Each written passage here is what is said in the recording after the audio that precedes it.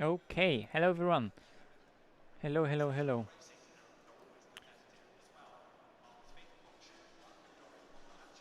ACC, hello everyone.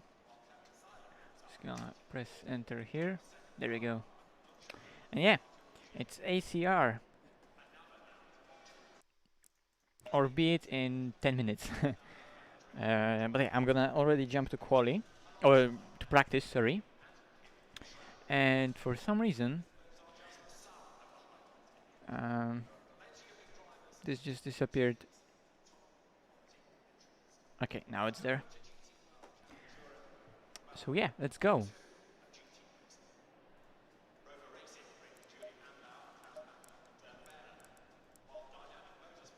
Do I have any setups? I think I might have something. Let's try this one.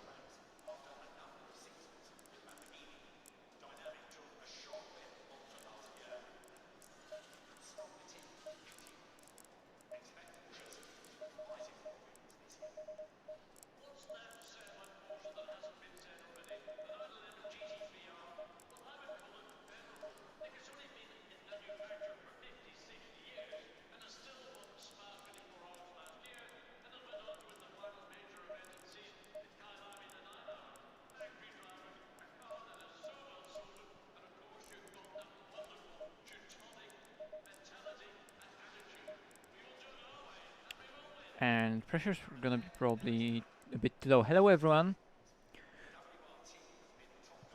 Disappointment and pain. I mean, hello everyone. Thanks for the subs.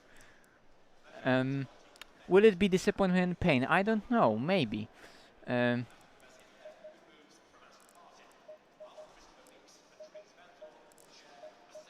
I hope it won't be. Alright. I'm just gonna go on the track, you know. I'm just gonna go on the track. Parts 2. Let's just check those pressures at this kind of temperature, because that's kind of what I will expect from the server settings. And yeah, tell me guys how's the sound and so on.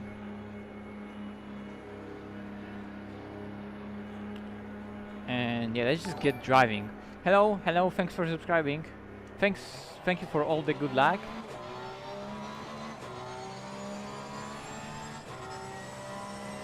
Yeah, it's IMOLA. So, yeah, IMOLA being IMOLA and Porsche being Porsche, that's not gonna go hand in hand well. But, you've got to give it a try.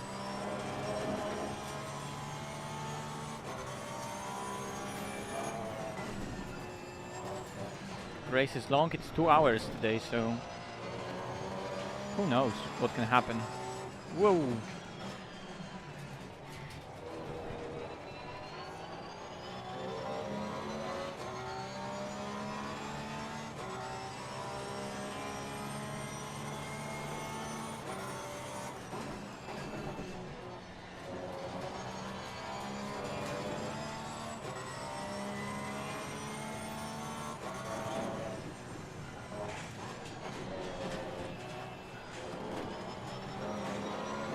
It's fun to drive that car though. Like if you're gonna get your head around it, you can drive it pretty fast here. Like considering what it's capable of, the car overall. It's still slower than others, but you can enjoy it on that track. Apart from Variante Alta, it's really fun.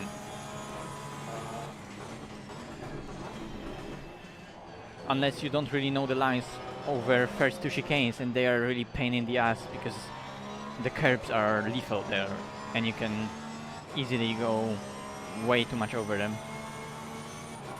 Yes, it is new microphone. I've been trying different settings and I think this one is the best so far. And since people are asking if there is a new mic and saying there is a difference, that means it's working, right? Although, like, you would really have to try to make mod mic sound worse than what it was before. But yeah, it sounds nice. Even though, you know, I don't have the best voice in the world, and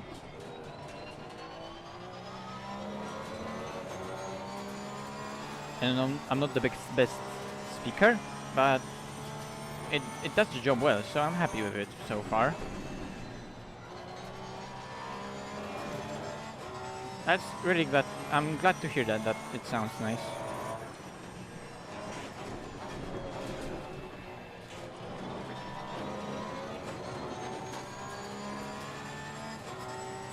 Yeah, yeah. With the right setup, it's not that bad. Yeah.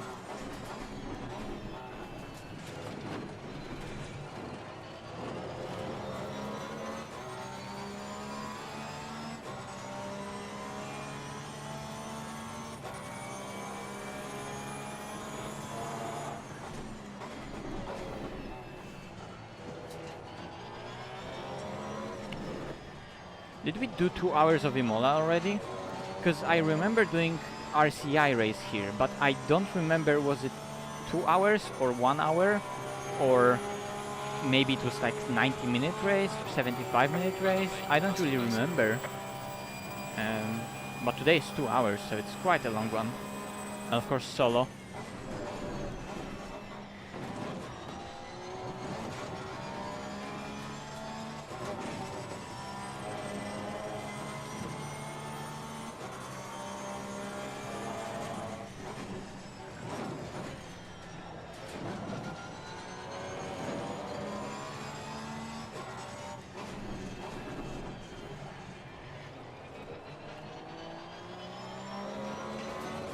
I think maybe with the new mic you can hear just a little bit of maybe keyboard sound sometimes when I'm typing, or my wheel. Even though, you know, T300 isn't the loudest wheel in the world and my shifters aren't really clonking or that loudly, so maybe there is something in the background, like me shifting up, shifting down, maybe some squeakings from the wheel or pedals. I don't know. When I was looking at the stream from yesterday, you could hear it a little bit, but overall it sounds really nice, so I'm really happy.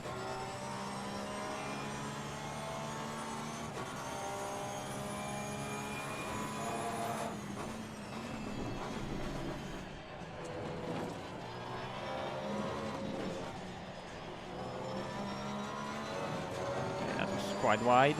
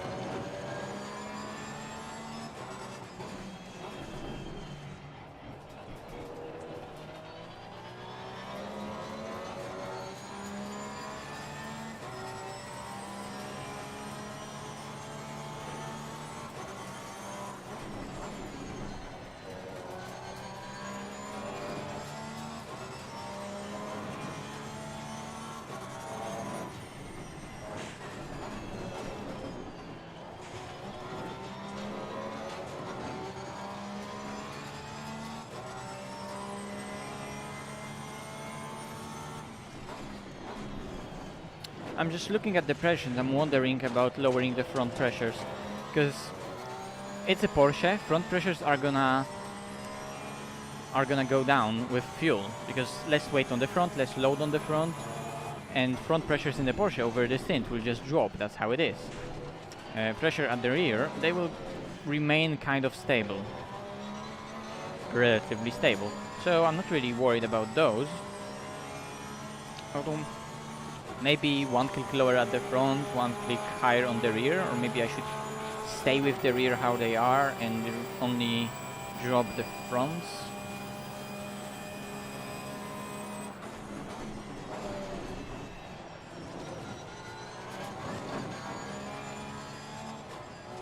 But definitely add rake. Okay, I've got an idea of how the car should work. So yeah, I'm gonna do that change by making this one click lower and making this one click higher. just one, and adding more rake, and I'm gonna save it. And I think I'm gonna immediately go to the server. R2326. Well, we're gonna see if even those are gonna be the conditions that that I'm expecting. We're gonna see if that's gonna be what's on the server. Sometimes, yeah, but I discovered that if you hit something with the tire straight on, it won't really. It will just deflect the tire normally, how it does on the bump, and it will keep that. It will take that beating, and nothing really will happen. But the biggest pressure loss you'll get when you'll hit something with like a side of the tire. So like you'll open up the sidewall of a tire and you let that to flex, to deflect, and get that pressure out of the tire. But straight on bumps, those you can take quite easily. But if you hit something with the side of the tire, so if you're going off the road, off the curb, or coming onto the curb when you're parallel to it, that can hurt your tire a lot. So that's something that you need to avoid. But if you're hitting something straight on, it shouldn't be that much of an issue. At least that's what I found. So that's why you can jump chicanes on Zolder, jump chicanes on Imola, and that stuff won't really hurt your tire unless you hit something with the sidewall of the tire, and then that sidewall just lets the pressure out. Okay, let me whoops. Let me check out the password for today. I need to find out what it is.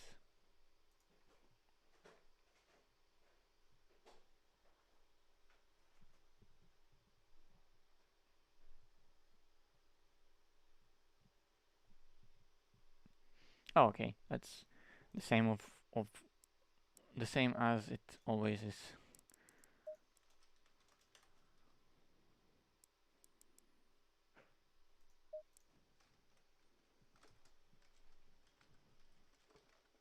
Okay, that yellow bar isn't confidence inspiring.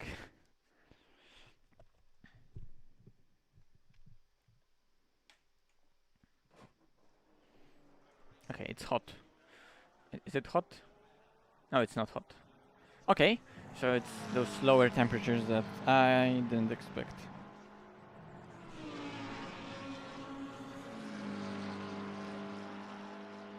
Yep, it's new mic.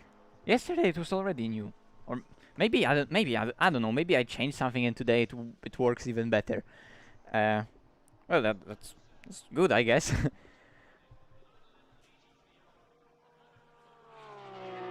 That bar means. Oh, sorry.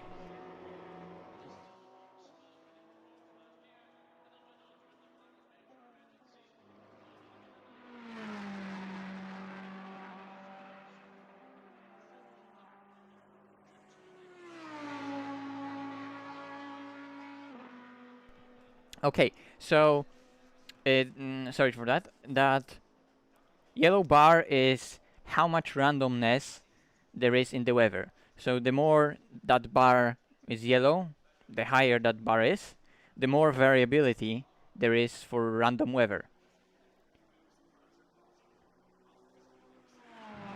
That's oh man, that's so good to hear that people come here and say, "Wow, the mic is working great." I'm really happy. I'm gonna definitely remember those settings, so because it seems like they're working fine. Okay, um, let's load that setup. I'm gonna try it out once more. Where is it? It's here. And I'm gonna maybe add even more toe on the front and a bit more on the rear. By the way, hello, thanks you for subscribing. It's really cool. Thanks, man.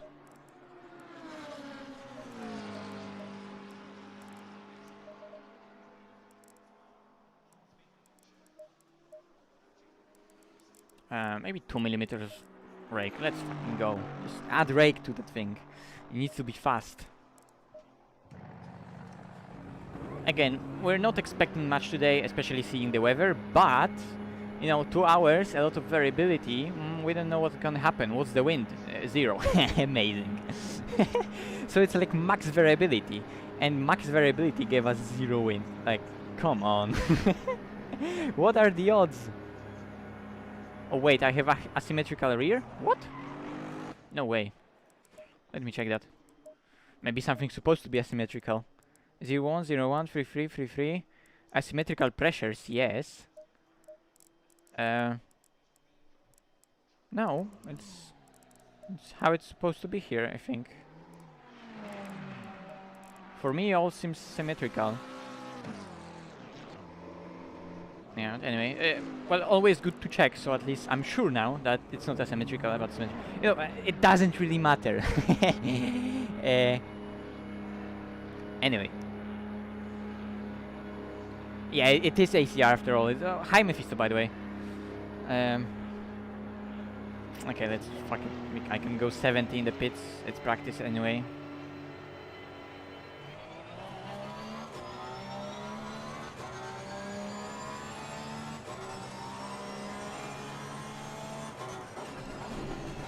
Also, track is only fast, so that can make a small difference.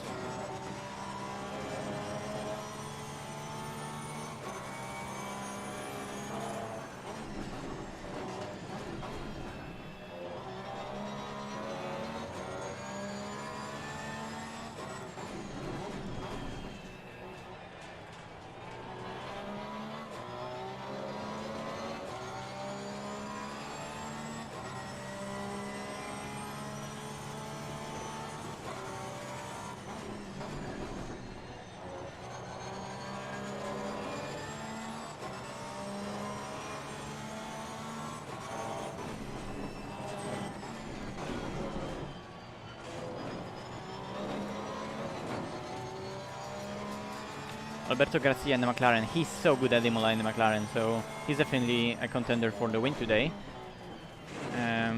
Kadlecik is gonna be probably really fast as always. Simonini in the Audi, who knows? Noble in the Nissan, we know that Nissan is decent here, and Noble is just, you know, ACC god, so yeah, that's also a good contender for the win today. Do we have any AMGs? I don't think we even have any AMG this season. Porsche is still bad? It is still bad.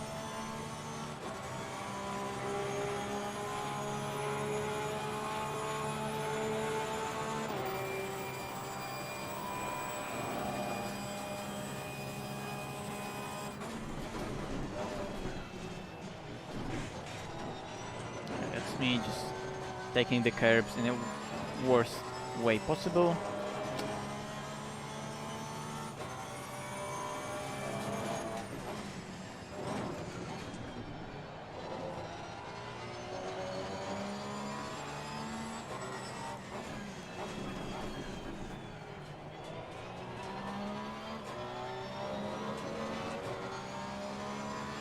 Oh yeah, Franklin the Aston, yeah, right.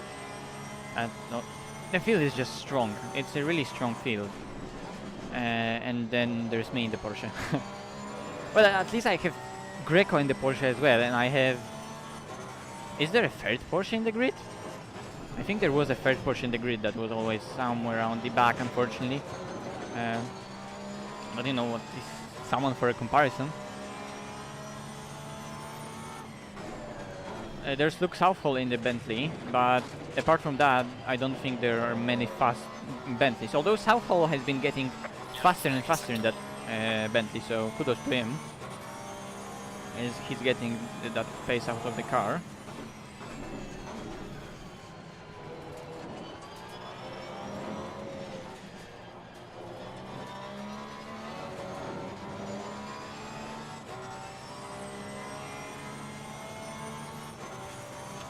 And Cryptic is in the Bentley as well, but well, maybe he has some good pace, I don't know. There was a lot of Imola recently, so who knows.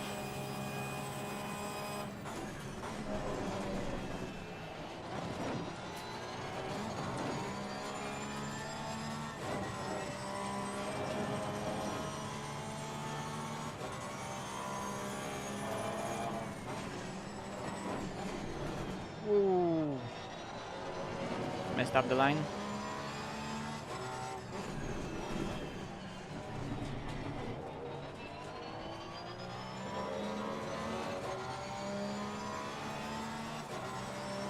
Yeah, but the car overall feels nice.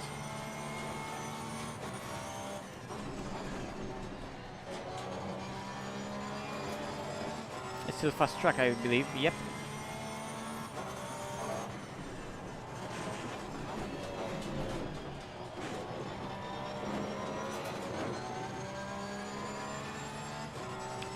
Porsche, McLaren AMG, something like that.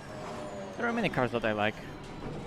If I would have to rank cars, ooh. Well, Porsche is definitely top. We all know that. Just like look at how that YouTube channel works, right? Oh yeah, wait, there are 3 Porsches. There are 4 Porsches.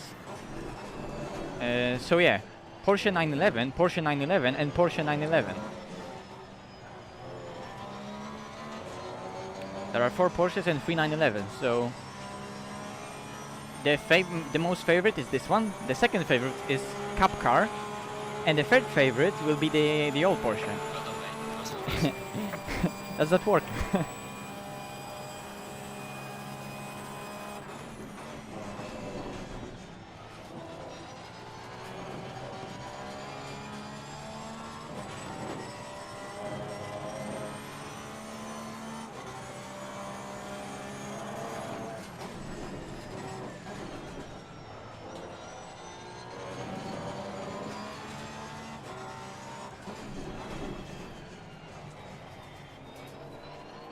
Yeah, that would be my pick for top 3 cars in ACC.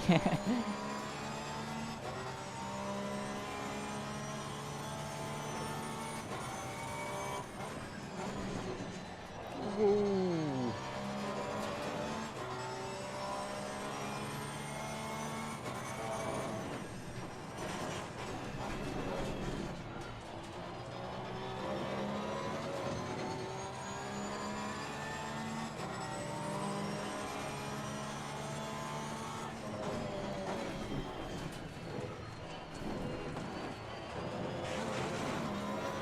Oh, a terrible exit because I jumped over those chicanes.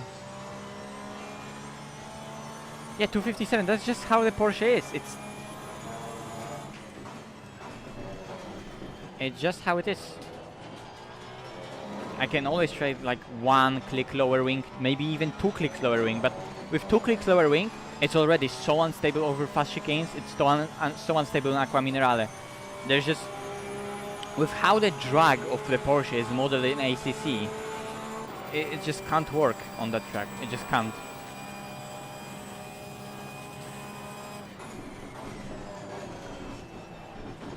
So make it rain. Do the rain dance, guys. Yellow flag, be careful there. Yellow flag in sector 3.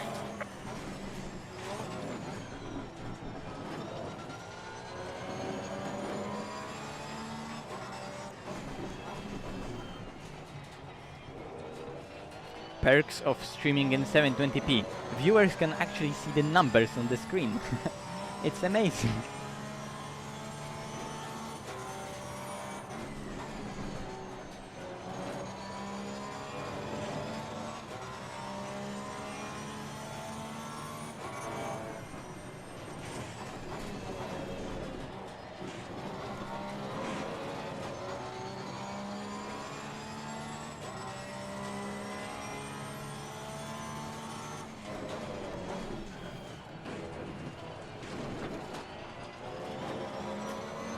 That was surprisingly good for a Porsche.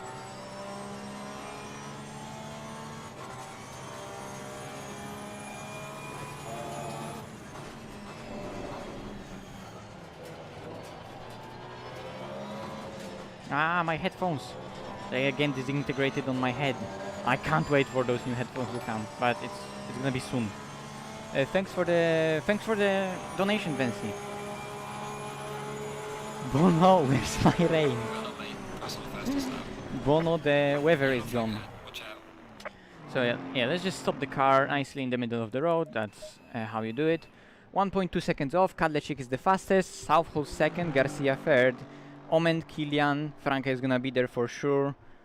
but we are on fuel, and that felt nice, so I'm gonna save it as... did I want to change anything in that? I don't think so. What's my fuel fuel consumption? 2 liters, okay. 3 liters, sorry.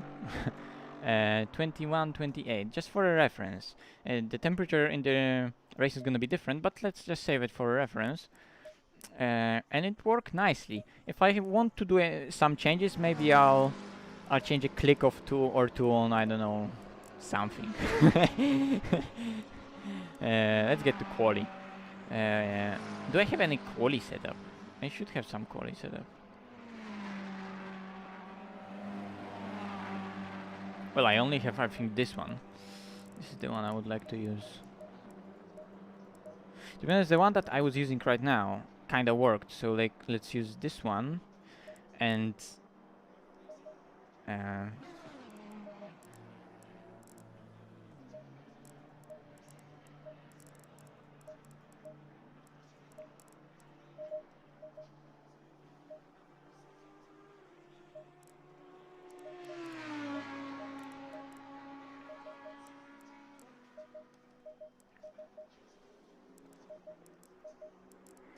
like that? I don't know, something like that. Random clicking, yep, let's go. Oh my god, quali is only in 11 minutes. Whoops, I changed something that's wrong. Back to ACC. Whoa, okay. And I lost my... Come on, where's the... Ah! Okay, I was looking for Oculus Pilot. Or remote pilot, Jesus. Remote. It's pilot in Polish, but it's remote in English. Yeah, let's try this.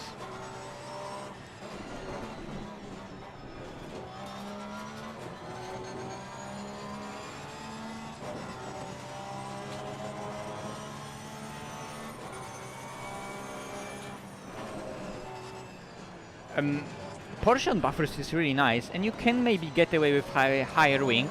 I mean, depends what you call a high wing on buffers. Like 6, 7, 8, it's already high at buffers. Yellow flag in sector 1. Like 2, 3, 4 will be low.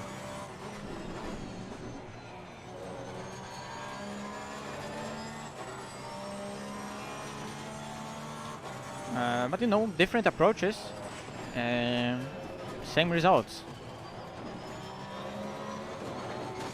Okay, but that's not that bad if you can. But if you're using wing 6, then you better make sure that that setup is gonna be like perfect through the mountain and not maximizing it as much as possible, because 666 is already quite a lot. Then again, lower wing setup won't be any easier, but you're of course gonna gain on the straights.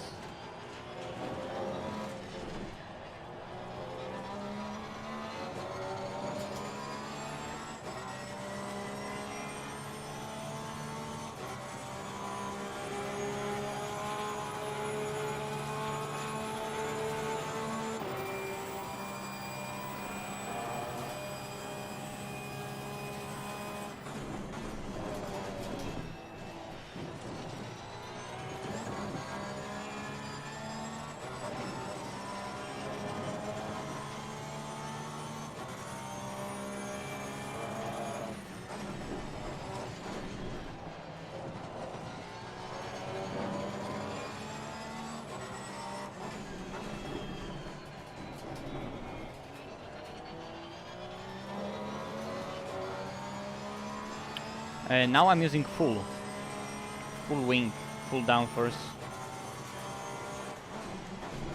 I paid for the whole wing, I'm gonna use the whole wing.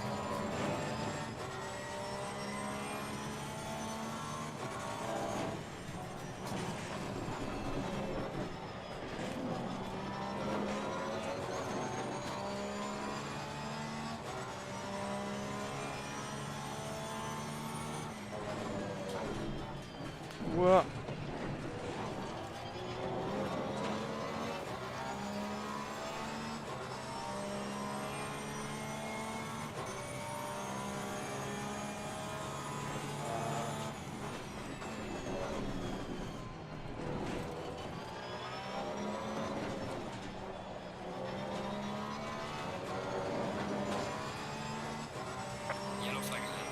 just close to the wall. Damn, I'm slow.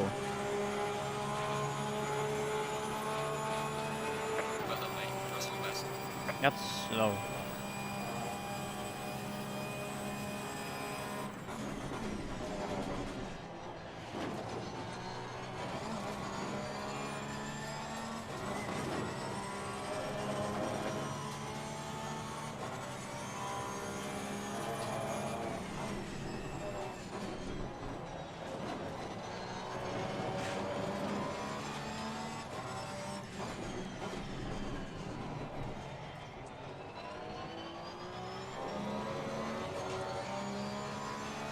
Yellow flag in sector 1.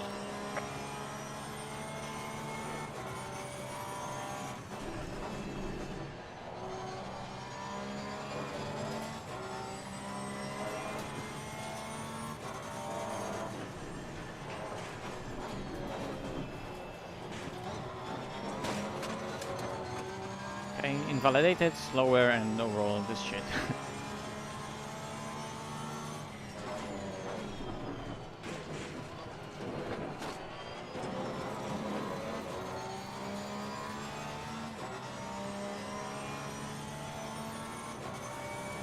Southall fastest in the Bentley, so yeah.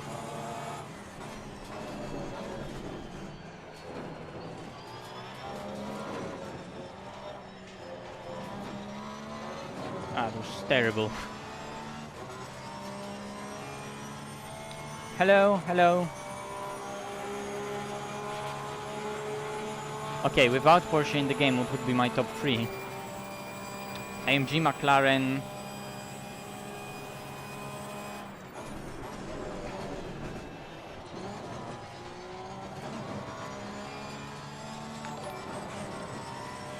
Thanks for the sub. I don't know, to be honest.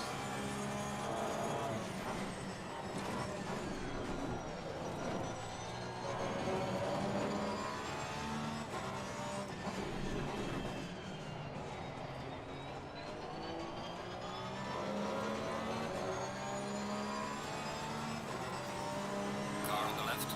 Clear on the left.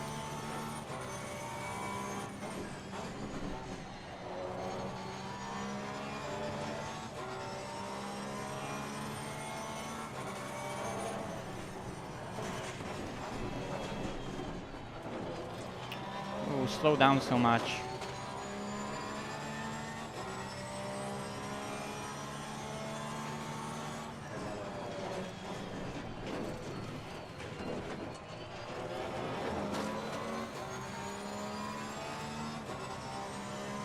Okay, come on.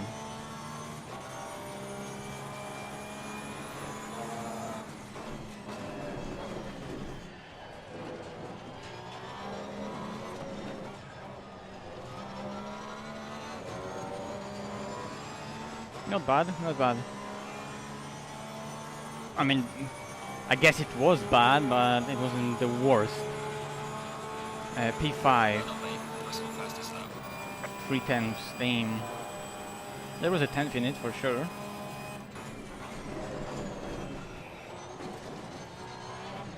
Also, there was quite a lot of fuel in the car. That's also something. I can go one click higher on the rake for sure. I'm gonna do it.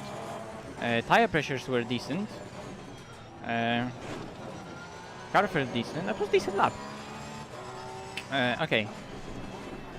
3 minutes to go. So I'm gonna just do an out lap, or maybe no. It's practice. I'm gonna do practice entry pit stop since I have fuel to do that. Because yesterday, we remember, pit stops was bad. So let's make a practice pit stop. Yellow flag in sector So 1. there's more in this corner, half a 10 for sure on the exit, because I waited a lot here. And then there's something definitely on the exit of here.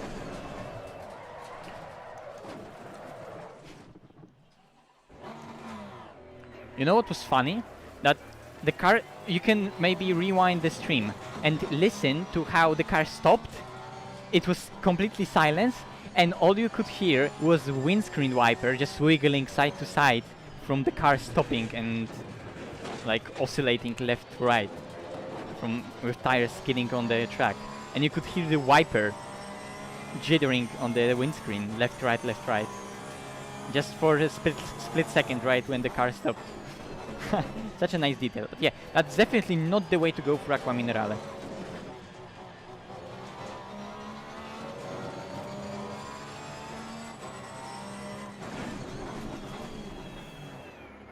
There we go, practice entry. Now practice stop. So I need to stop in the right place now. Franke should be up there. I don't know who else, to be honest. Should be ahead of me. Many people should be ahead of me. Okay, this is a good place to stop. Mandatory stop. Now I have it kind of remembered in my head. That's already I was about. So yeah, the car felt decent. 1, 2, 3. 1, 2, 3. 3 laps, 3 flying laps is what I want. So 3 for the out lap and 9 for the flying one. For 3 flyers. So it's gonna be 12 liters combined for 3 flying laps. 1 millimeter of rake. Let's try it. Maybe the NSX. It's also as crazy as the Porsche. That's not really my kind of a car because it's turbocharged. It has some charm to it, and I can see someone really liking the car. It definitely has some things going for it. It's just not my kind of car, but I guess it's nice. It's just...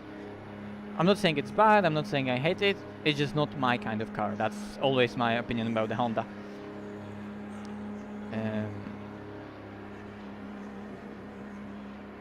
Yeah, apart from the Porsche, I think that would be the AMG, McLaren, maybe Ferrari, although Ferrari isn't as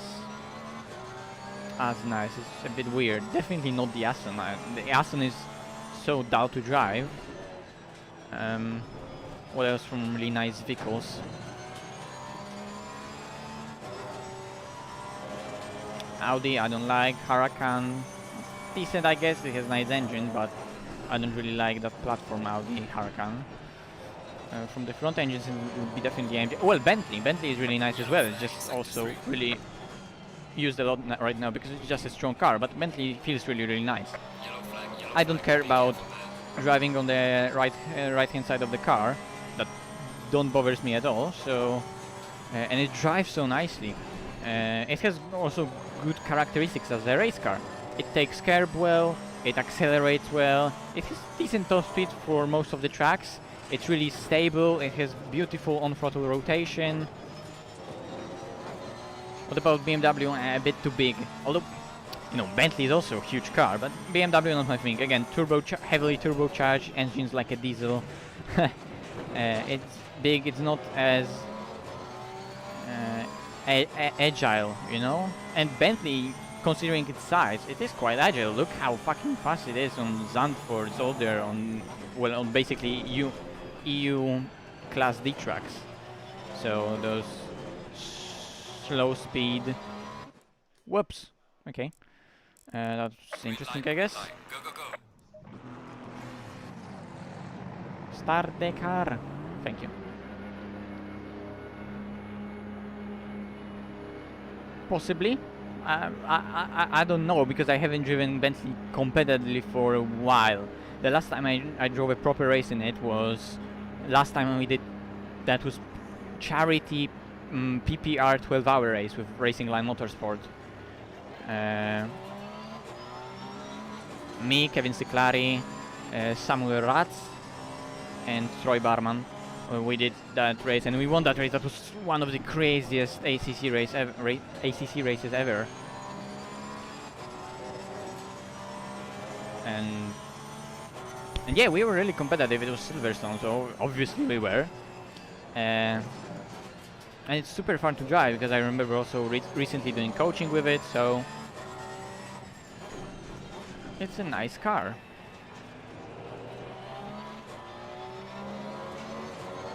Yes, that's quali. We're going for quali. It's 15-minute quali. And I'm just relaxed today because I don't know that...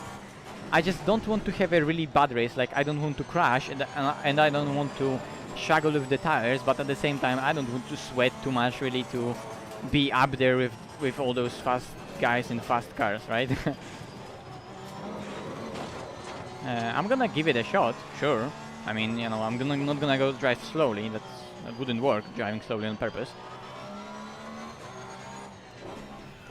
But maybe the stream will benefit from that. I'm still gonna, you know, go for it, you know. And I'm not saying I'm gonna try to go fast today. I will. It's just that I'm not that tense. There isn't anything running on it today, right? Whoa, that's a lot of... Yeah, a bit overheated, those brakes. Okay, Southall is gonna be fast, so I'm just gonna follow him. I'm gonna mess up immediately the exit onto the final straight under the first flying lap, so that's amazing. And yeah, thanks for the good luck. I'm gonna give it my best. And it won't be enough, but I will give it my best. I'll give it a shot. Let's go.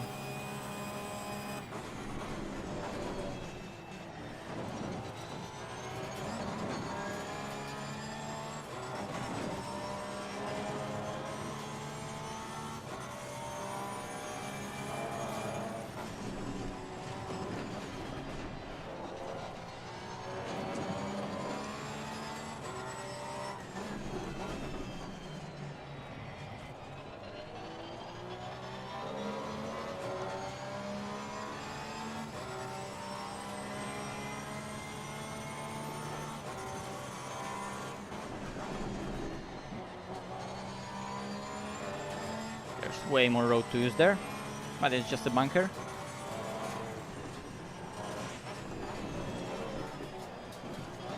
Okay, I didn't spin, that's positive.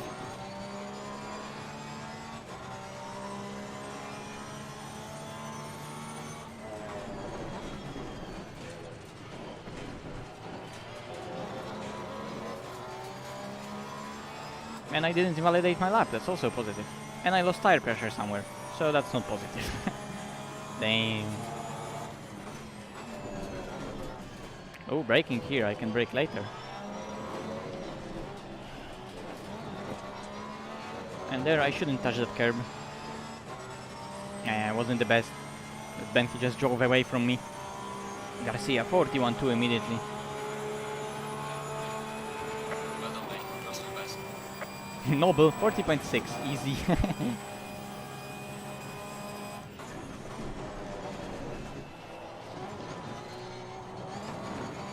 Yellow flag ahead. Watch out.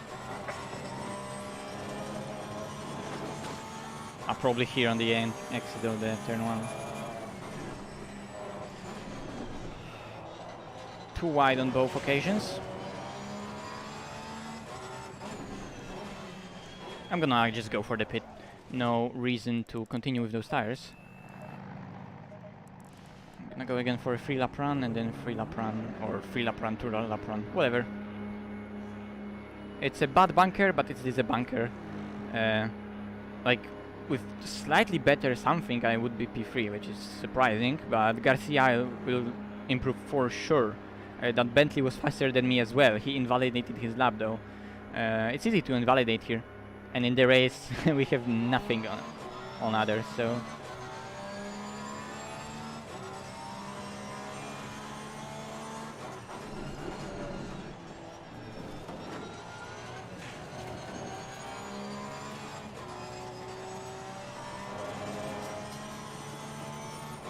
it's 22-29.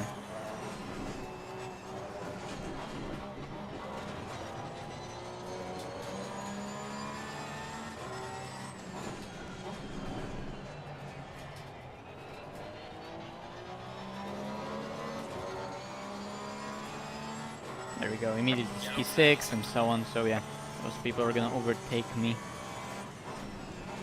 No question.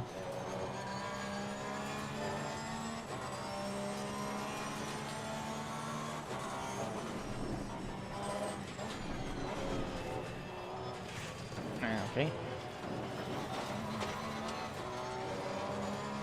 That's a curb I don't want to hit.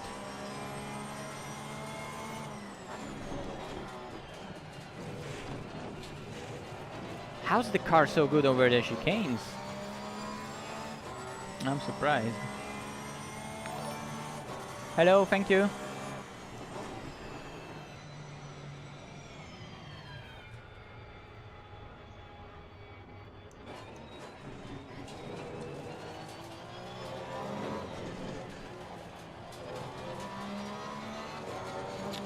giving myself a lot of space in front of me, even though I don't need it, but there's no one behind me, so I can just, you know, reset my mind, refocus, and go for it. And if there's someone behind me, just don't hold them up if there is no need to.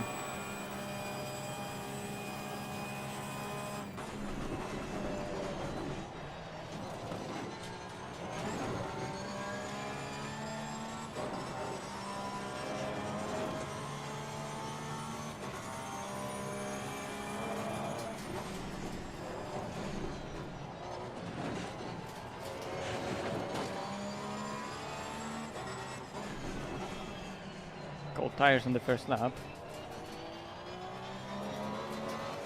I'm already P9, although it's really close in here.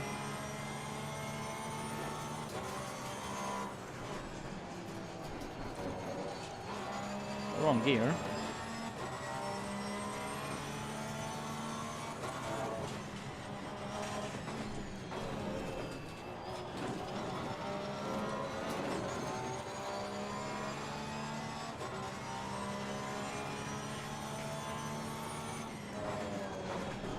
Yellow flag in sector 2. Flapping validated.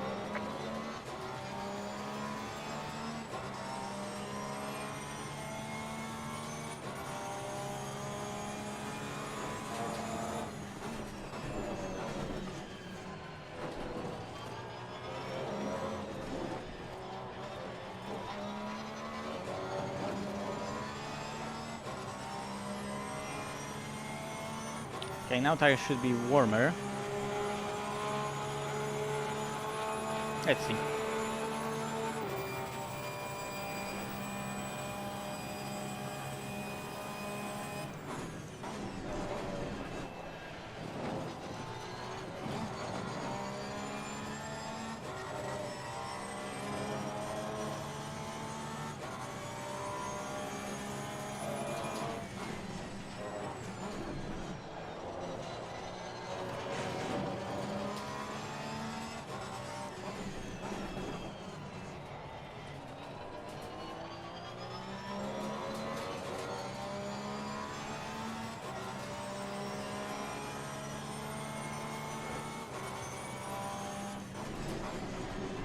Touching the grass. That was really bad.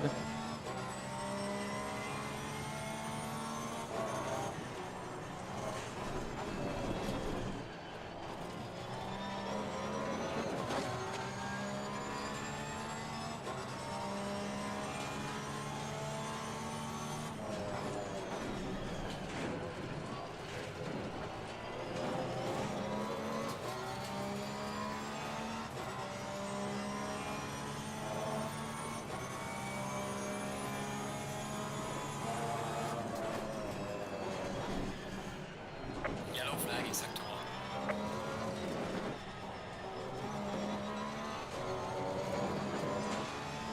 Okay, I didn't even improve. Oh, it's so close with the times here.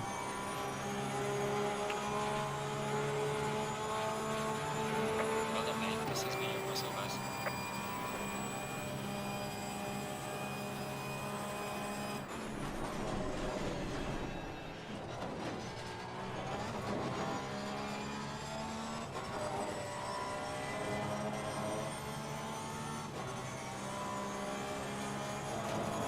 There's a slow car over ahead.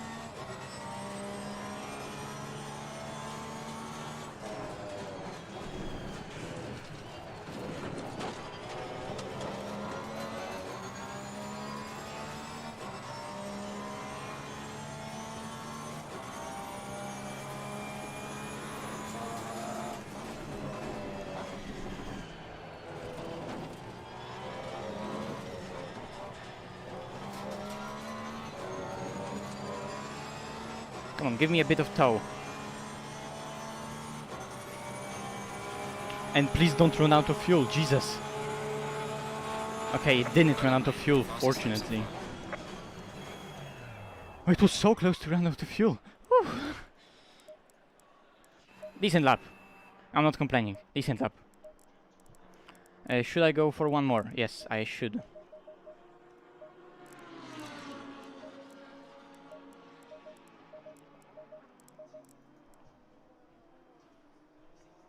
But I believe I have time for only one more. Yep. But I can do it. So lower the fuel, go up with pressures because tires won't go up to pressure fully. So I need to do that, and you know, let's just get one more flyer. That was decent lap, only 3 turns off. I'm happy with that. That was decent lap. There was more to find in the Villeneuve chicane, maybe slightly bit in the hairpin, but overall that was really nice lap. That was nice lap. I'm happy with that.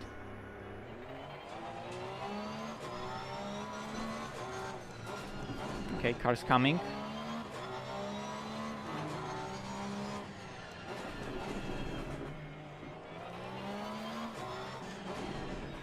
Okay, Greco is P14, so at least I beat Greco. Oh, he got a snap. Bye, Greco. Yellow flag in sector 1.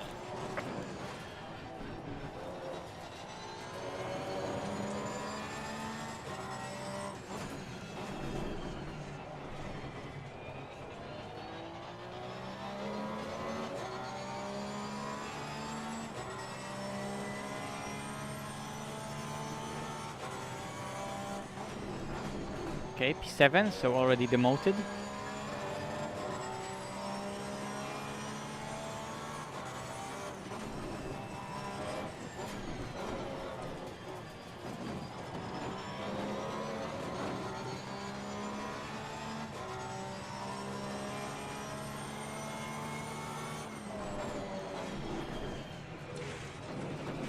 Okay, 3 dots from Killian. Wonder what's that about.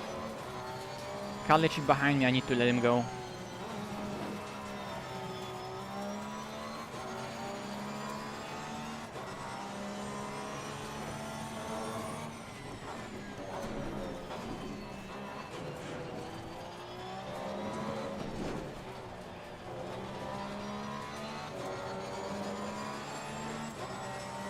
Okay, that's the only final flying lap I'll get.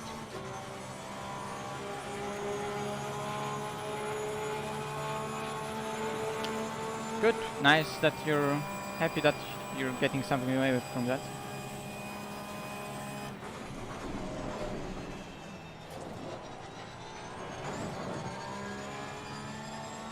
There's a slow car ahead.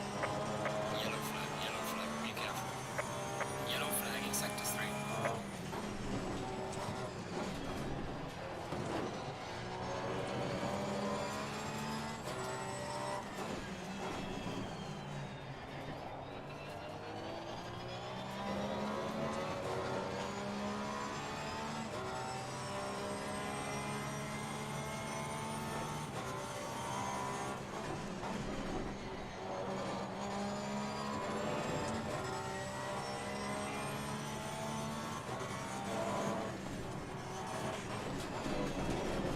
And that's too wide.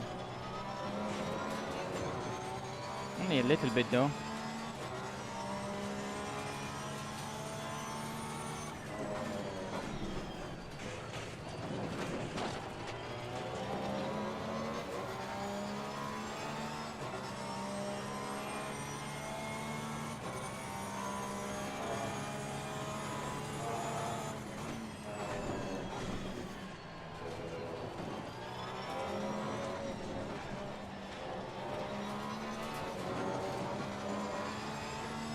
Oh, I gained something, but I guess I'm gonna lose that now on the straight. No, I'm gonna improve just a little bit, but I don't think that's enough. Session is now over. Yeah, I just improved a bit, but just a bit. And someone out-qualified me, I think, in the last second. Because I'm P8 and I was P7. I don't know who that was. Anyway, there was that 10th in the car, and that 10th could have put me P4, P5. But that was absolutely everything there was today. Uh, decent. 20 to 30. 2023, that's the temp. Okay, so I'm gonna load that setup that was named 2128, and now we know it's 2023. 4 clicks, something like that.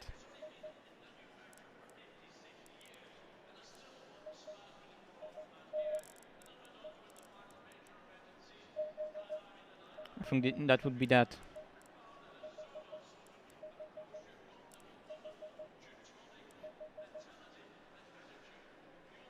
Four clicks all around. I think that should be okay. We're gonna see. If that's wrong, then I can always use that, change that in the second scene. Okay, 2 minutes. Be right back, and I'm gonna be right back.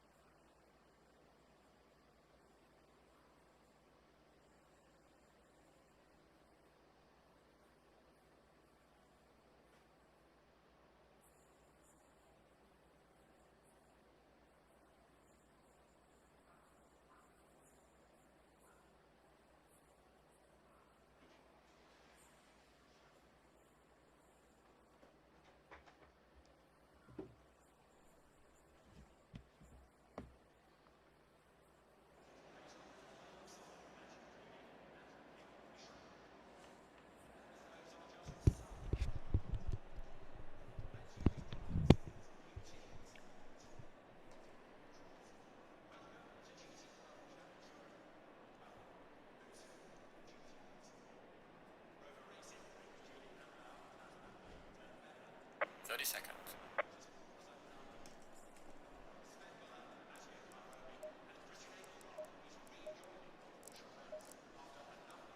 20 seconds.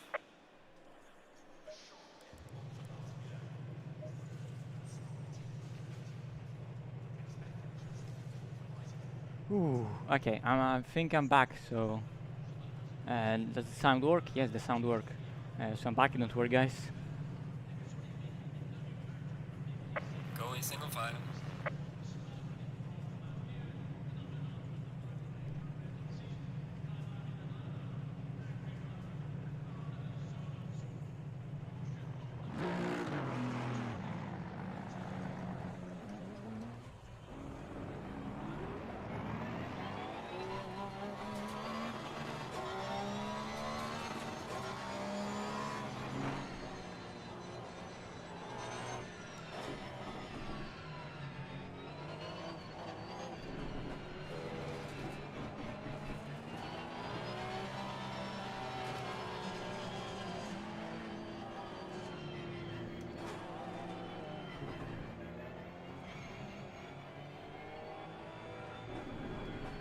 Okay. Have to rearrange some things here.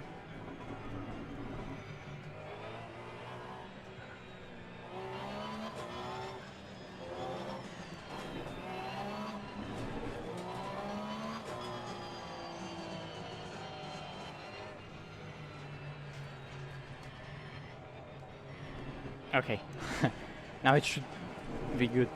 Because every time I take my headset off because I need to go somewhere, well, the position of this is fucked up then. So, yeah, doing it while driving, not optimum.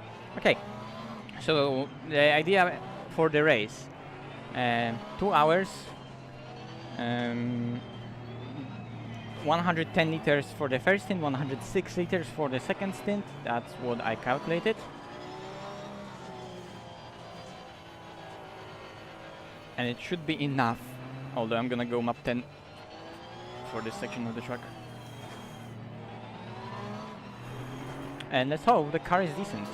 Although, like I said, I'm not having a lot of expectations, especially that I've put that car on this in this place with really decent quality, and I'm not gonna be able to sustain that race pace. And I have 3 super fast Astons behind me that are just fast on the straight, and Lambo.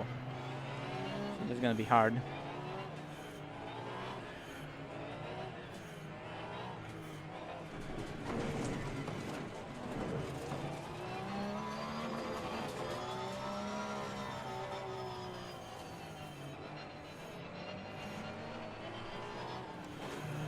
Okay, I think we're going double file. Yep.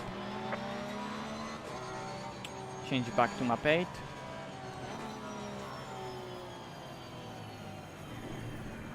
Okay, those brakes on the front are warm.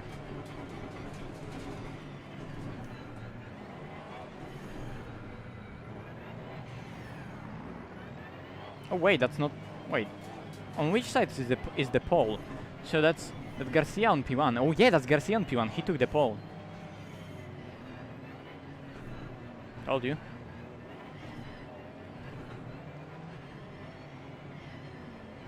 Garcia, Noble, Tinko, Kadlecik. Southall, Omen, Dial King and me. As top 8. Let's go, it's gonna go green in a sec.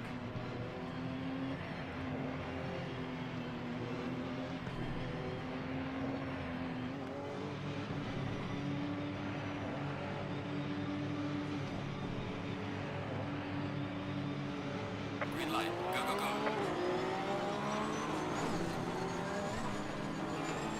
Dalking, don't push me!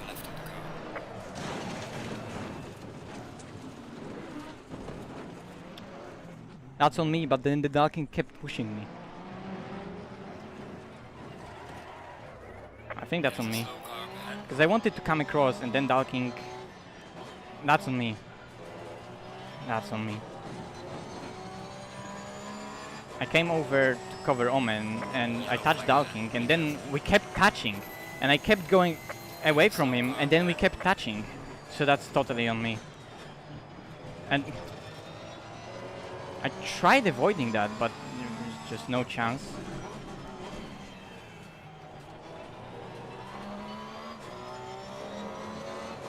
Oh.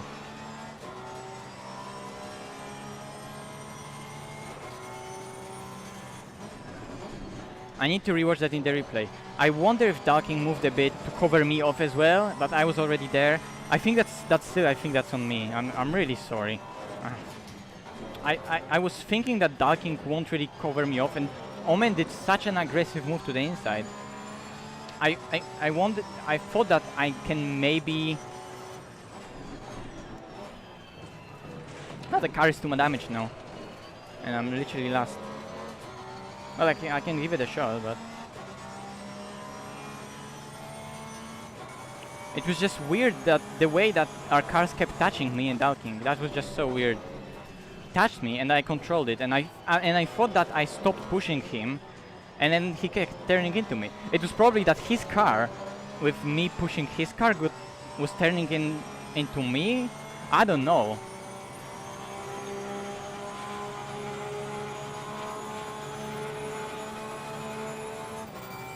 To be honest, I doubt I can catch them because look at my top speed. My car is doing 250 to 49.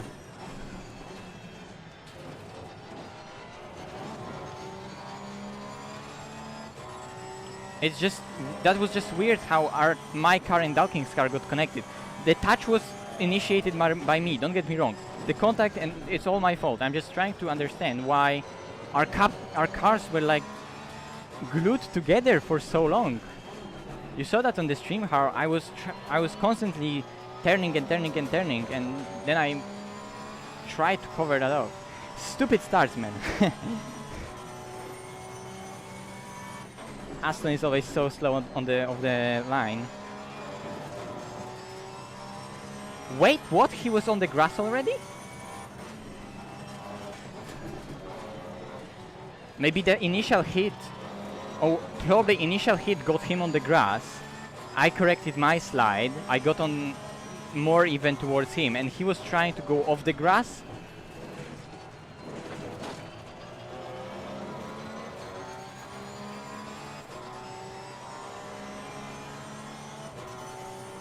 Ah, I'm so sorry.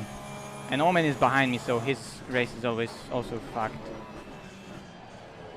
Ah. Car on the left. Clear on the left.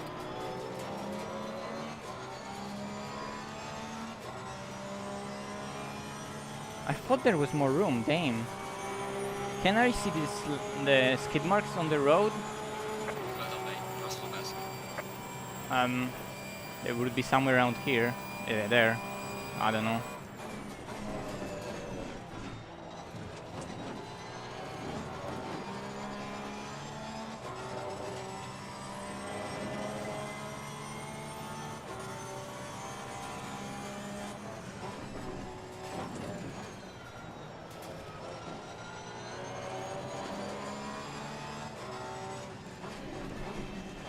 Oh, can someone go to Darking Stream and just say big sorry from me? Because I don't know. I totally misjudged it. I thought that Omen won't cover me that aggressively. So I followed Omen and I expected Darking to have more space on the inside there. And of course, well, I'm in front a bit of him, so he should be reacting to my positioning. It's just that I wasn't expecting him to already be on the grass, so sorry for that. I just misjudged that by a mile.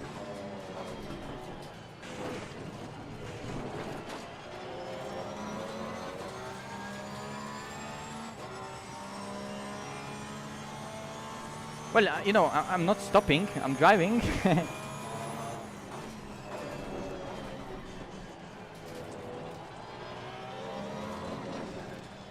Aw, man.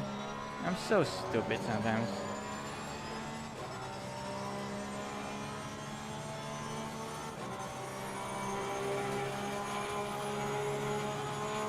Losing to the car heading sector 1. Let on me. The fastest Yeah, so that was definitely disappointment and pain. It's all on me though.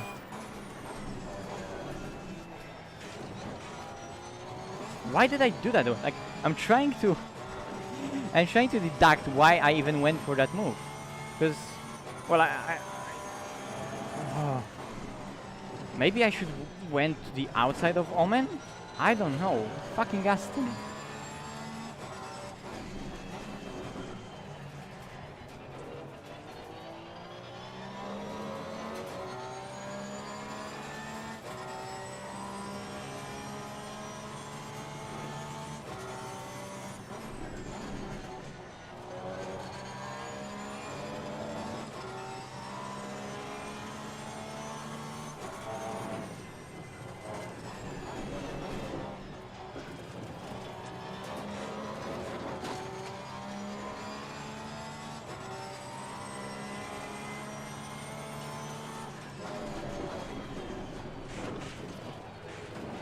How is that car today so good over curbs? It's like the best Porsche over curbs I have ever driven. Yeah, he did, but like he's entitled to do that. But at the same time, I can slightly push him because I'm in front, and that's a straight. So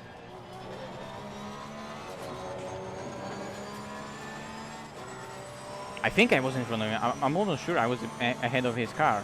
Maybe I wasn't then. I was, because he wasn't beside me. He was behind me, and my corner was touching his car.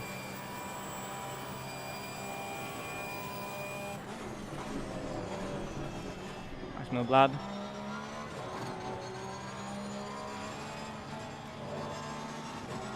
car on the right. Clear on the right.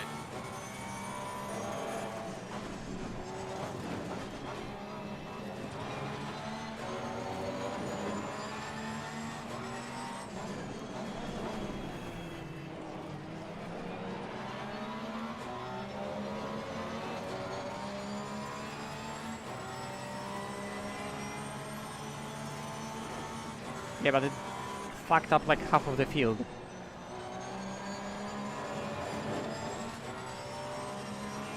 So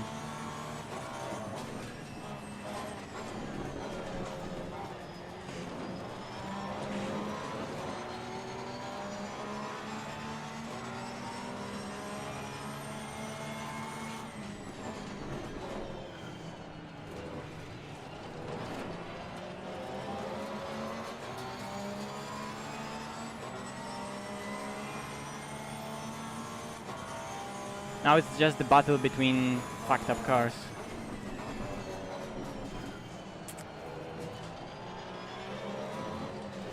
And I lost all the front aero.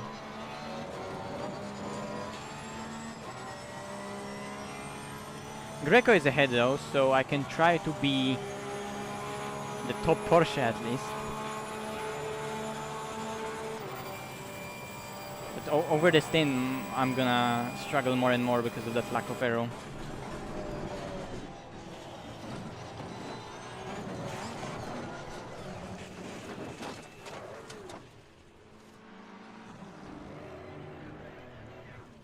I just got Porsche. Oh, come on. Oh, that's officially last. Fuck.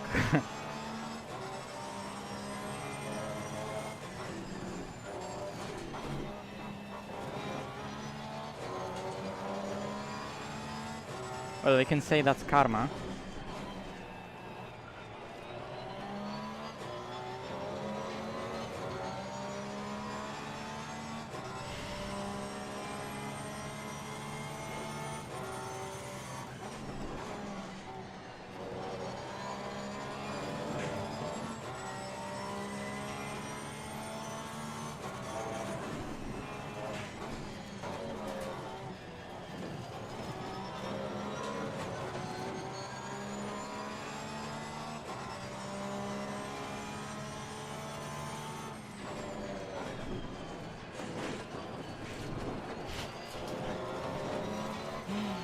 I jinxed it saying it's good over curbs. Or maybe it was just pure karma.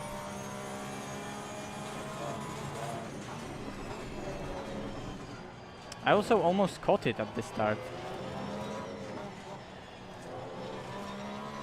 Jesus, why did that go? Why did I go for it? 20 seconds damage, man. Who even hit me? That's also a question. Oh my god, the car is just fucked. And on the front, yeah, bonnet is also going up and down, so it's damage at the front, damage at the rear. It's everything. It wasn't the accident. It was me being stupid. It also happens, but you know, it's not like, oh, there's nothing you could have done. There is. There was a lot, because it was initiated by me.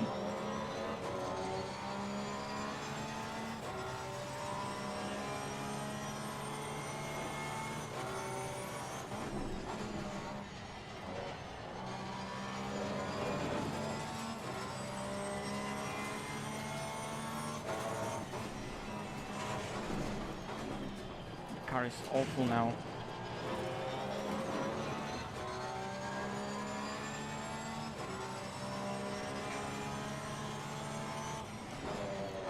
One from Noble, Jesus.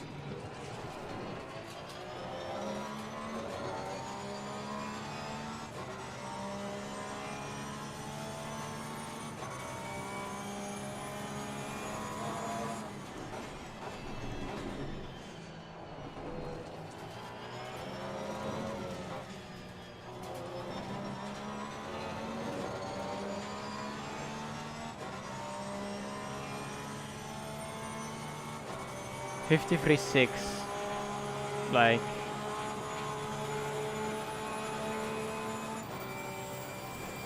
oh, why did I do that? Like,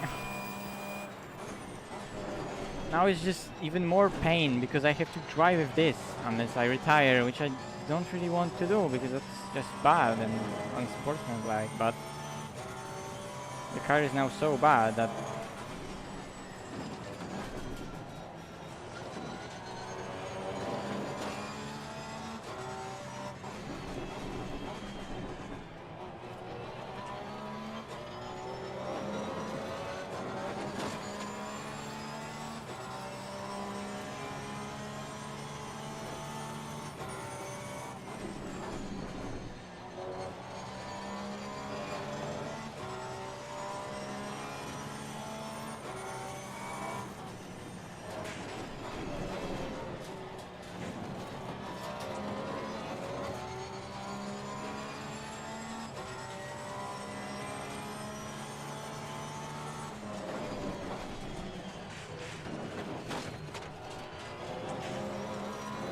Okay, that's a bit too wide.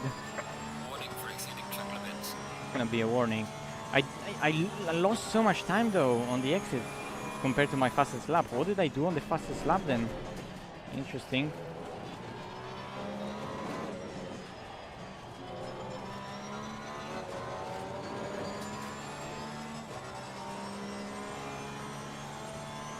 Yeah, like literally everyone ahead is faster, and I wouldn't be surprised even the car behind is faster. Fastest lap so far. Possibly.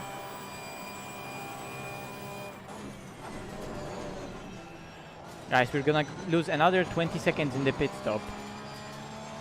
We're gonna lose 20 seconds on the track. We're gonna get lapped, like,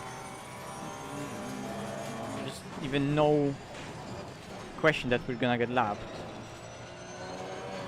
And that's just one of those races that you don't even want to drive because it's so not even fun to drive. The car is awful, the car is slow, you're not even racing anyone, you're alone on the track. And I've put myself into that situation, so that's so bad.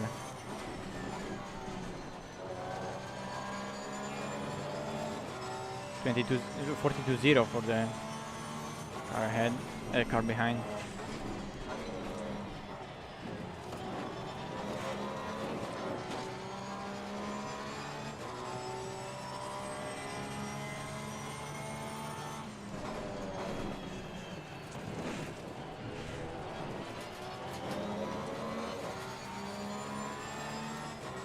Like, I'm almost thinking about just retiring the car and going to do something instead, like creating a spa setup, something that people could enjoy, because this is just disappointment and pain. This race season was so bad from me. I did a lot of mistakes myself, I had 2 disconnects, I got punted a few times in a few races, and I also won 2 races.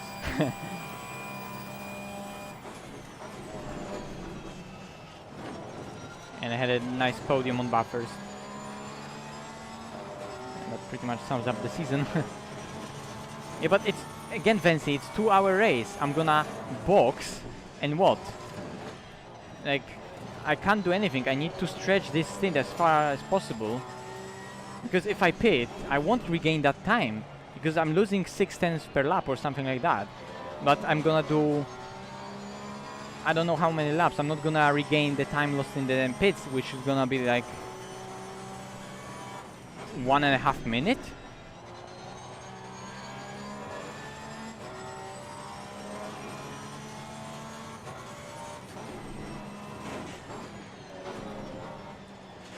Oh, bro, it's so sad. Map 4. Again, it's like I'm gonna only lose time, and well, yeah, I'm gonna pit, and what? I'm gonna pit, and if I pit now, I'm so far behind. I'm gonna rejoin with like leaders. We can try that, but there's still 1 hour 40 to go. With map 4, I can only do like 1 hour 20 minutes maybe. So it will be still 20 minutes of driving with this disappointment and pain. Thank you for subscribing. Imagine watching this and deciding that this is the best moment to subscribe to this channel. Thank you very much, man. Thank you very much. But you literally subscribed at like the lowest point in my sim racing career, this race.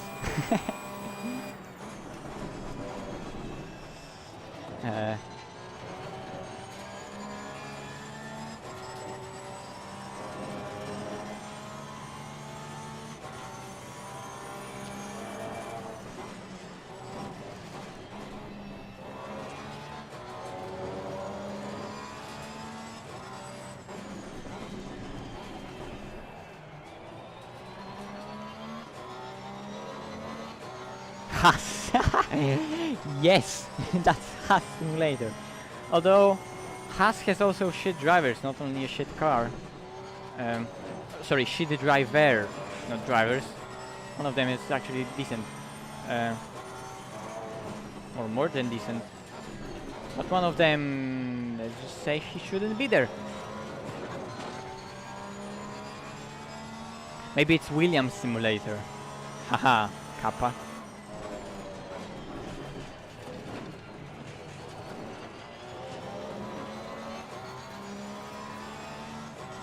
Guys, I think I'm gonna pit and try to repair damage just to see what happens.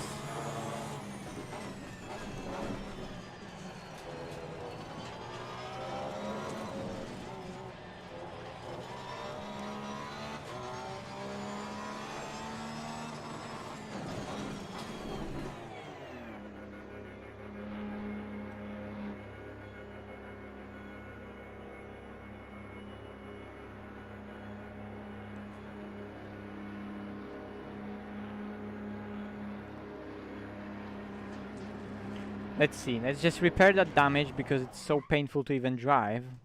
And let's see where I rejoin. Map 8 position C46, map 8. I can't do that. I can't do that, man. I'm at Imola with the Porsche, mate. That doesn't work like that. Yeah, Noble already 20 seconds behind. I'm just gonna rejoin in the middle of the field, so there is no point.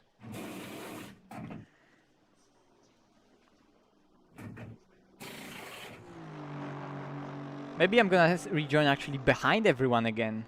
Maybe I'm gonna get lapped by absolutely everyone. So I have still 18 seconds. Because they're just repairing damage. And now people are just going through. Doing 41.4, 41.4. That's about the time I could be doing with lower temps than that. I know. Mandatory stop is not clear. Okay. Come on, go, go, go. And we're gonna rejoin just behind P10, P11, P12. Oh my god, we're gonna get lapped by Cryptic, by Greco. Yeah, we're gonna get lapped behind that group of cars that we were chasing. So there's Mesa, there's Santamashi. Where's Omen? Yeah, Omen is literally coming here. Faster cars approaching. Yep. So we literally lost a lap. Well, I can always see how fast is the car on new tires for academic purpose or whatever you call this.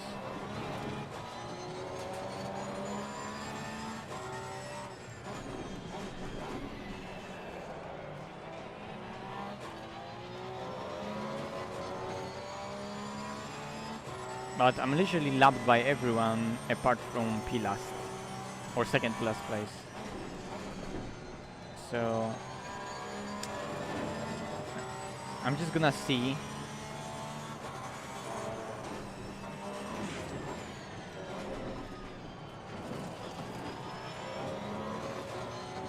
Warm up the tires.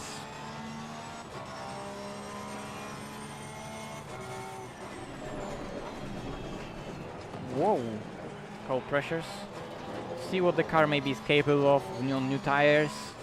I'm gonna actually warm them up a bit faster, let those guys ahead some space, because now I'm gonna be faster. I don't want to interrupt their race, which has been interrupted already quite heavily by me.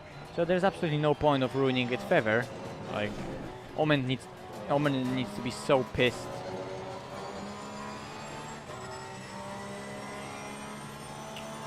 And just not to end the stream like that, I think I'm gonna go and test something on Spa for Friday.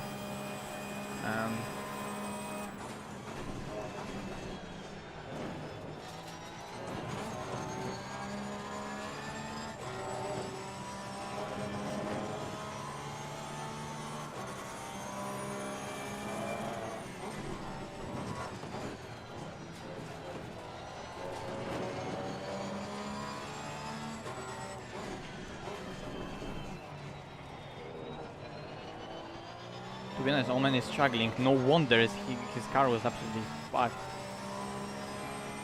And his tires are gone.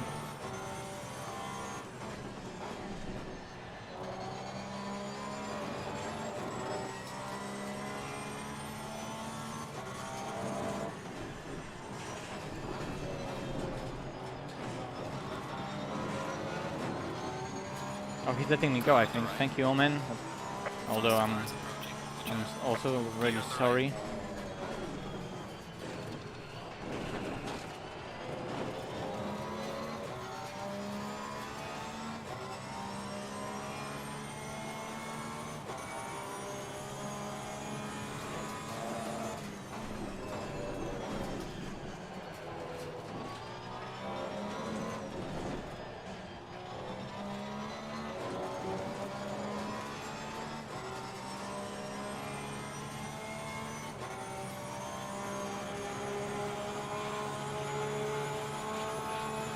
$41.6, This is not very bad. impressive, guys. And there's more in the car, maybe low 41. Although no, with higher fuel it wouldn't be.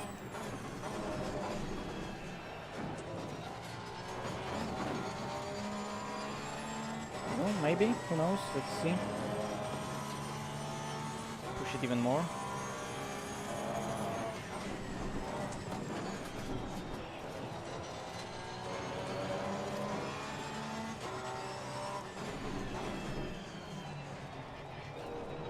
Oh, the exit was bad.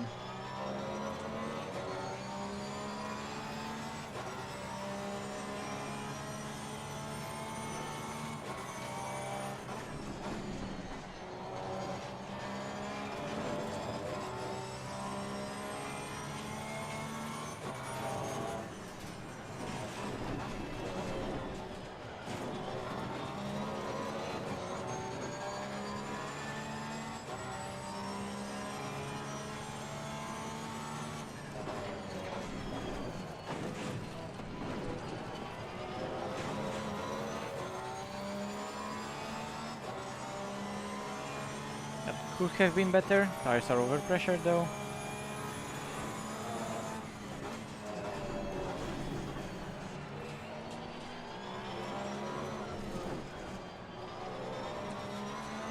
And I took, okay, 310, there's 310s in the car, and I'm not gonna continue that because there's absolutely no point. I'm gonna ruin others people's races by trying to re-overtake them. I'm just not gonna do it. I'm gonna just park it. Like, there's no point for me to be here if I'm not racing for any positions, if I'm lap down, being faster, slower than other cars. It's just dangerous. I already did a lot of damage in that race for others.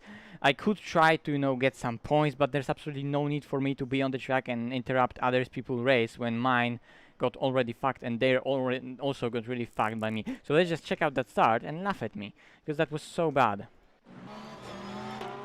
Show me how bad how stupid I am. I want to see that, because I think I'm gonna be even more embarrassed than I was at the moment of when it happened. Oh Jesus.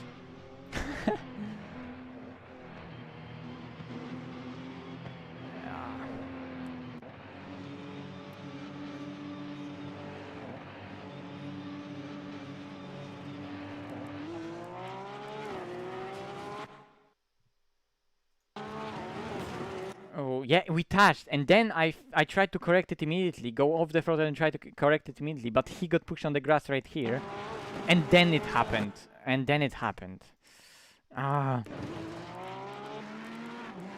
Although you see, he moved towards me also, just a tiny bit, because he's there on the outside, and I feel like if he's gonna stay there, it's like 2 into 1, and I'm trying to get it.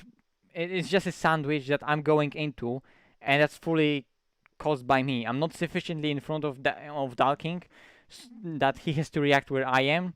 That's not sufficiently enough. When I was in the car, for me, let's just break down why I did what I did. When I was in the car like that, because he wasn't even in my peripheral vision, I thought he's not there, but he was like immediately there. You see, right when my peripheral vision in the headset ends, that's exactly where he is. He's directly side by side. But because he wasn't in my peripherals, which normally if you see something in VR and peripherals, you feel, okay, we're still side by side. And he wasn't there. So for me, I felt like, oh, okay, I got maybe a bit of a jump on Ferrari. If he's side by side with me, I'm still ahead of him. We're not side by side. I'm still ahead of him. There's overlap, but I'm ahead of him, and he's gonna have to react to me, and I'm gonna see where the Aston is. If he's gonna be too much to the inside, I'm gonna bail. And right when where I wanted to let off and hide behind Omen, because we can see right here there's no space at all. We touch, and I thought that he still wasn't there. And you can see from behind that he has a bit more space, and but of course I wasn't far enough for him to be and need to react to me. So that's fully on me. That's fully on me. Let's get it straight. Once more, I'm gonna say it. It's fully on me. I fucked up. I ruined the race for all those people right here. And like I should have expected that. We have radar. We have spotter. That's not acceptable in tier 1 racing. That's just that deserves a race ban. Like if there was another race coming, that would I would deserve not even quali ban but a race ban. That's just so bad. So guys, don't do stupid stuff like that. I tried to maybe get ahead of Darking. I thought that maybe I can get ahead of him, and then I would be able to get behind Bentley, because you can see that Bentley has sufficient speed on Aston. So if I can get here on the inside, being clear of the Ferrari, maybe it could have worked. But I just pushed Darking. I don't know, I forgot about it or something. I don't even remember what happened in my mind and why I did that, because that's just stupid.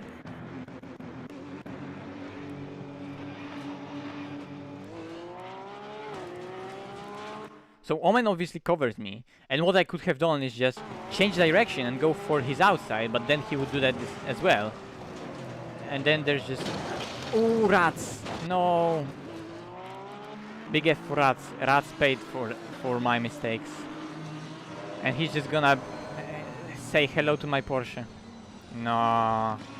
Sorry, Samuel. And of course, Kilian also, nothing he could have done. Like, I'm just spinning right there, and oh my god. And there's Gergo avoiding everything. I tried to catch it, but there was no way. I'm so sorry. Oh. And the Aston here went into everyone else as well. Whoa, change the car, come on. And he just went into me. Oh no! And then his Aston crashed into other cars. So bad. So bad. Guys, please watch this and learn not to do it, okay? Please don't do stupid stuff like that, because it creates stupid situations like that where everyone loses, and young hot-headed kid destroys everyone. So bad. Okay, I want to see now once more what happened exactly with my car inside when we touched in slow motion.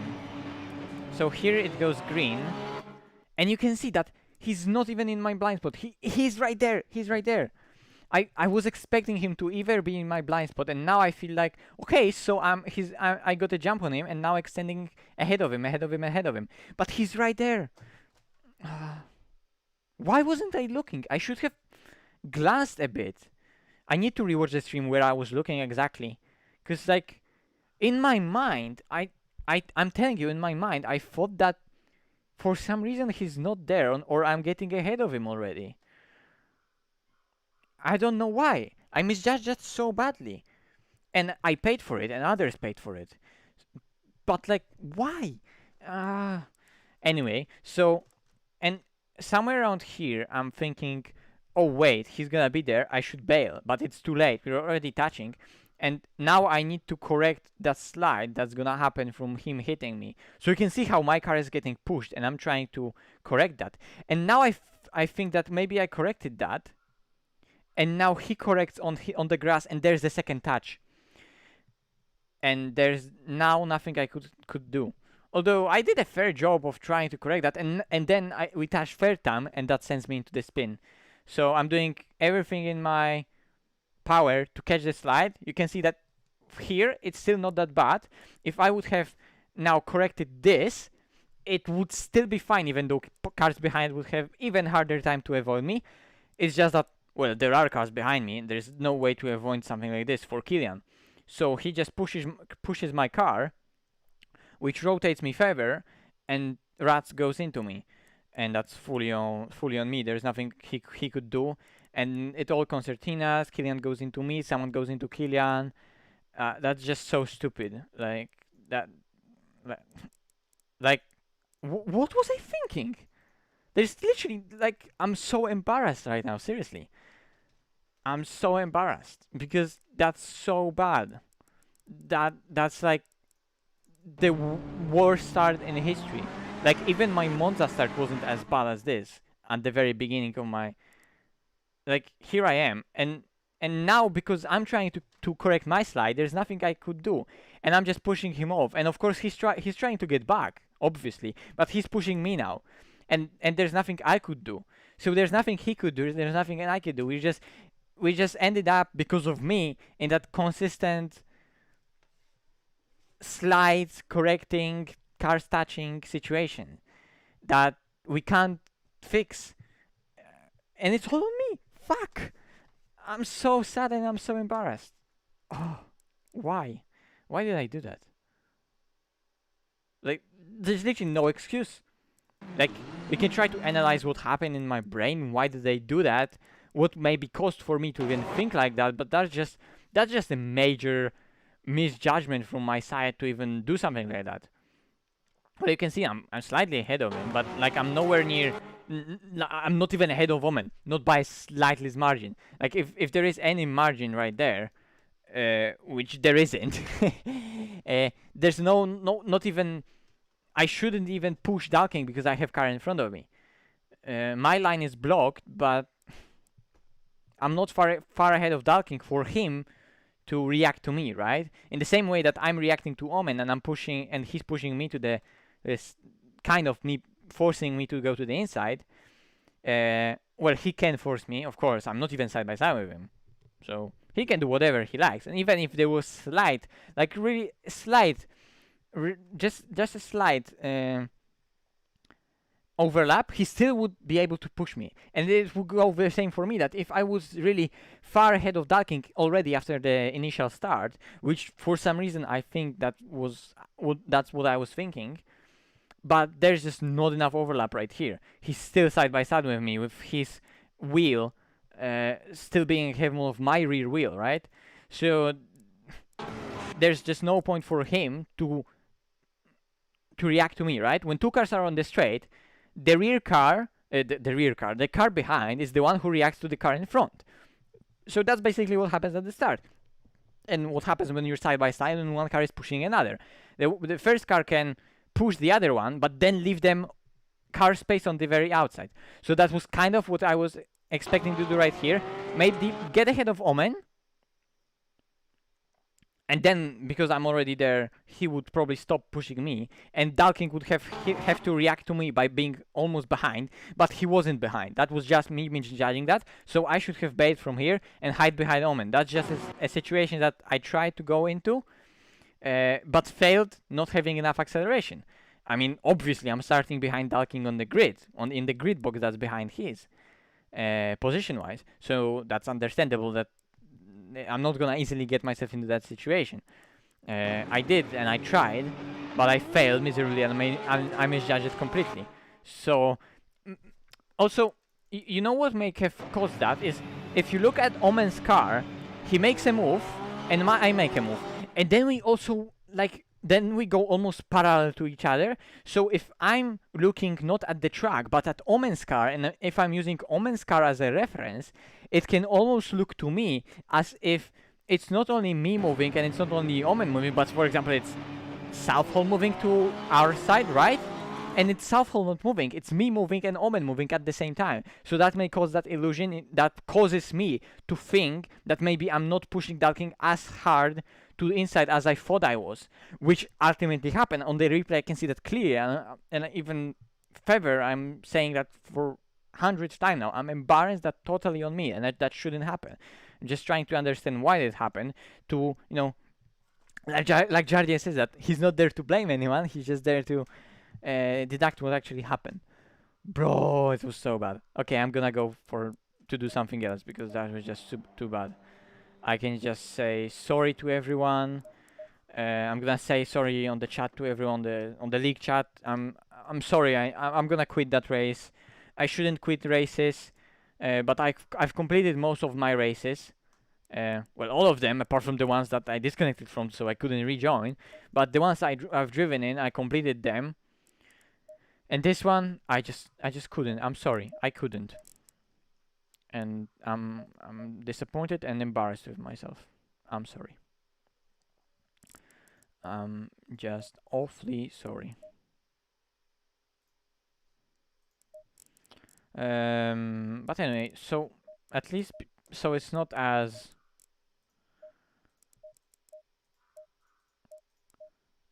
how to say it. Well, so at least the stream is nicer. I'm gonna go maybe on Spa with my Porsche because there's a coming race, and I also want to get a bit more pace out of that car on Spa, even more with a bit higher downforce. So let's do that. Should we go to the hot lap mode? Yes. Let's just go to the hot lap mode. What 6 a.m. at Spa looks like?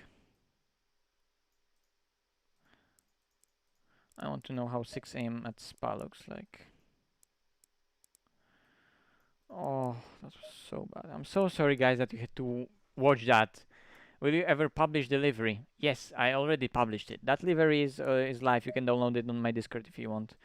Although, like, it's my livery. It has a lot of personal touches to it. It has my name on it. It has a name of the team that you probably won't really know what it is, but it's important to me and close to my heart. Although it doesn't make sense to anyone reading it. Like, what the fuck is this? uh, it's a nice livery, though. It's but it's personalized and imaginary livery. It's not really really I don't know specific Sparko livery. It's just my livery with. It's just that I picked Sparko to be a main sponsor on the car because it looks decent. I guess. I don't know. Anyway, let's just go on the track. Fuck! That race was so bad. I can't get over it. It was so bad. I'm normally not that bad on the starts because I go for aggressive moves, but then I react to everything that happens, and this time I just didn't. It was so bad. Anyway, let's load the setup. This one. And let's just go for really crazy stuff. Or actually, I'll just load the setup from 7778, okay? I'll load the setup from public car.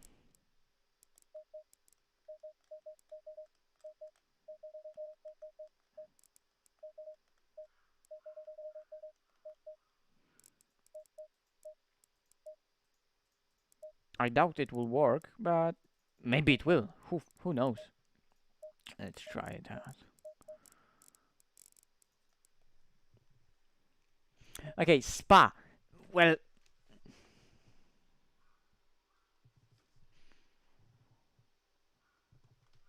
and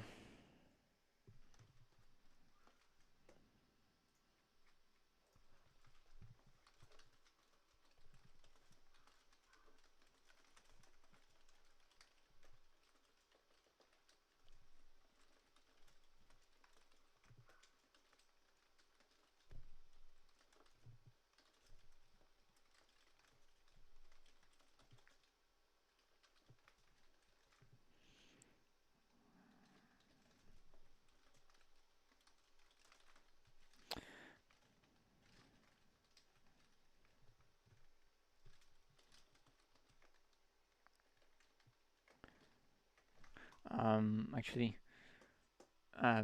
this, because you can see what I'm doing. I'm just gonna message the guys and just say sorry.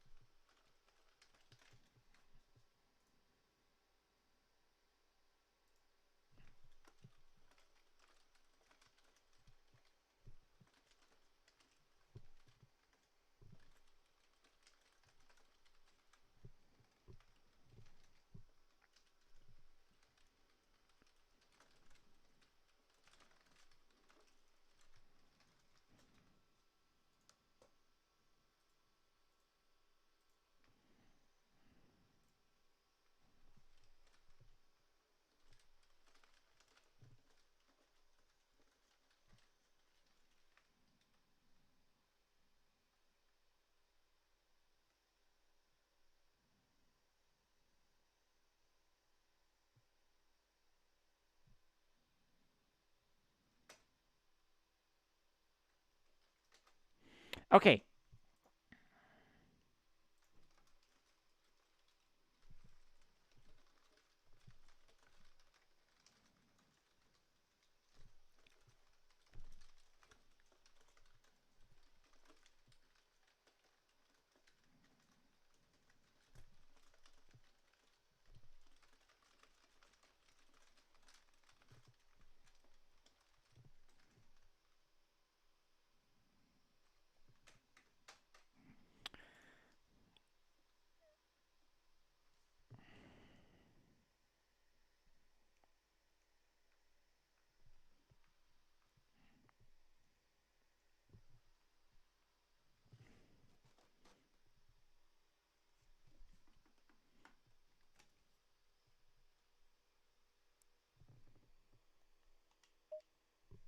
Green light. Go, go, go.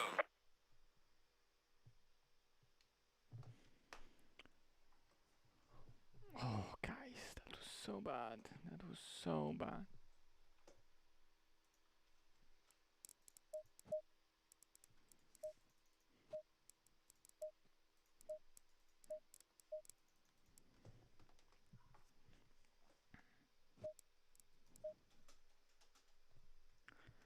It was so bad.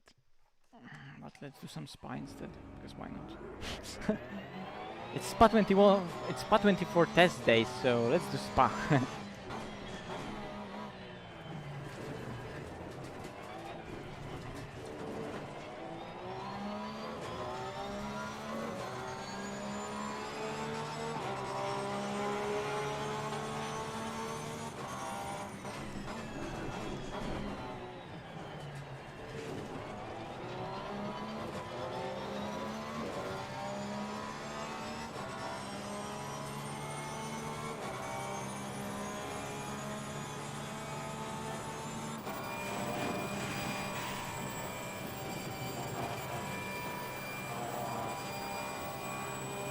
Oh, the way that textures are loading up is weird.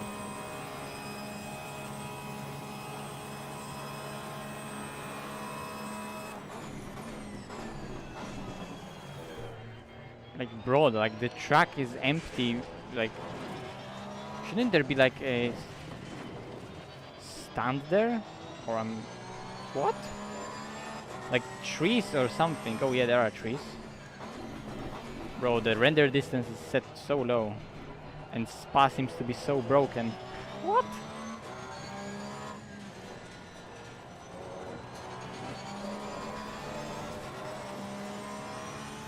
Oh wow! Wait, fuck. Okay, you didn't miss much, so don't worry.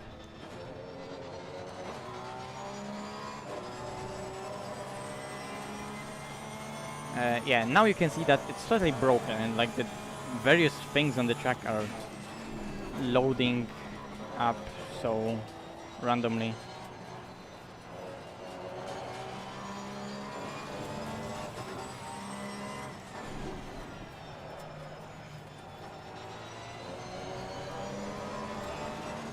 Like, there are no white lines, and then they appeared. Like, what the fuck? Like, the texture of the white lines on the track are like, there's no guardrail, and it loads up. Well, and there should be some trees there on the outside. Bro, the rendering distance is set so low. I was messing with it, but it wasn't affecting the game previously on other tracks, and Spa seems to be really broken when it comes to that.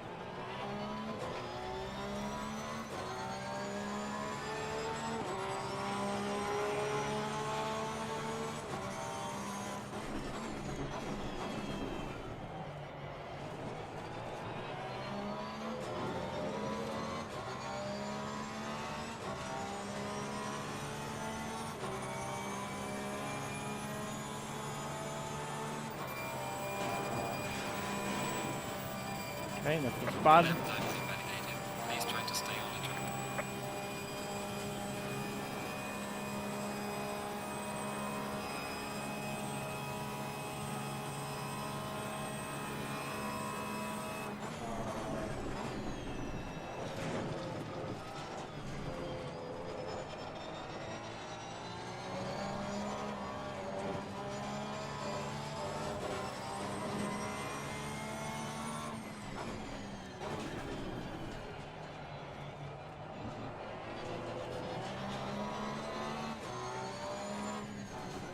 That's a poor Ricard setup, so the car isn't even working properly.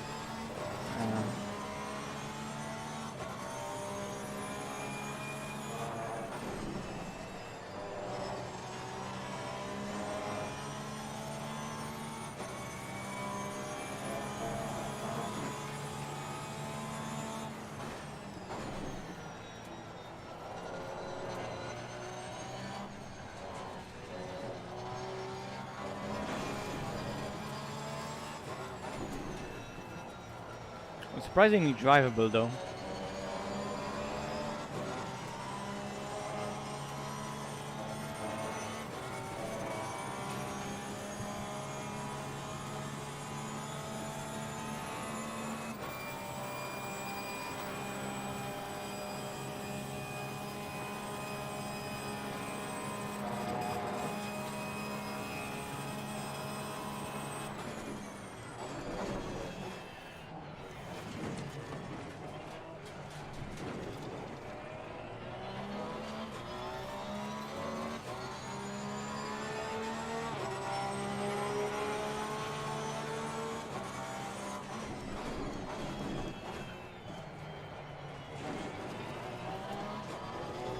Cut detected.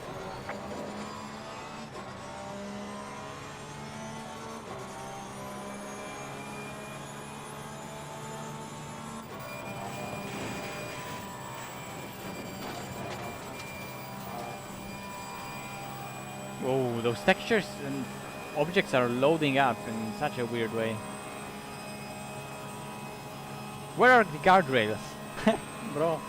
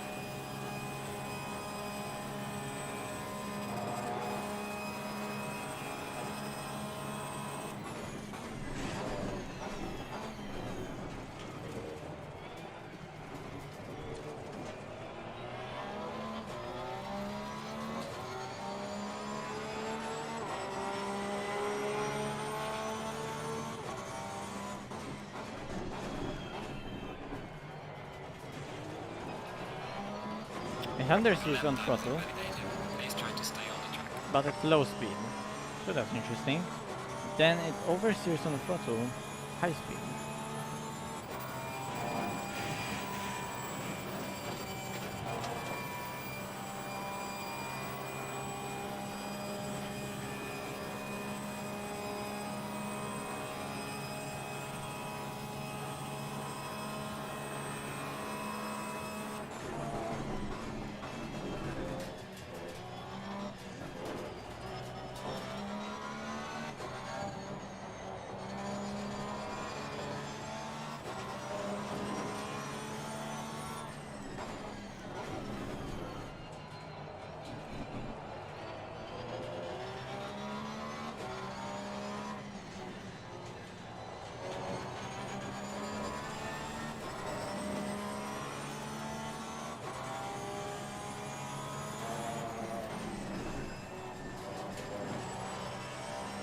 So it hits that weird understeer that's, well, weird.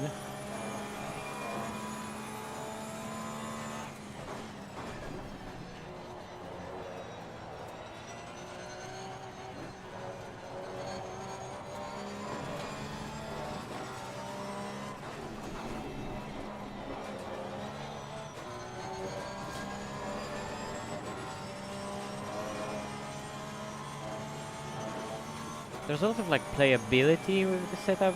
Can I even say it? But it's just Paul Ricard setup, so I don't even know what I'm expecting. What else should I expect, bro?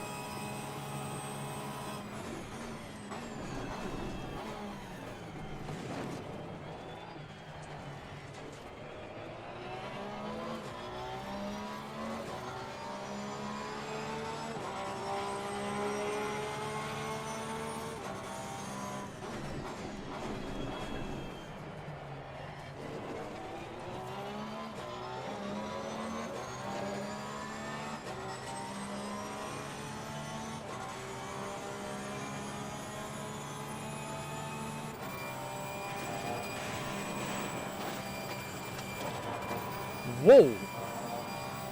That was so weird.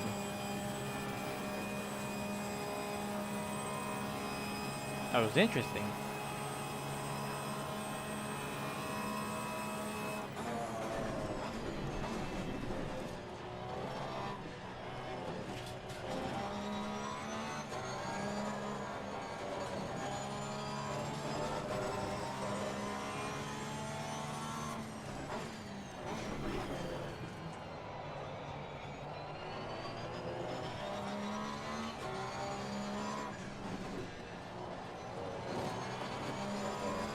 Nothing but native.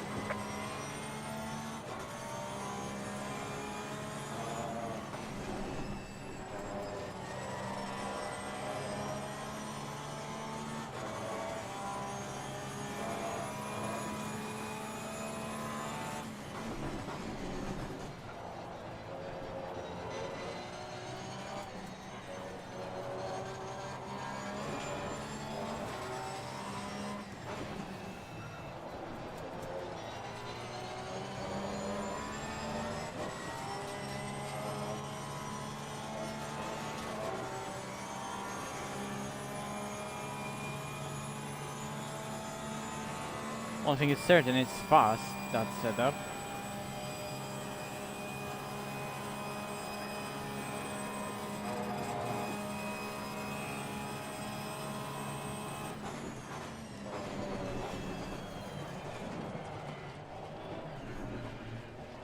And that was shit.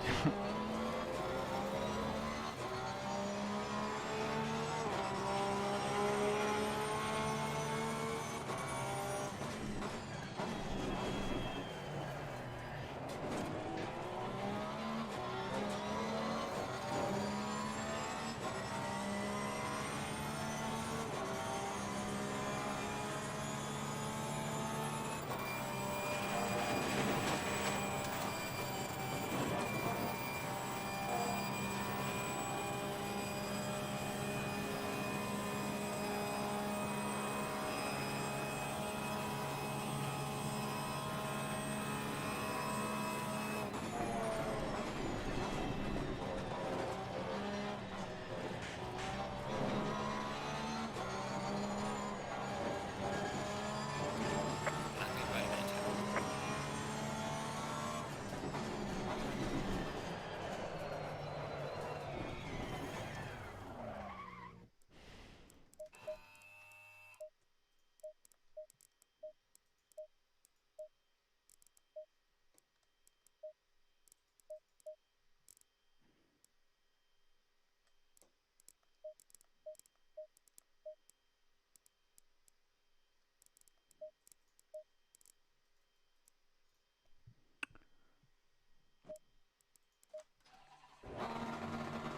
Whoa.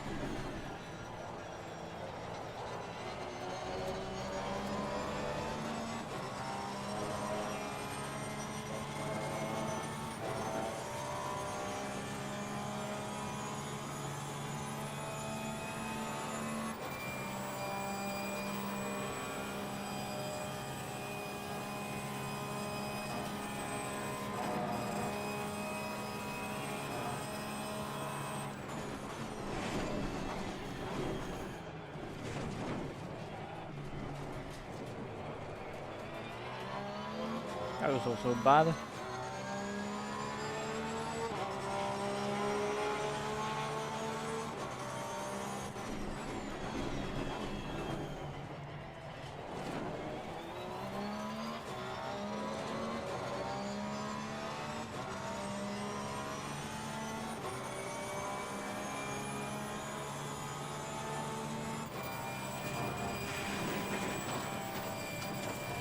It's so easy for on rush though. I'm really surprised.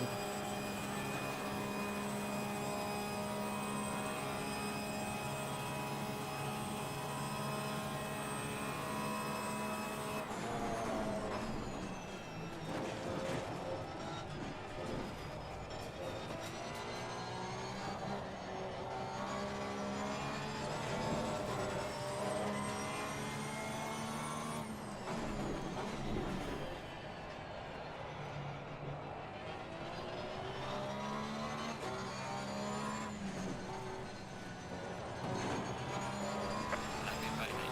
It's bad.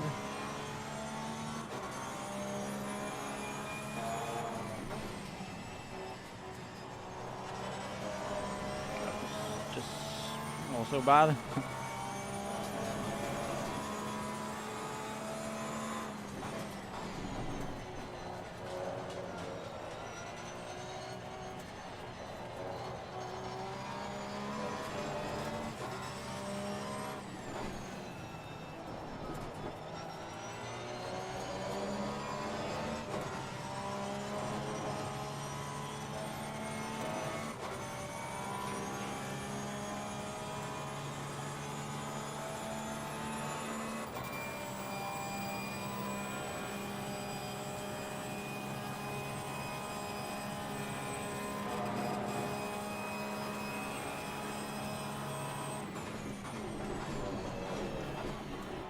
Oh, and this time it's too early, Jesus.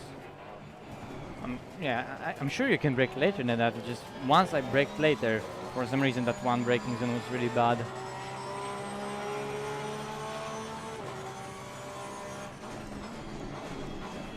Yeah, that was also bad.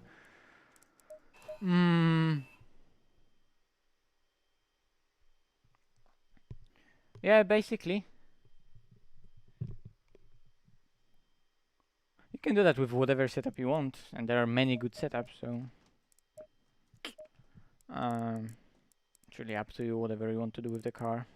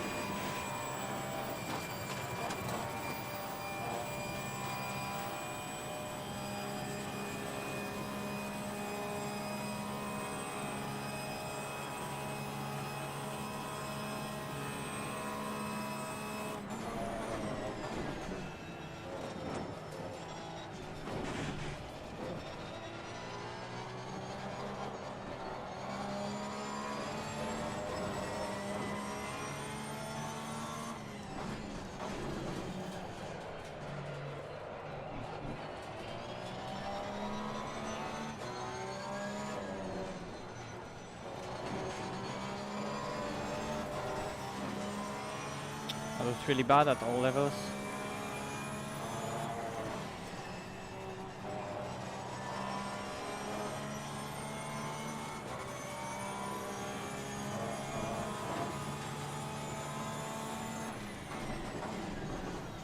Oh, bro.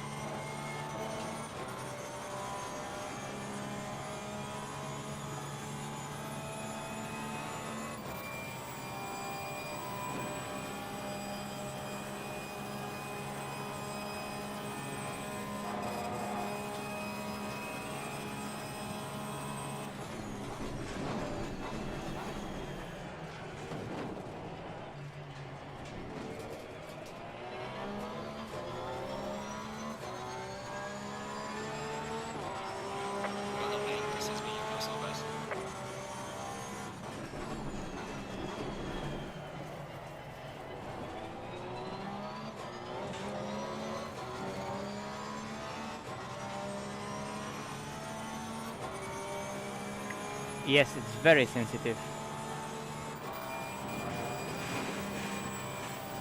Well, you know, car like a Porsche, you will need to do more adjustments than others because it's sensitive to your driving, it's sensitive to the aero changes, it's sensitive to the track changes, it's sensitive to different drivers, and sensitive to the changes you do. Uh, but like there are many cars that don't care, and they'll just drive well with any setup or the same setup at any track. Your lap time is invalidating. Please try to stay on the track.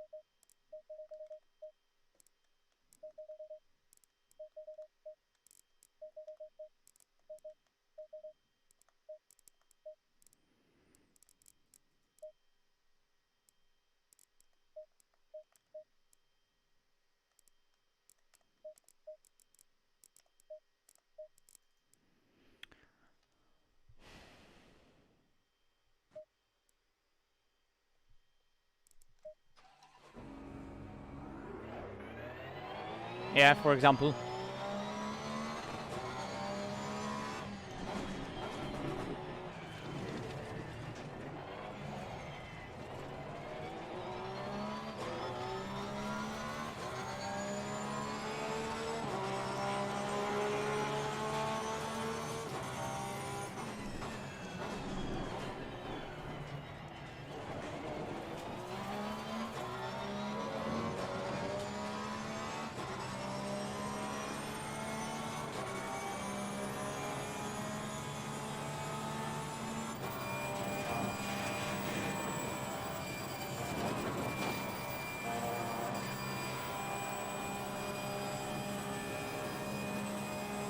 Textures are going crazy, disappearing, reappearing, like, what?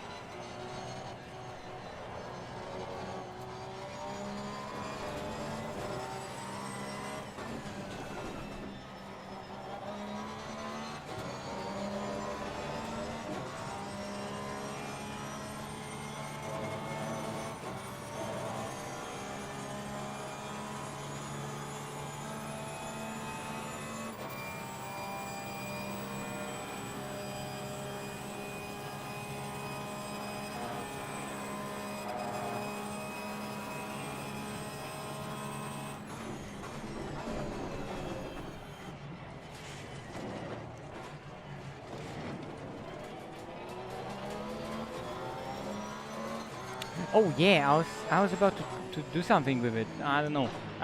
For now I'm gonna.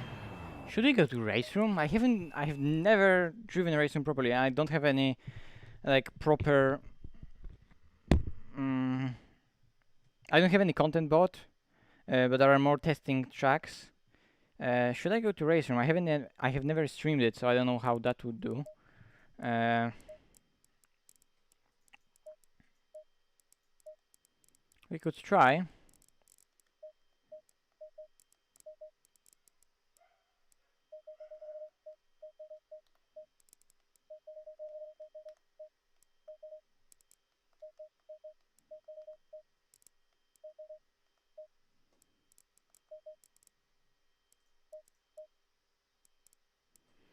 I'm gonna just give this another go, and yeah, maybe I can go to RaceRoom, why not?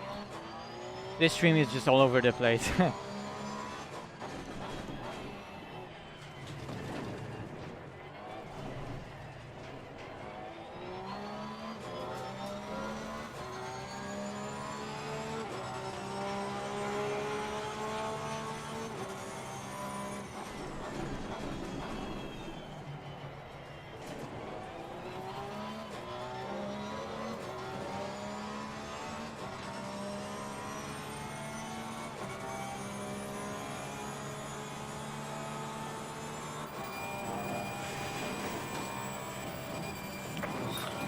Bad, but I'm just gonna continue the lap. Why did I turn in so late? Weird. Oh, come on. No, don't drive on the grass.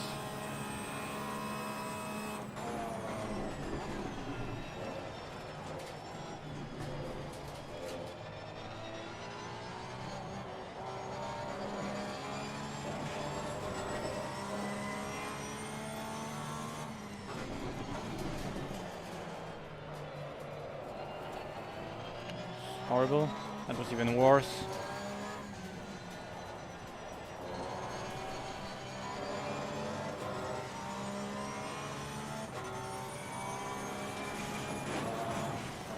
Okay, don't read the chat. Don't read the chat while driving. Okay, the setup isn't working. But yeah, we can try RaceRoom. Let's try RaceRoom because I low-loaded it. So let's just try RaceRoom. Let's just see what's gonna happen. Let's just see what's gonna happen. I'm gonna quit for this. Quit from ACC. We don't need to stay here anymore. There's nothing to see here. And let's see RaceRoom. Oh, Ben. Tomorrow there's gonna be info about coaching, by the way. How many people are left? 18 people. No one wants to watch what's happening because there's absolutely nothing happening. So since there's nothing happening, I can just go and play RaceRoom to see how it feels. Play in VR 64-bit in Steam VR. Holy shit! I haven't streamed anything from Steam VR. I don't know how this is gonna work. So, well, for 18 people watching, for 20 people watching, actually, hello everyone. We're gonna try that RaceRoom and let's just see how it works. I'm gonna have to figure out what you see, what I see, and how it works all.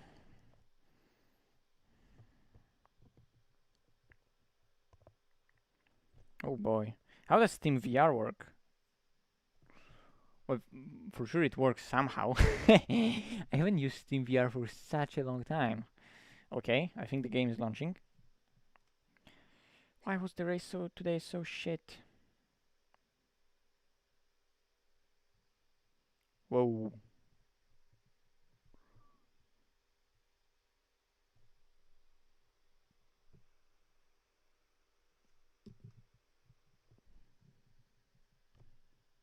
Oh, okay, wait, there is something. It's just that I don't see it because my...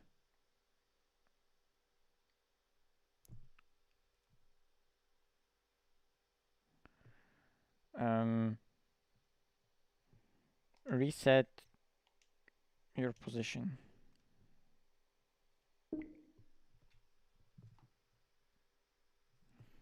Okay. And now what? Press any button. Okay. Device found. Starting. What? Options. Where are options? I think you can't see anything, guys. Give me a... Oh yeah, it does work. It does look differently. Gameplay, video, sound, controls, field of view. Okay, I clicked it and everything disappeared. Whoa, how do I get back from this? Like I clicked on something in settings and literally the whole game disappeared for me.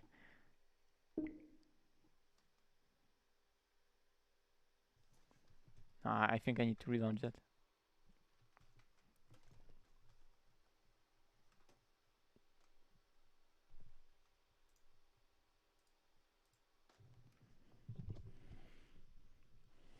Bear with me, guys. I I haven't launched RaceRoom for such a long time, and I haven't streamed it either, and I don't know how that works. So I need to figure that out. I haven't streamed anything from Steam VR, and yeah. Okay, I need to relaunch the game because it just hang for some reason. So that's weird.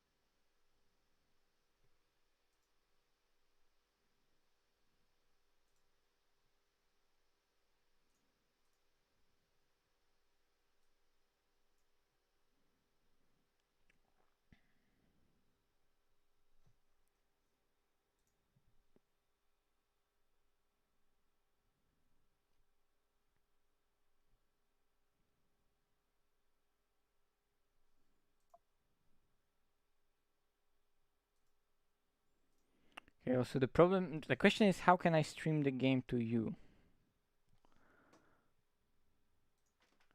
I'm gonna take some car and see where I can test drive it.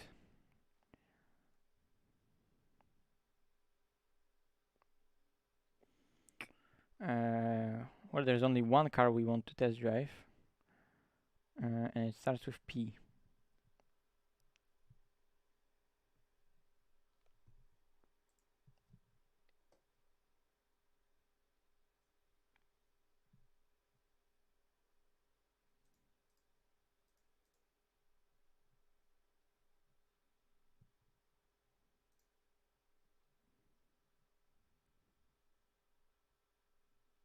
Portimao, Sepang, Stowe Circuit.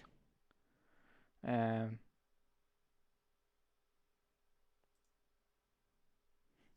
let's go for Portimao. Okay, now the question is, how will I be able to show you what's happening?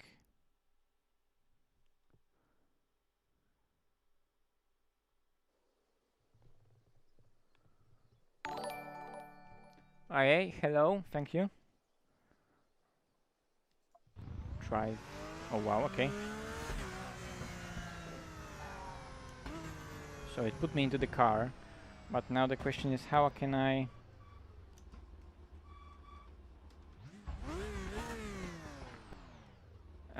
enter some settings or show you what I see? But I can always launch Oculus Mirror. That will work, I guess.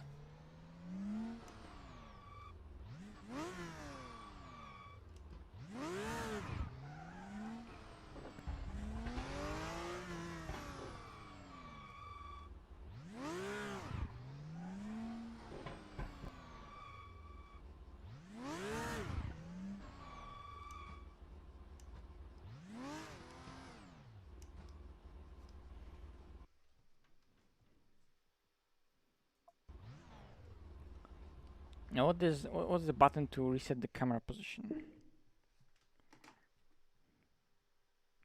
Well, I can do it for Steam VR, but like, is there any shortcut?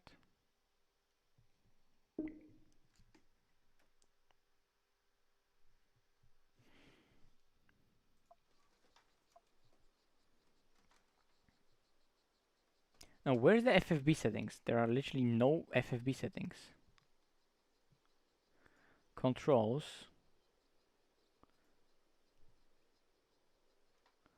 Key bindings. Advanced. Oh, I guess in advanced. Oh, there's force feedback. Okay, there it is.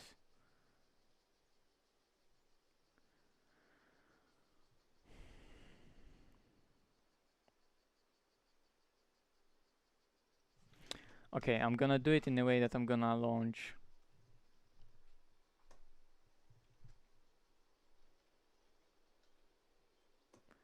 Oculus Mirror.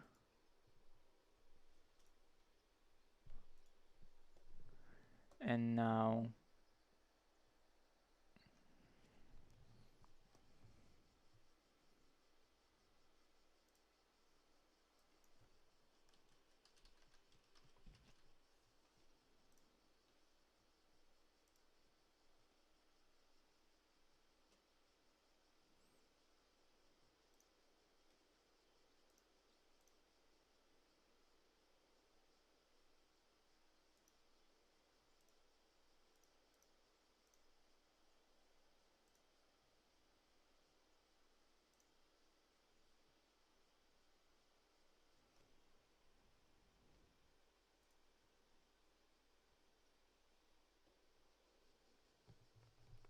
okay, now you can see this.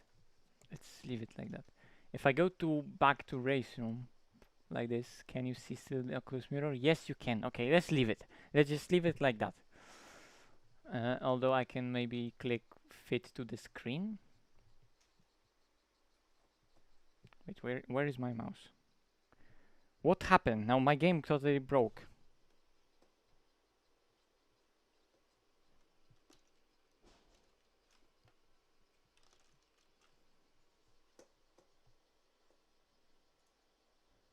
What?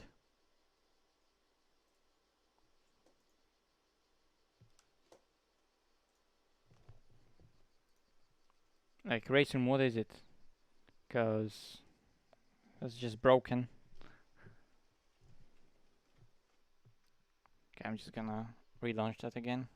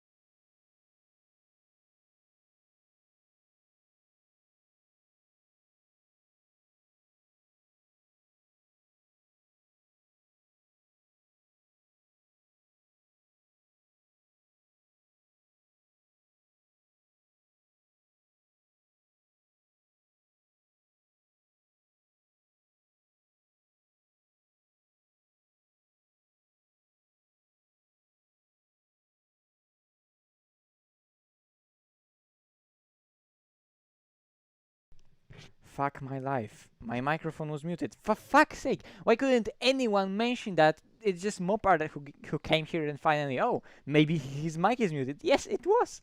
Fuck my life. Guys, I was talking here about different stuff and so anyway, so from what I can see, that Porsche Carrera Cup vintage 964 Carrera is there for free, so that's nice. From what I can see, I have this car that I got from free. I think I won it. I think there was competition that you could do laps in this car on Spa, and like top 100 guys or top 500 guys would get that car for free. And I think I got it for free. I just totally forgot about it. So hey, happy days! I have a car for free.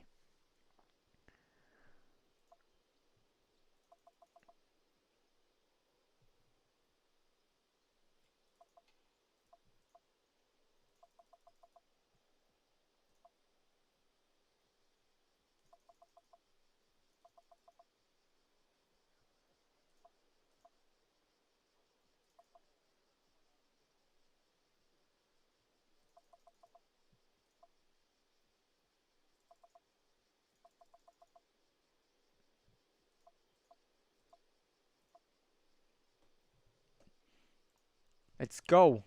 Okay, let's have a drive. Okay, so I'm in the pits. How's the FPS? I don't know how's the FPS. It shows 90. Okay. Let's drive. It doesn't feel like 90, or maybe it's just that I'm gonna also change traction control to its lowest value.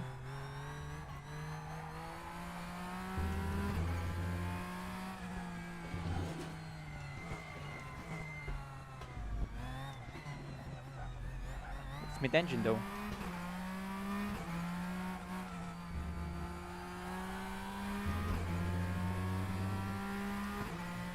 Can I change camera position? Oh, I can. Okay.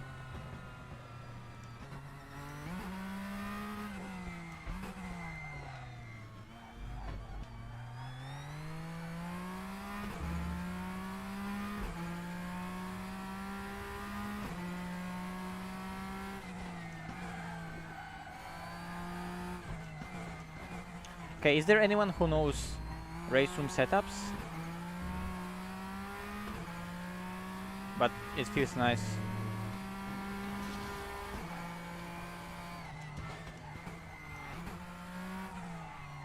Oh, brakes feel nice.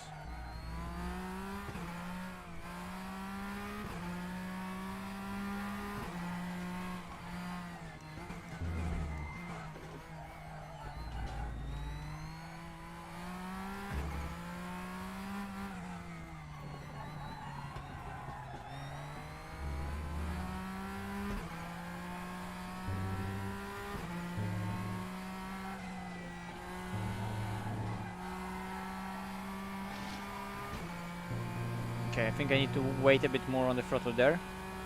It feels nice.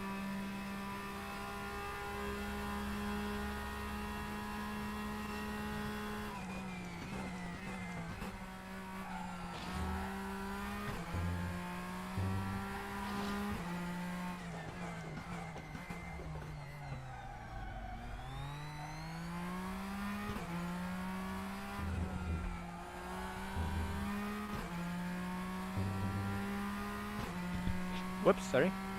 It feels nice.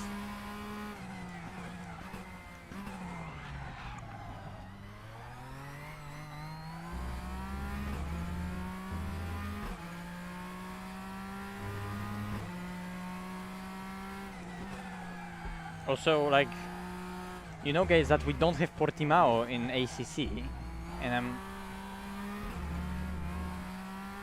so excuse me for being bad at this track, but I'm learning, okay?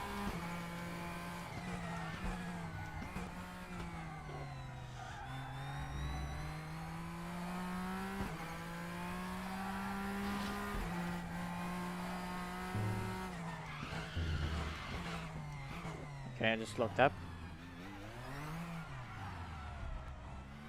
Okay, so off the track it's really slippery. That's nice.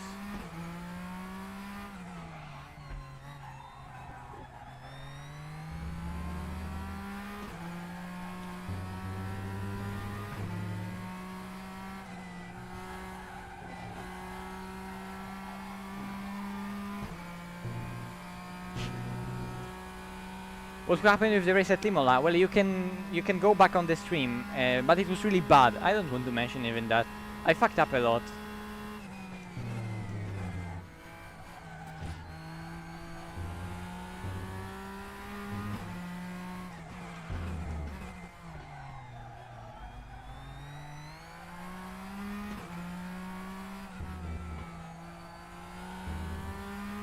Okay, let's do a valid lap so I can have a delta. Okay, but not go on the grass.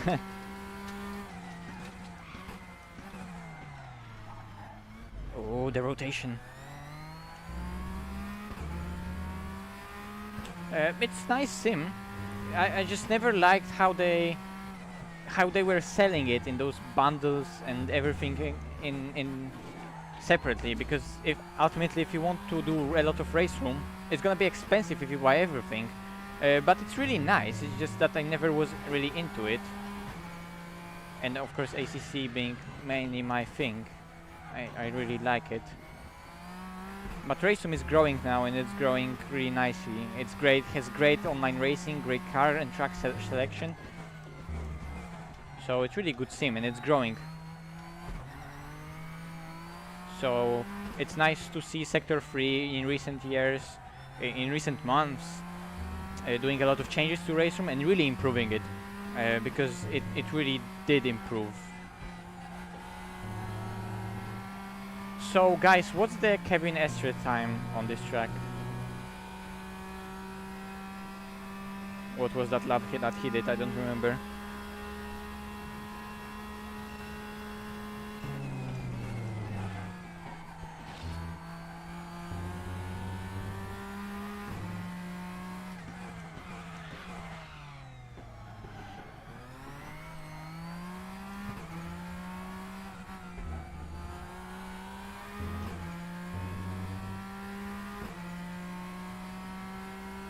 Yeah, it feels really nice.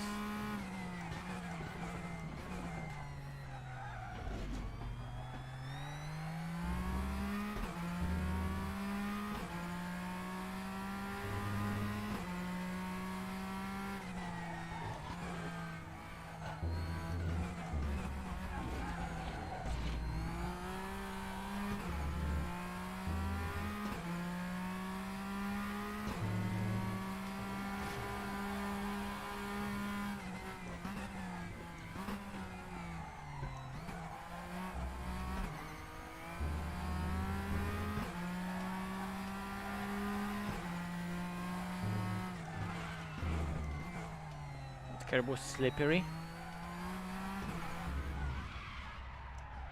and that was a really realistic spin.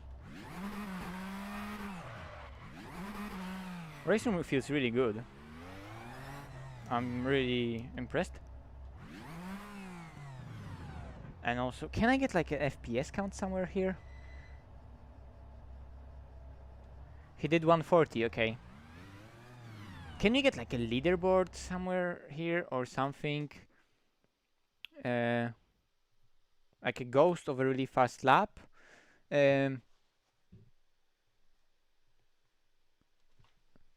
Oh, he did 38.6 in the race. Ooh. Okay, return to the garage. Let's go low fuel. What's the fuel I have in the car? Car setup. Where's fuel? Wing angle general. That's gonna be here, I guess, right? Where I can set the fuel?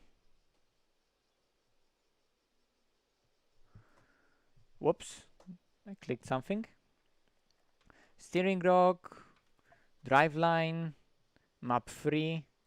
Why map 3? Go map 5.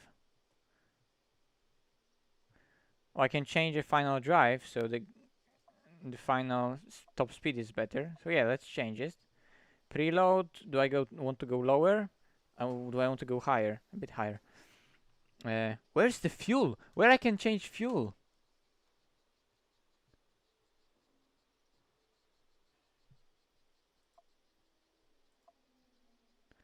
Electronics, rear, front, general. Like bro, fuel. That's like a quite substantial thing.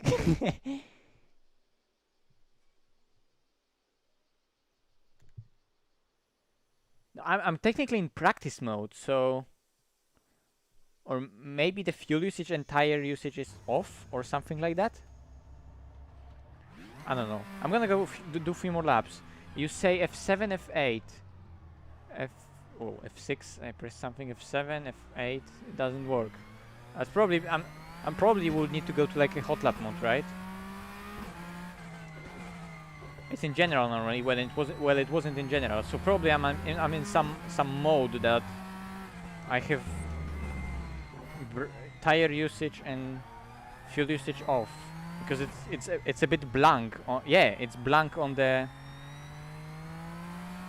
here on that meter.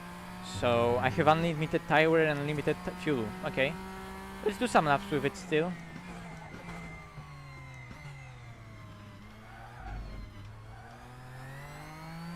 Let's maybe just increase that TC. So that's 40%, I think, or 30%.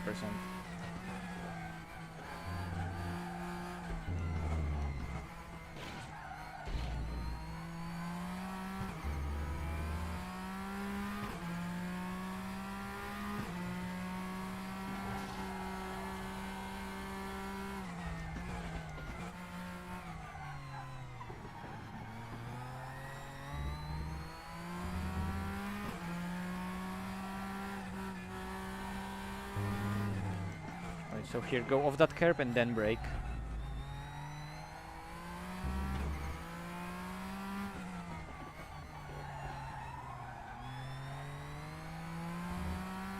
Then I'm almost sure, you know, F1 drivers usually do that. I think Esther also did that, go to the outside. And here is all about the timing. Oh my god, it's washed out so badly. I wonder if I need to warm up the tires. Because in the first corners, did I feel like...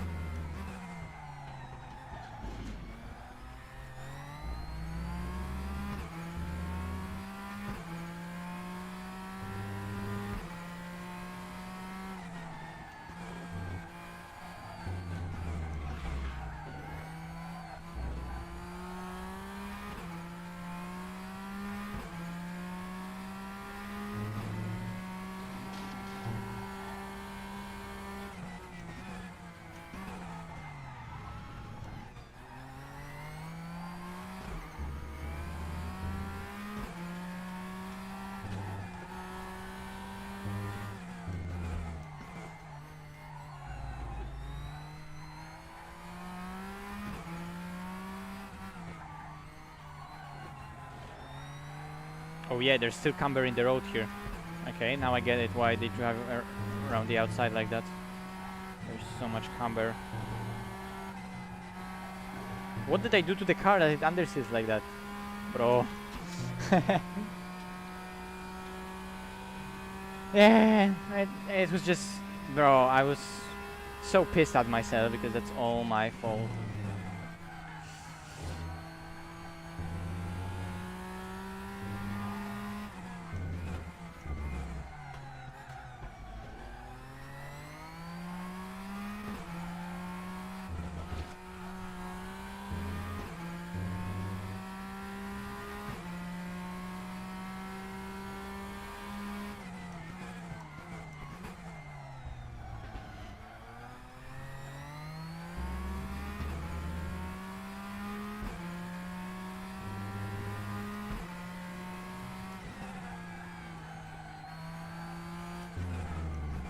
Maybe that preload did such a big difference, wouldn't expect that. Or there's more of it, it should oversteer more on throttle. A bit, I think.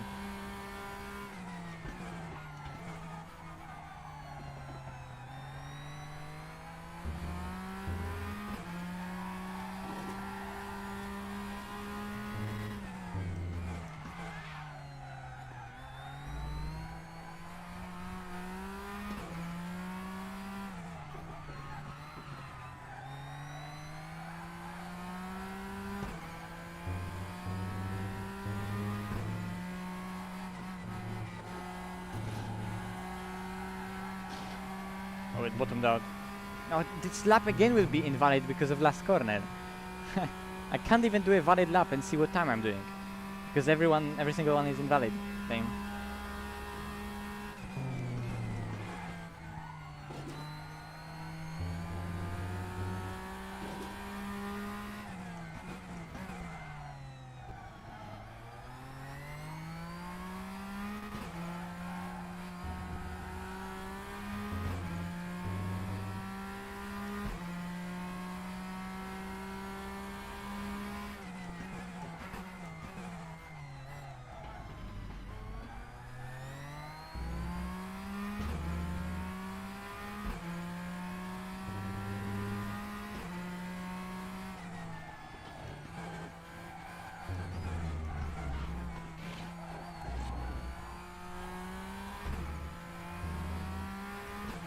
I need to work on that entry over the hill.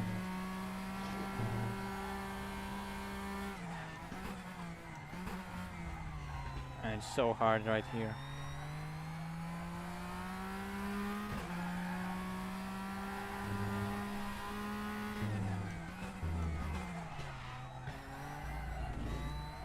Car feels so nice.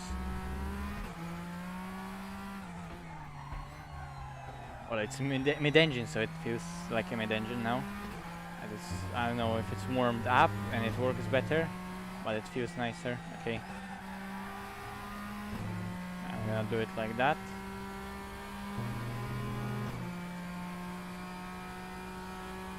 Yeah, a bit. It seems more slippery, but it's progressive and it's controllable, so...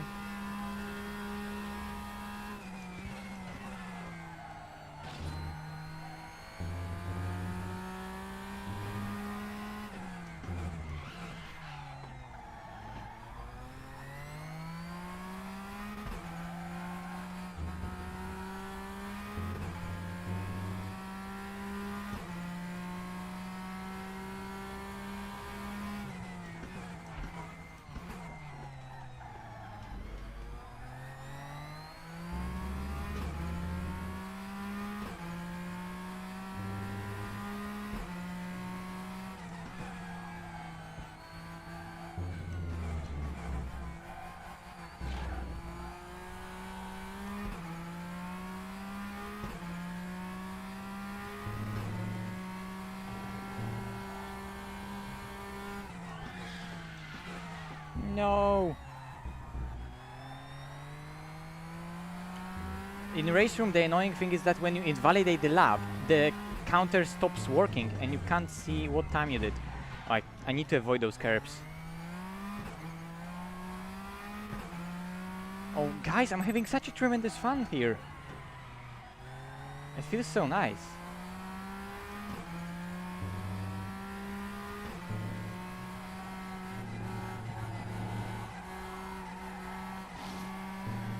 No, I'm gonna invalidate another lap. I'm just gonna keep on going because I'm having fun.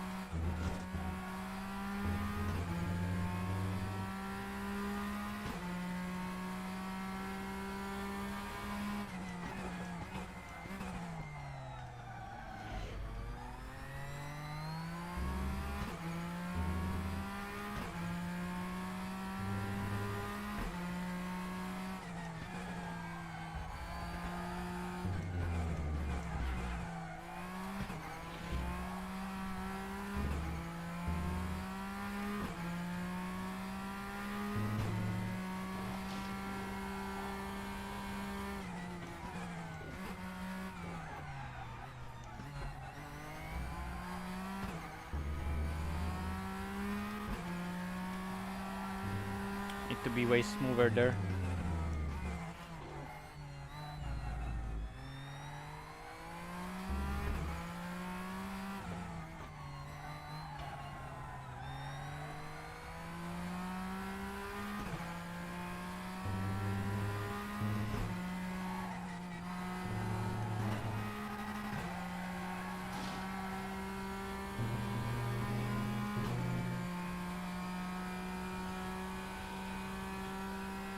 Okay, let's go. Let's finally make a valid lap.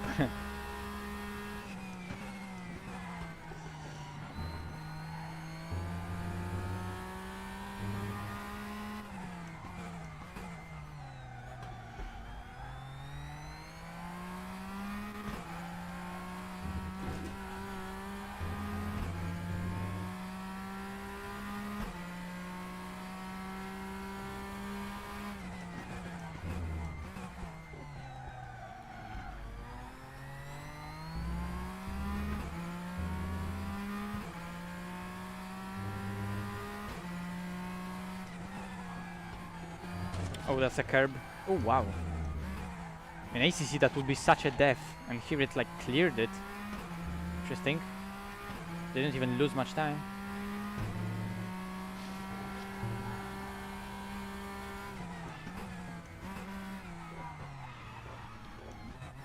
Oh, I need to be so smooth on that corner. I should be I should be smooth. It's just that I'm not. I'm not complaining about the sim. I'm complaining about me here. Oh, that's just bad.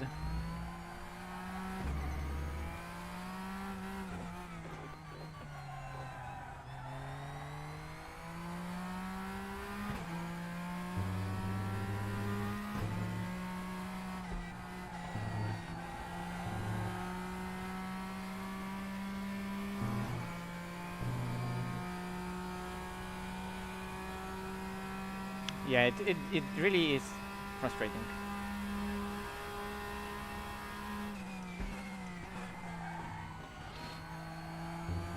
It's gonna be invalidated.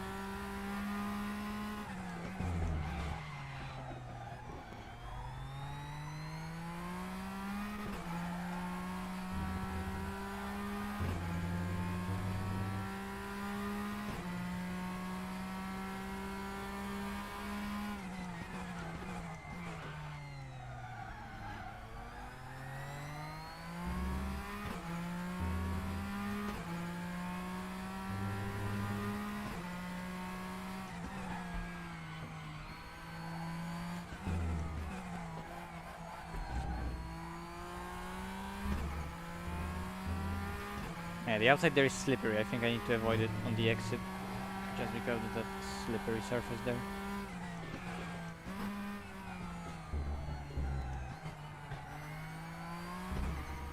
Just way too wide.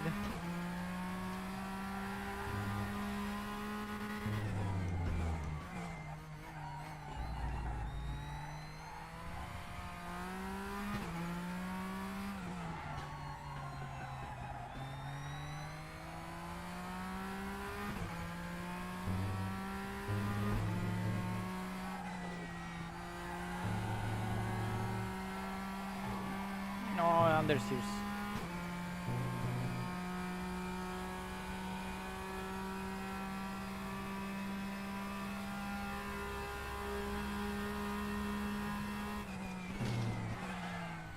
Oh, that was bad turning. Okay, let's go back to the pits.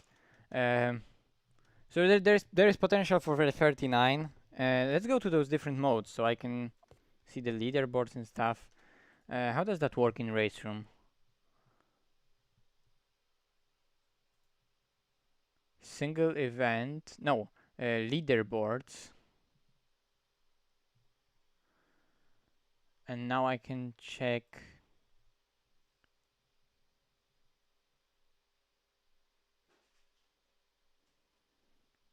Do I have like owned cars? No. GTO class. Where's the GTLM class, or well, how did they even call it?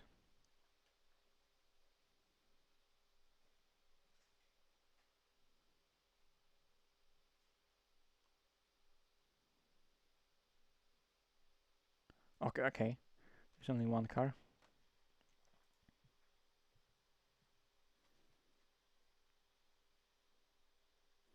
Portimao Grand Prix.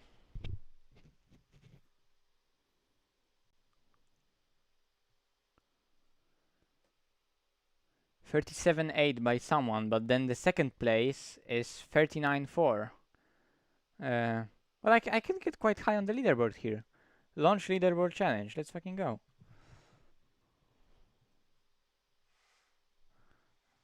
92.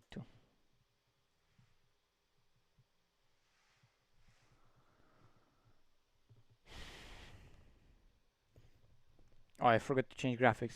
I think it was stuttering just that slightly bit. Oh, look, that's AMG Evo. So the AMG Evo is in game. Nice. Car setup. I haven't seen.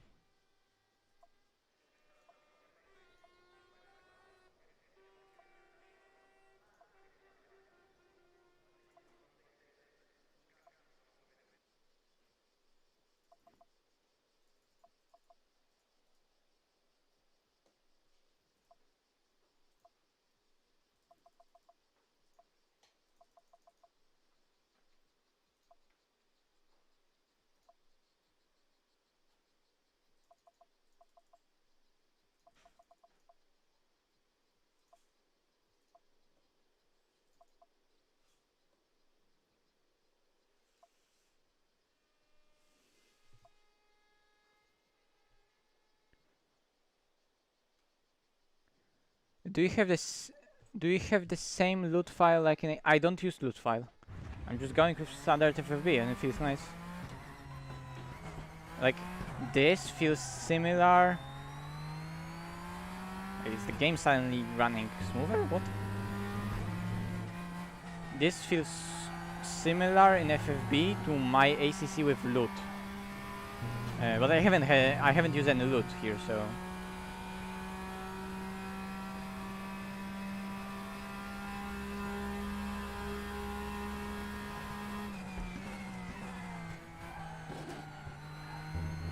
Okay, understeers.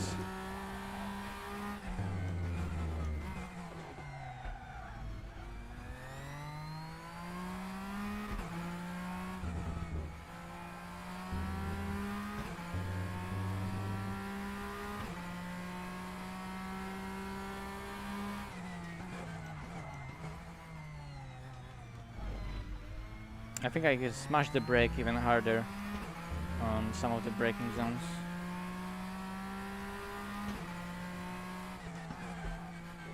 I don't know about this corner, but I can definitely gain a lot of speed into here.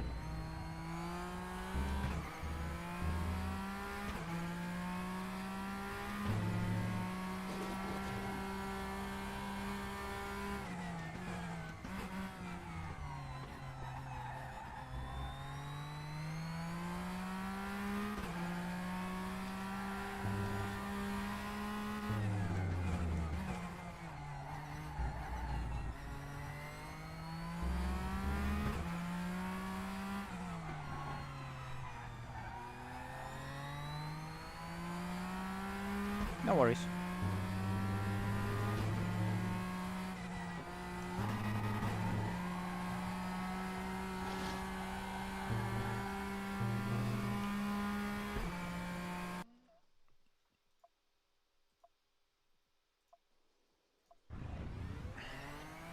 I'm just gonna restart this because otherwise I'm gonna have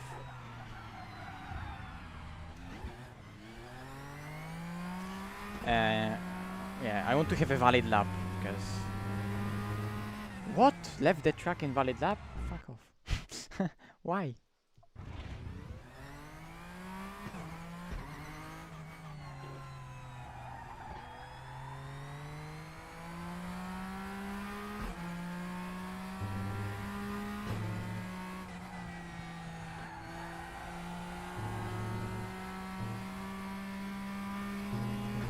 Okay, sticking to the inside there helps. That's good to know.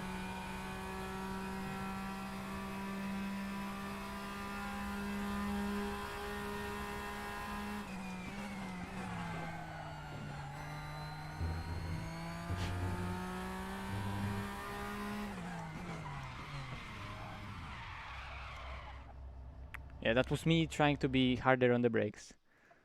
No. I don't know why, but menu is a bit weird.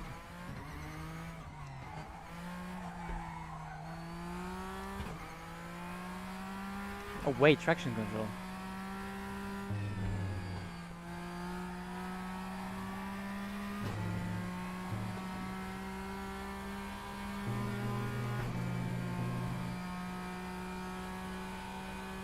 I can definitely see a lot of lap time in this.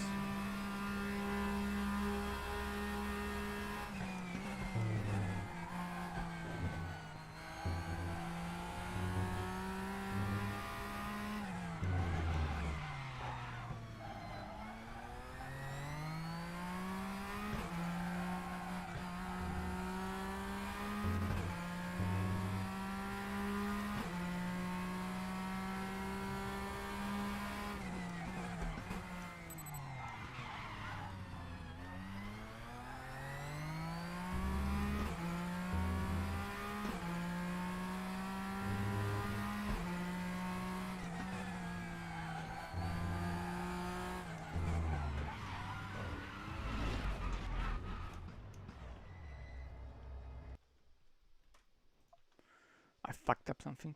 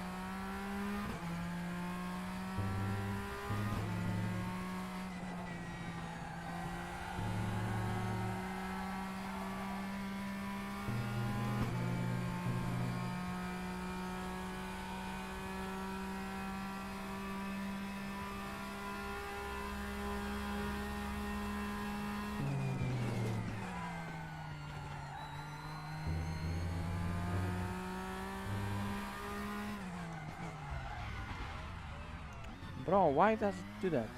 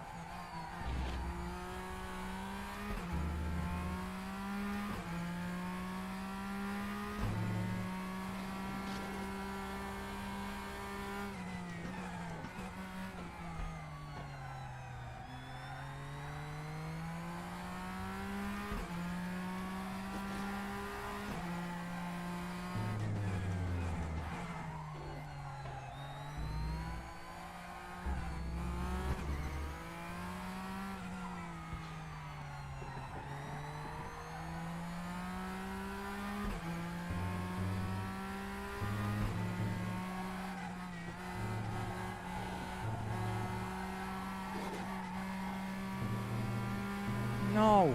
Oh, fuck.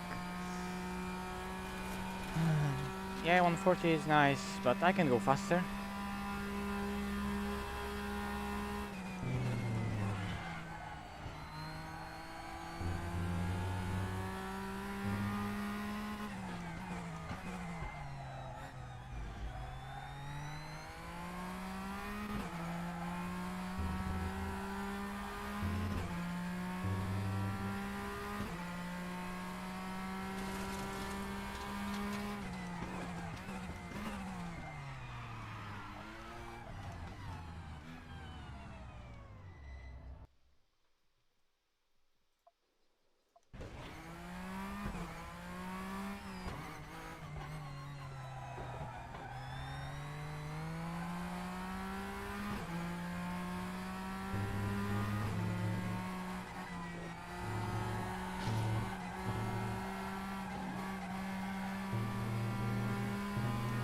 Okay, really bad run onto the straight. Yes, it is race room.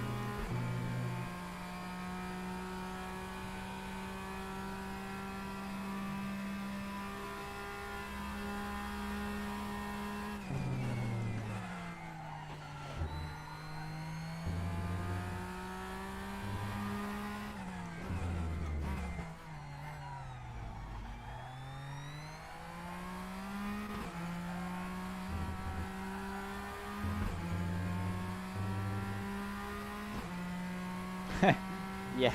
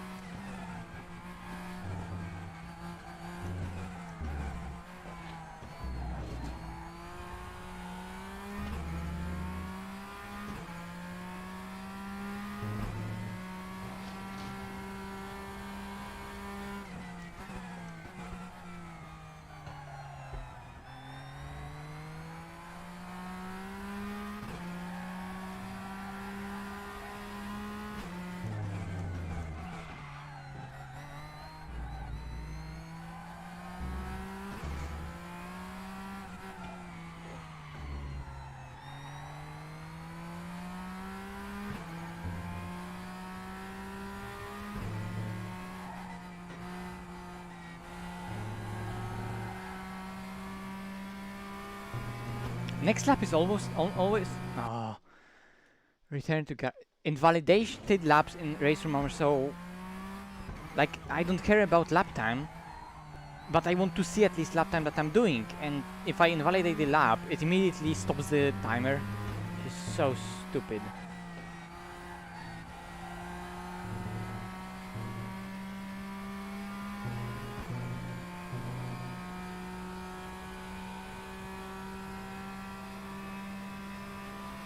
Not really. I mean, I have some issues, but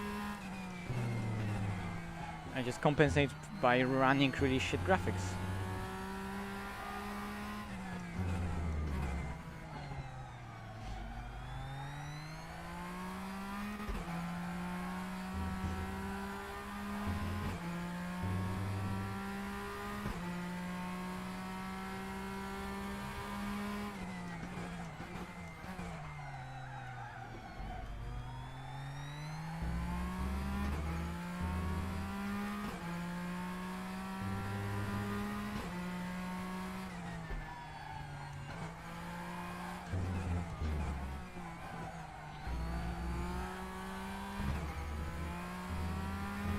Invalidated, damn.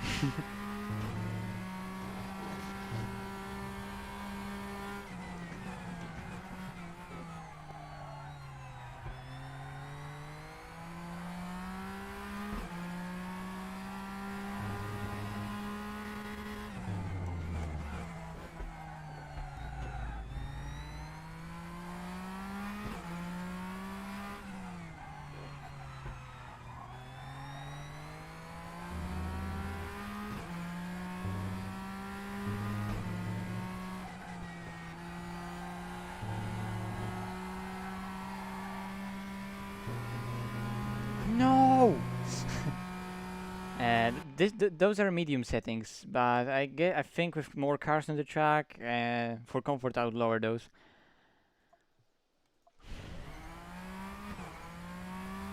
Because it doesn't feel like true 90 FPS. Maybe it is, maybe it's just the game that it's being rendered like that, or maybe it's just me.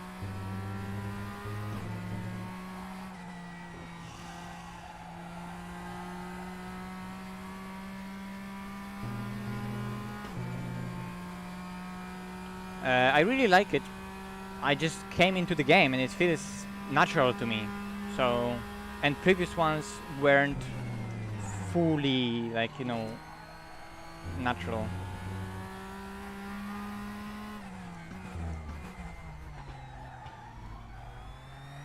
So I like that.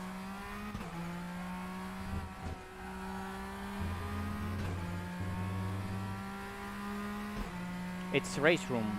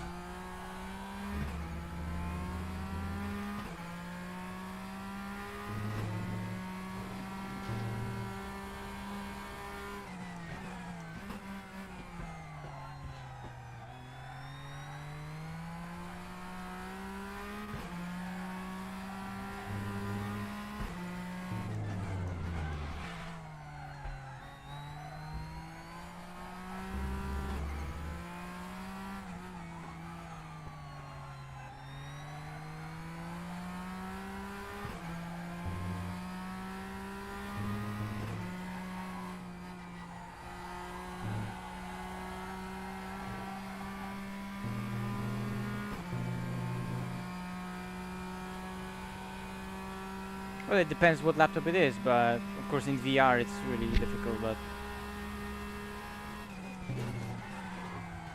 Oh, missed turn one. What was the lap time? Like, it didn't tell me. It just tell me P2 on the leaderboard, but I don't know the lap time. I think that's like 39 something.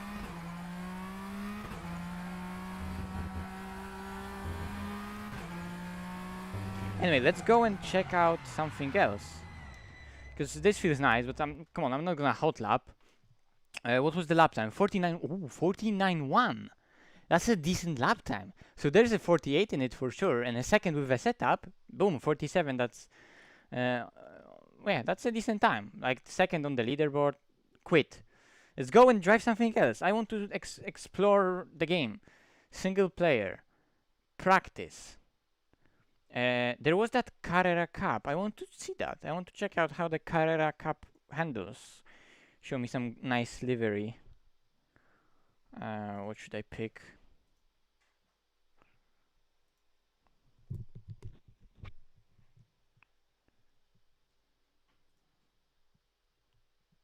I'm just gonna pick Walter Rohr's livery. Should we stick to... There's Sepang, there's RaceRoom, there's Portimao. Yeah, I'm gonna stick with Portimao. Let's just have a go. By the way, damage, full. Tire wear, on. Fuel usage, on. Let's turn that on. Noon, afternoon. Let's go afternoon. Oh, and also, I was gonna change those video, graphics, low preset.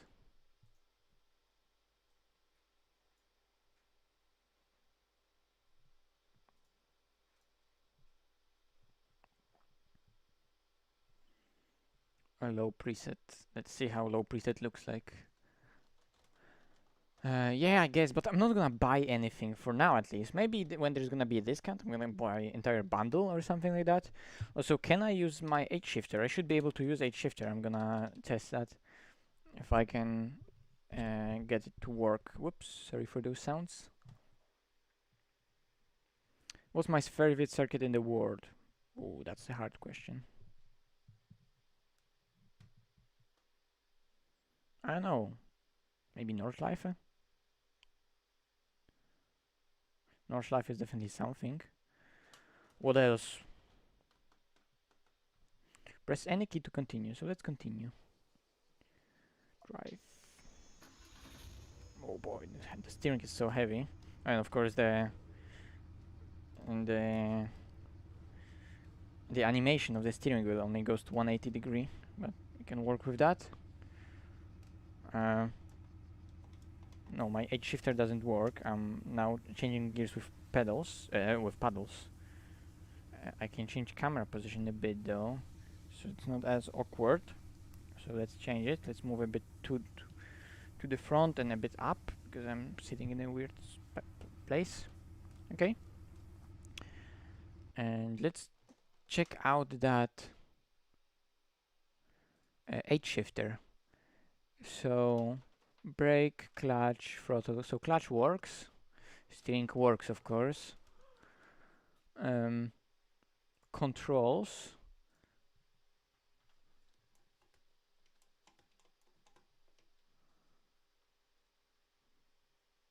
Advanced H pattern, yes.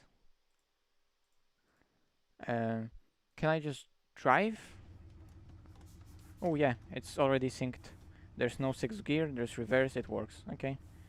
Does the clutch work? Yeah, because I can stall the car. Sounds nice. Okay, let's drive. Can I launch the car without any gas? Oh, it stalls immediately. But I need to be super smooth.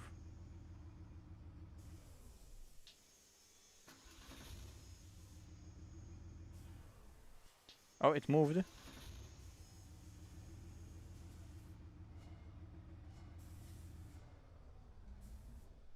Nah.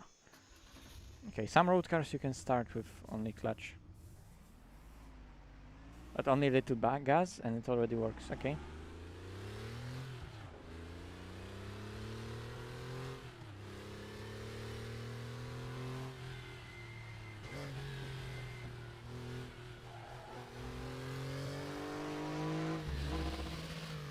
Oops. Okay, that was a misshift.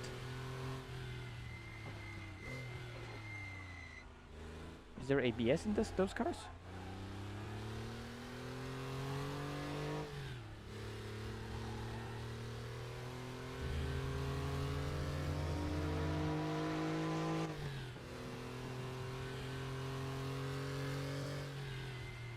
Oh yeah, it feels like there is.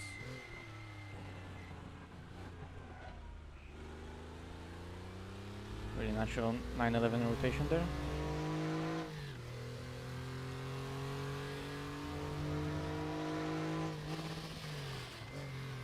Okay, you need to be really smooth with the gear changes.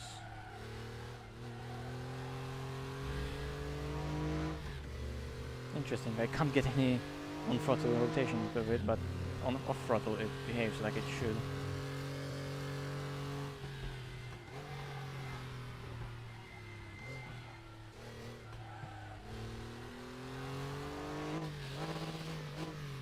Well, off throttle it simply understeers. On throttle, sorry, it understeers.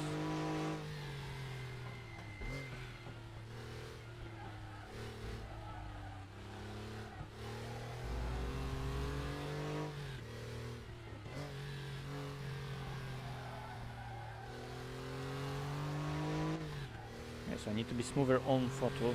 It's not a race car. It's not a modern race car. This one needs to be smoother. Slide brake and it goes around like it should. Maybe I should disable options, system HUD, camera effects, video, advanced, match setup, custom. Well, match setup, wheel only.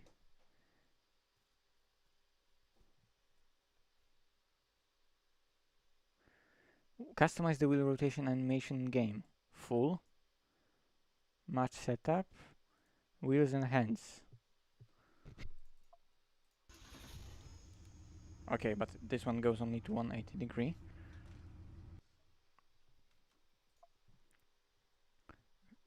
So that's video, advanced, wheel only. Yeah, now it's full rotation how it should be, but at least you'll be able to see the wheel how it turns. Okay, car setup, let's see. So yeah, there's no fuel here, as it's supposed to be.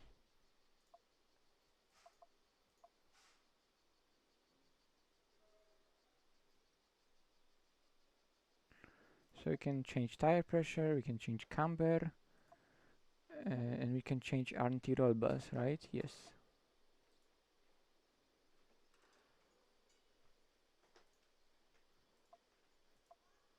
No electronics, of course, but it's interesting that I can't even turn off.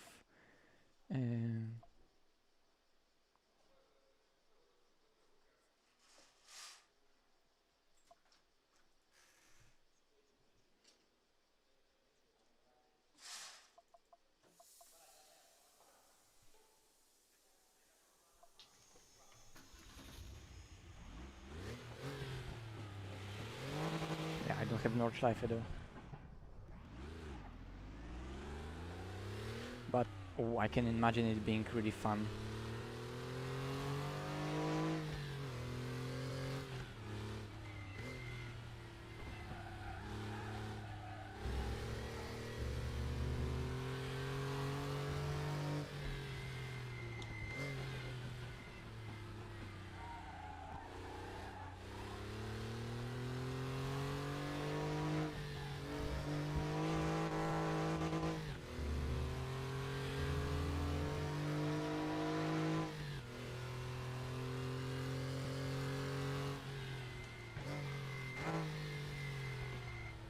So yeah, that's 964 Carrera Cup. I think it had ABS because EMSA version also had ABS. Or like turbo version of that car. This is an A, of course. I mean, I believe it's an A. It's a Carrera, right?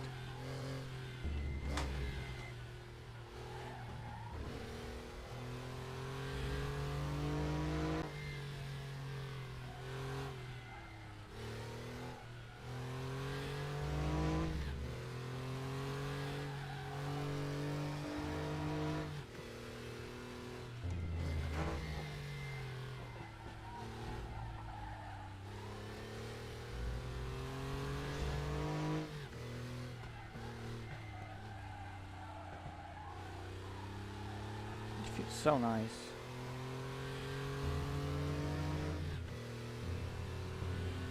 Reminds me of original Seto a bit.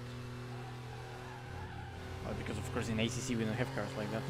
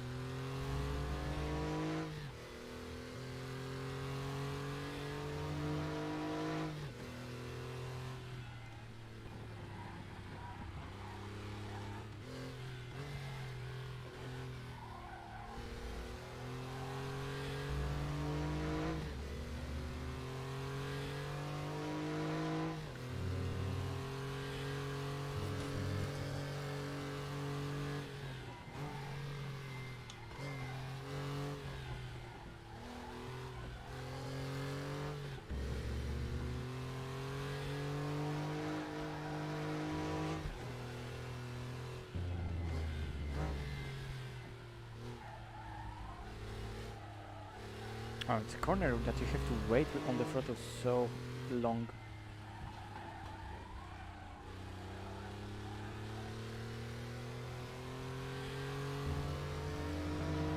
It's RaceRoom.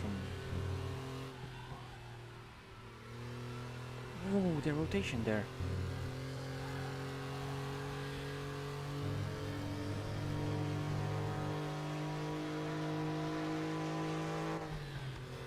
I really wonder how that car would behave on shorter, more twisty track like Nordschleife.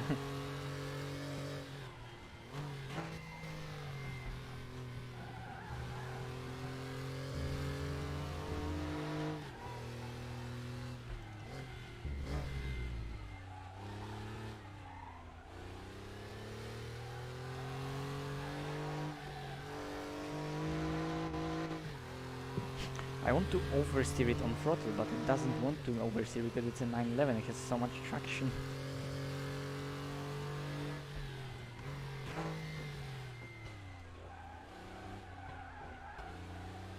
Just stabilizes immediately, that's interesting.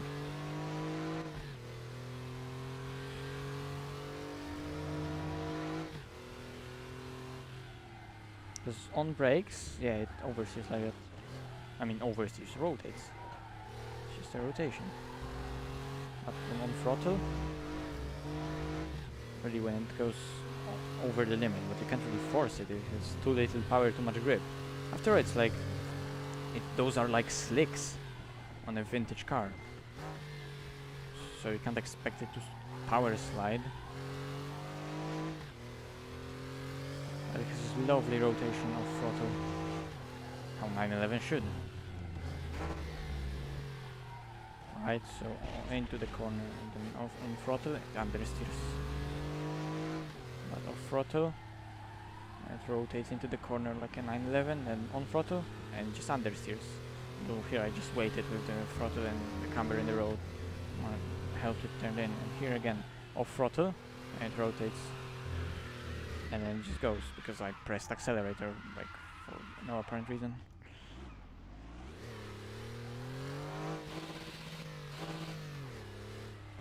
But even off the line, it's hard to spin the tires.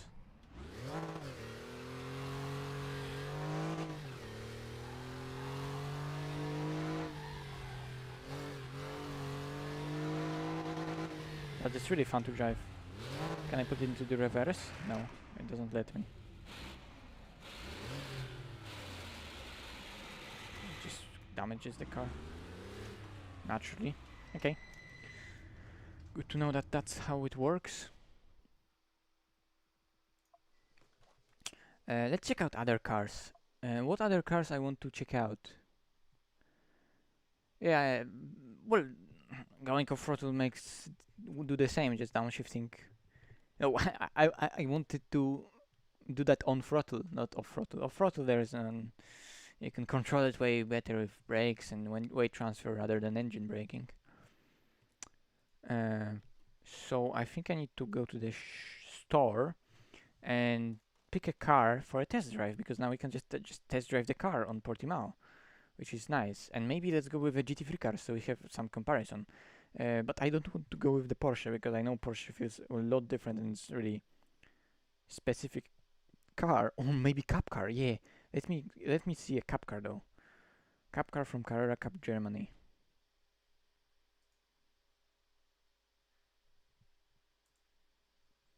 That one I want to test. New FFB, yes, I know. I'm using it. And it's now physics based. So it's interesting because you see, before it like you could really tweak it around and change everything, but it felt a bit off, right? And now it's purely 100% physics based, and suddenly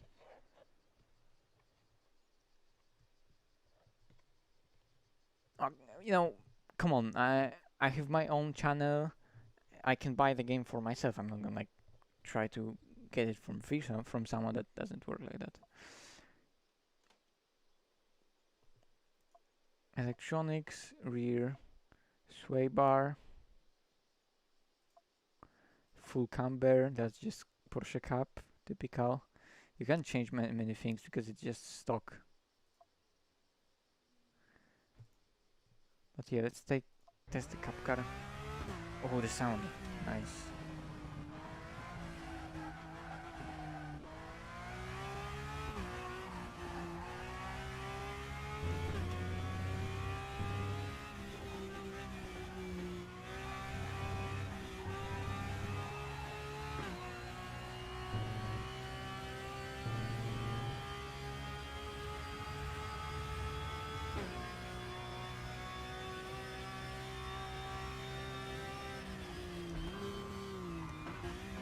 Bro, who even needs ABS?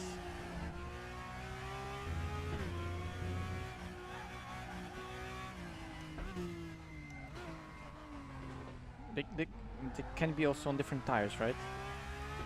Maybe. Or maybe they're just both on Michelins. So much control.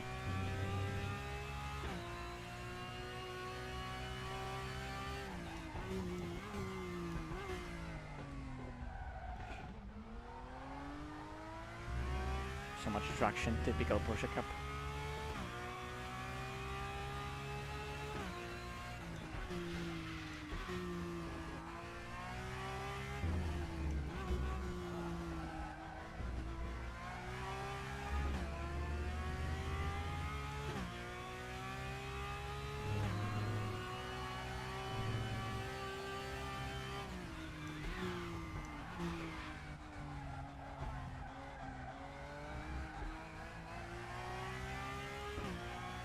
Well, the setup in this one is fixed setup, but it's so understeery.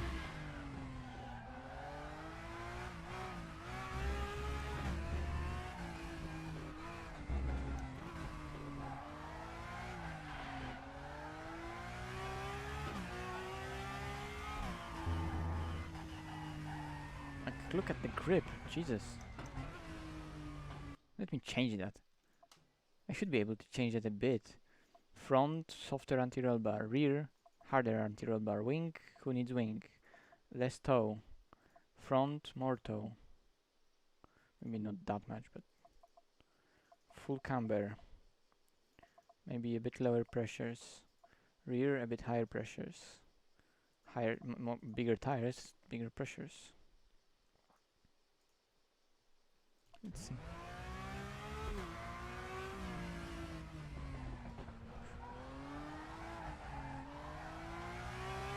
Okay, it's still understeers. It's a race car. It's fucking designed not to oversteer on.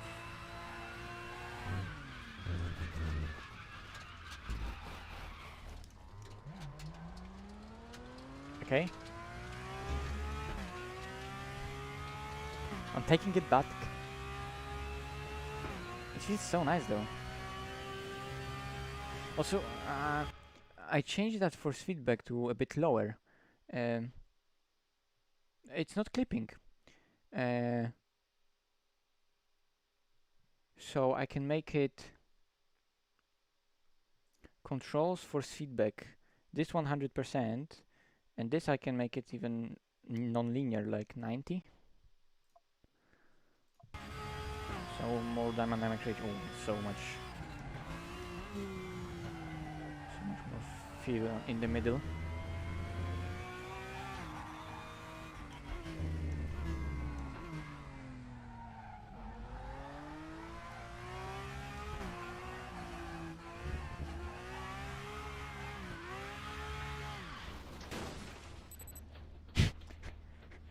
The sound of me hitting the wall was like so late.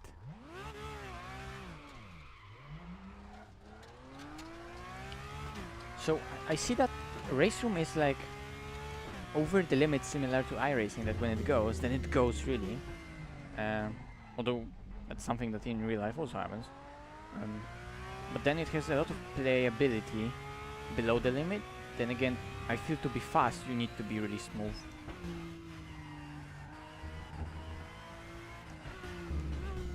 Which is, you know, kind of good.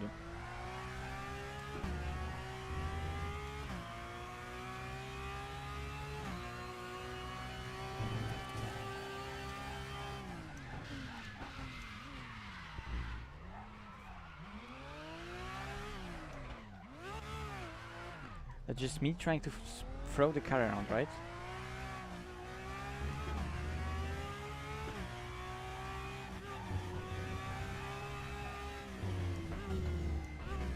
I guess that's low wing.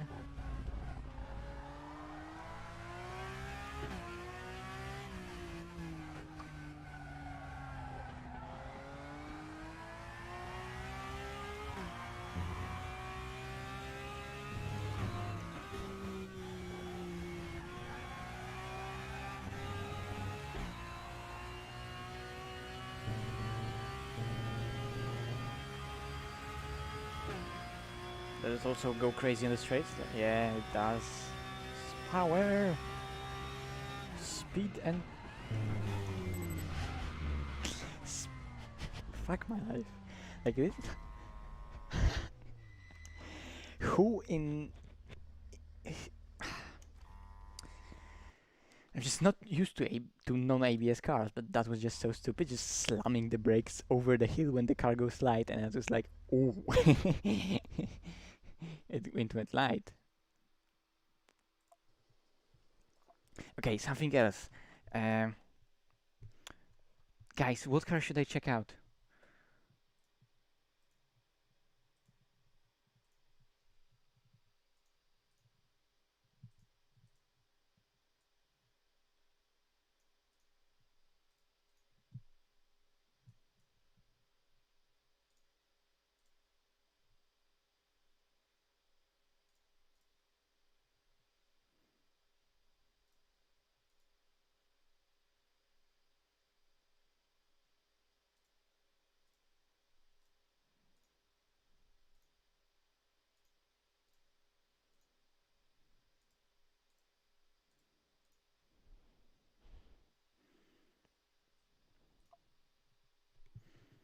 Corvette?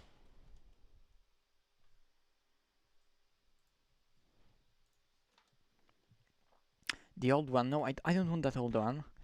But new DTM cars. Oh, GT2 Audi. Oh, I know one car. I want to check out that isn't in ACC yet, but I want it to be. This thing.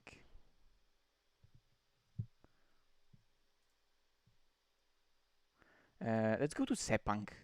I haven't driven Sepang apart from F1 games.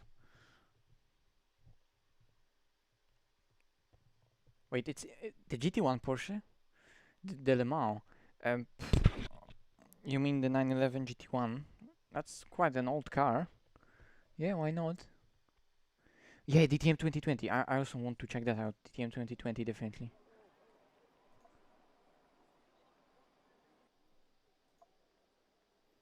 Okay, it has some TC.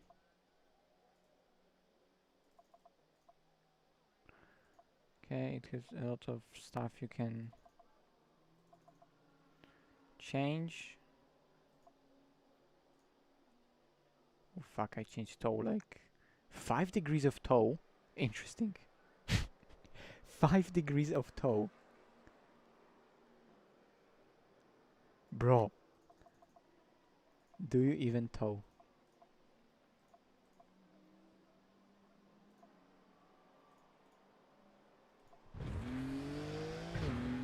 Oh, wait, Sepang.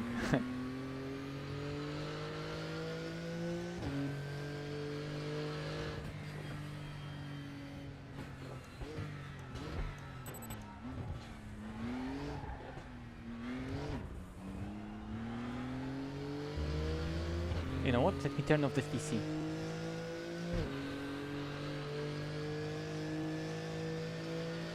Oh boy, this thing just goes 700 horsepower. And the road car ABS, you can feel it.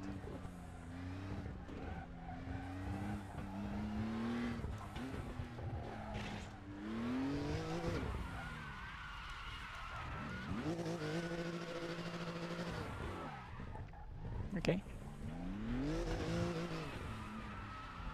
Whoa, it keeps rotating. Why? That's interesting.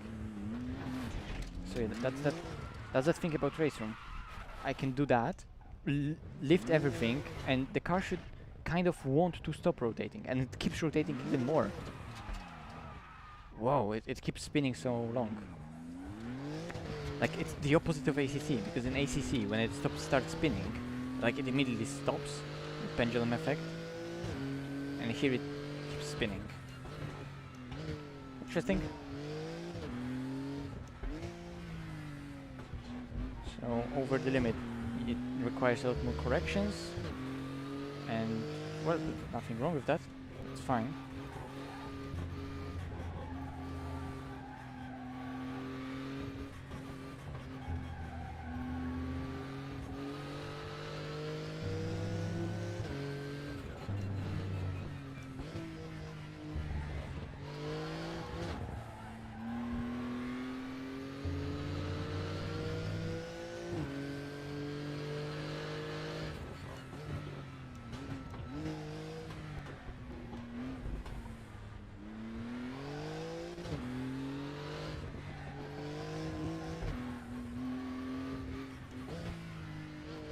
really don't remember how Sepang goes.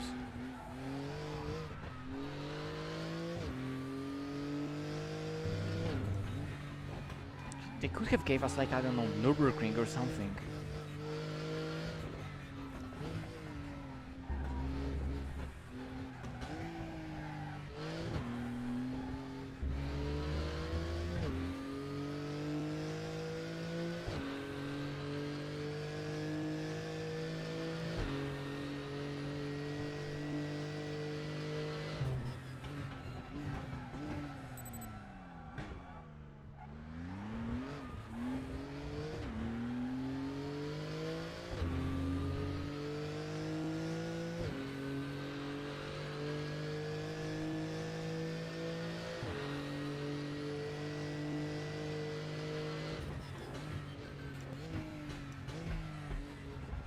So I can see, I think I need to just smash that ABS.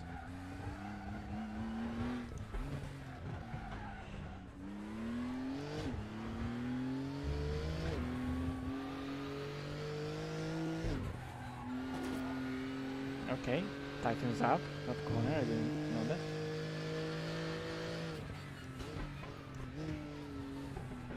Can I stay in third here, I think? Yeah.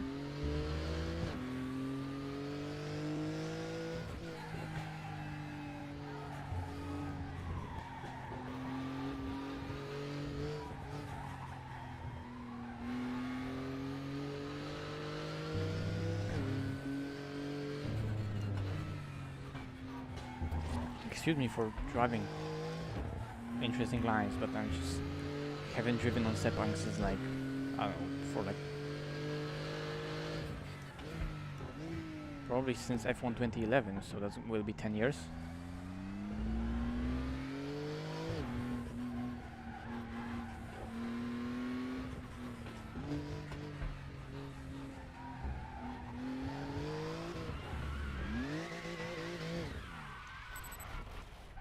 Yeah, let's better get back to Portimao, which I already know, and this is just awkward.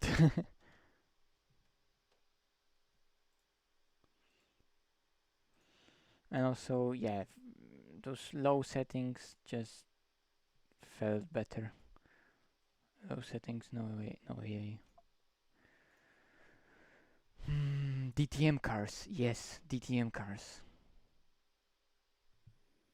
DTM 2020.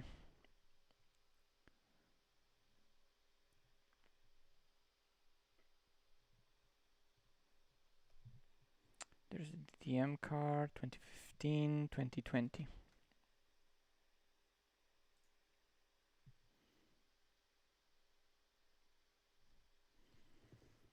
Test drive on Portimao.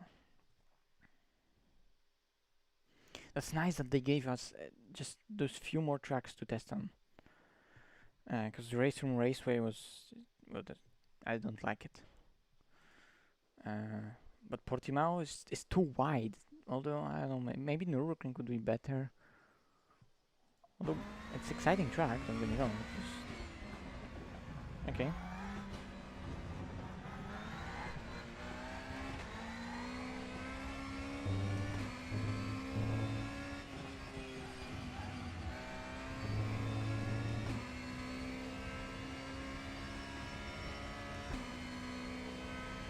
Okay, this is push to pass.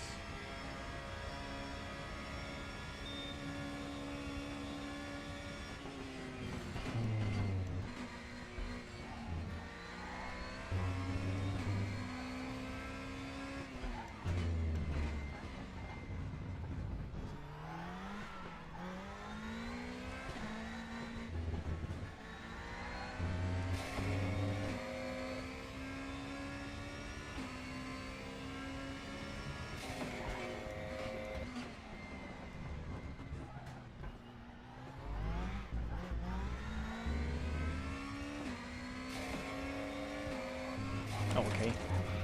Don't open the RS there.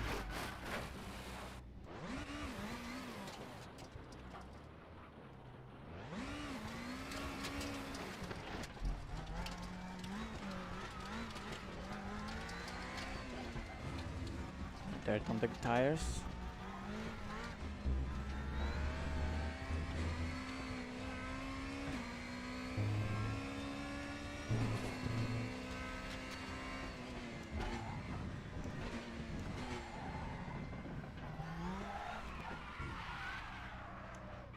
Okay.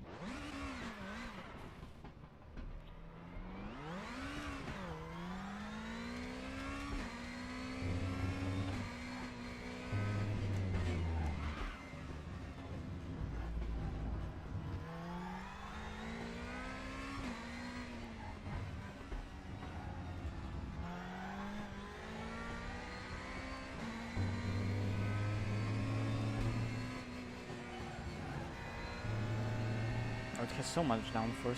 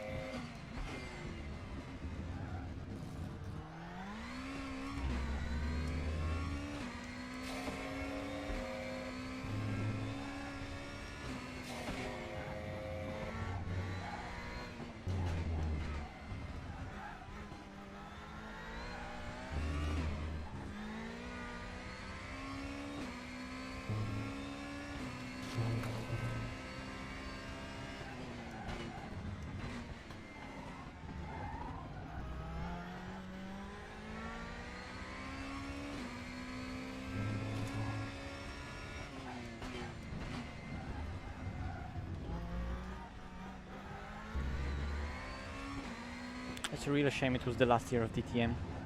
I mean, like DTM specific cars. Whoa.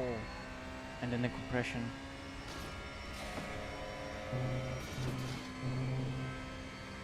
Oh, is there launch control? I don't know if I can do that in practice.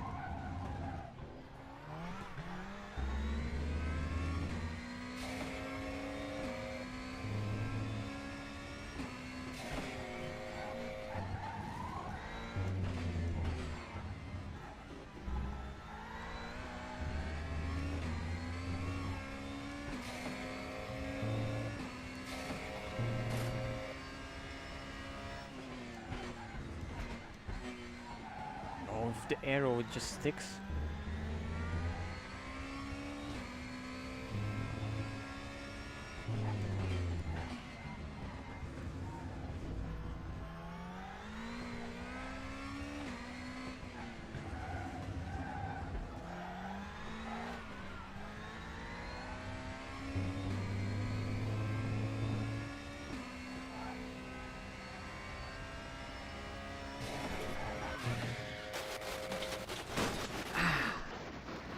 Yeah, that was definitely way too early for a DRS. Launch control. How do I do a launch control?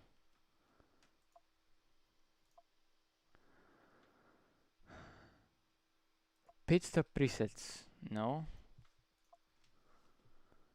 Options. Controls. Key bindings.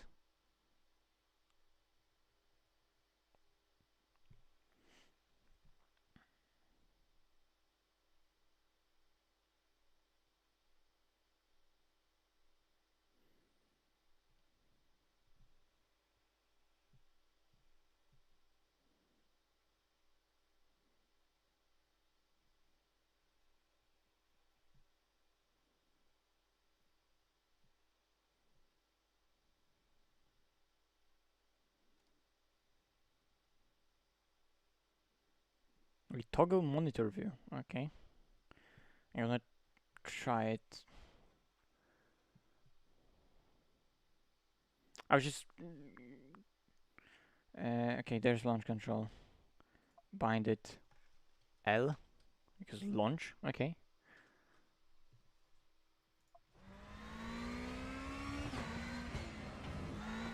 Let's get to the front straight.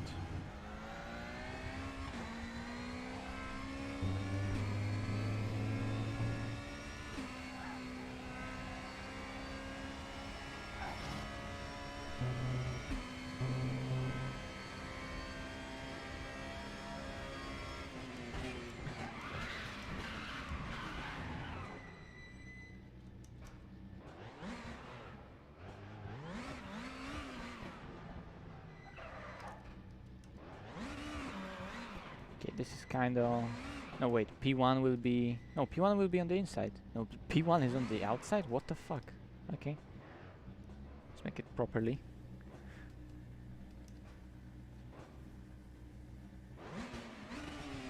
Okay, launch control L. So L. It doesn't work. Do I have to have it in first gear? It doesn't work.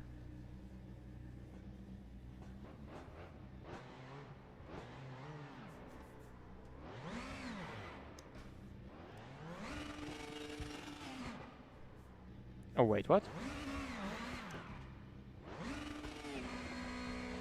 Oh!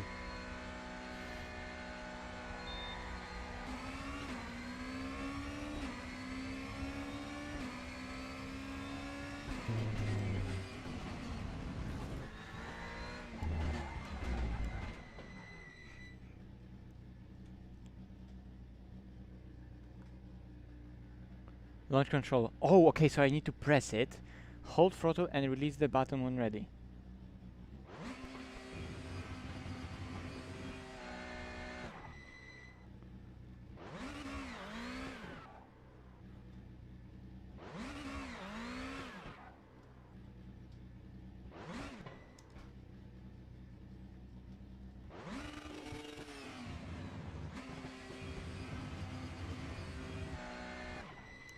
Okay, can I will make it a brake. Can I make it a...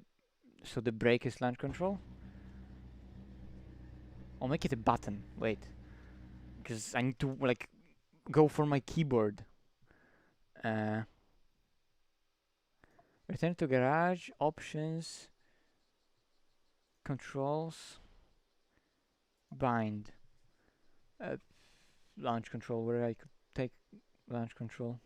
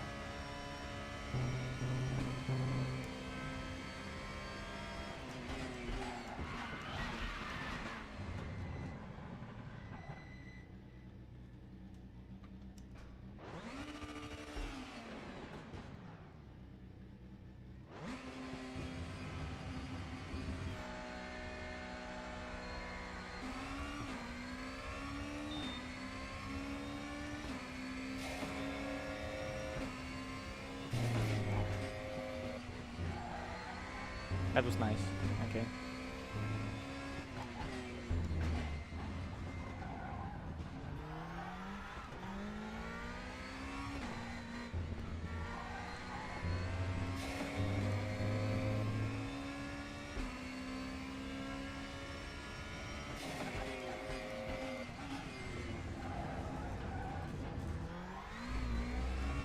Well, I don't have a feeling for the brake.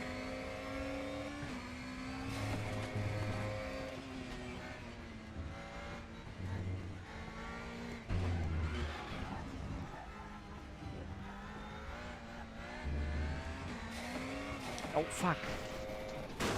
I want to check something with...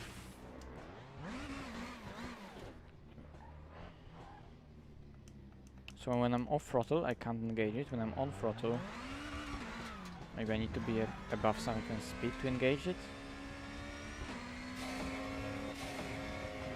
Okay, lifting of the throttle closes it. Makes sense.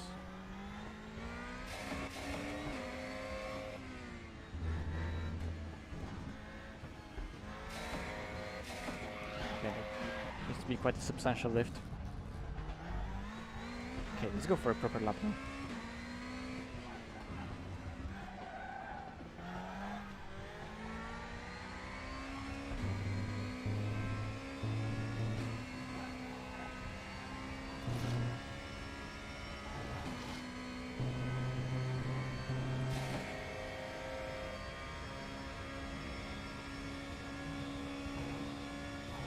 It goes like hell for a 4-cylinder.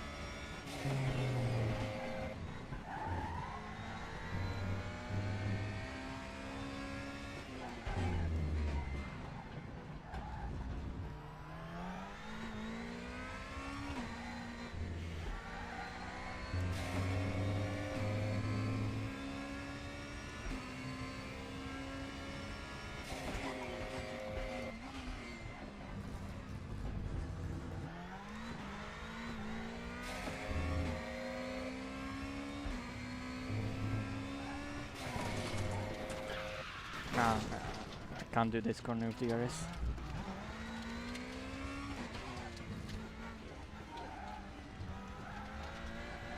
Shows you the importance of downforce.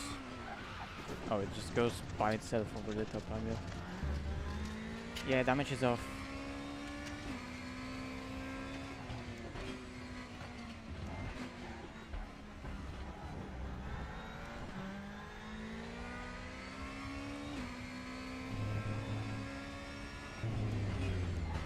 I'm just pushing like crazy where I don't need to, but when I will get the flow, it will be nicer.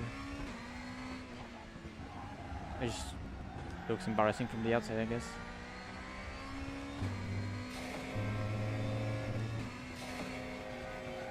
It's a shame that I can't close the DRS with the button.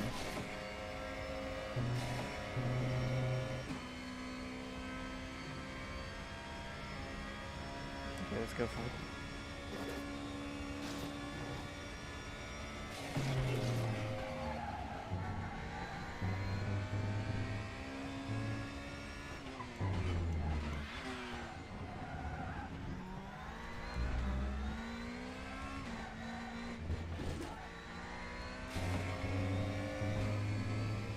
Better try the braking required.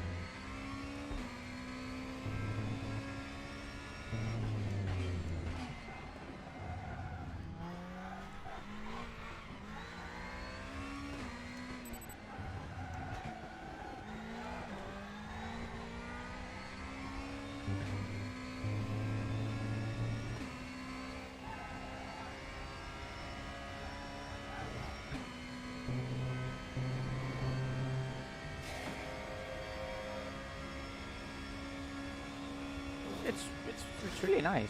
I like it.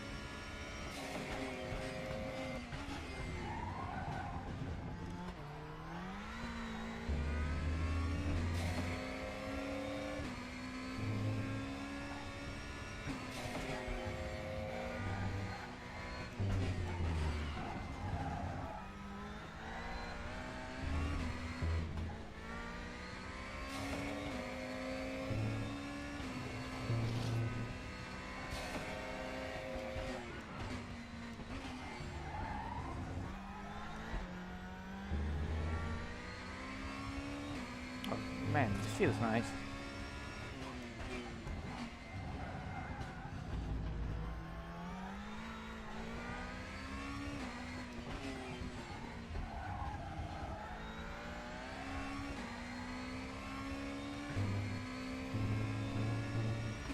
Okay, let's finally set a valid lap.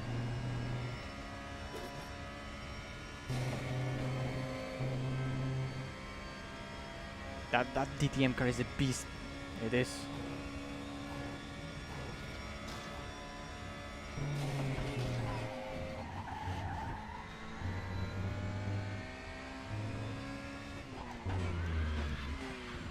Wait, this lap won't count? Why?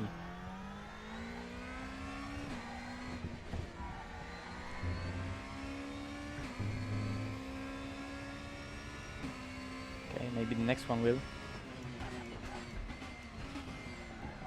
It's hard to trail brake.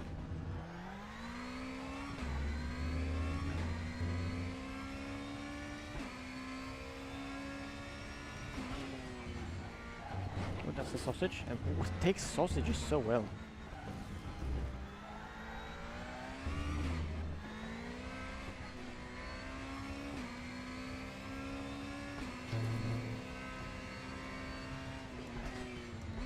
Oh yeah, those have to be really nice.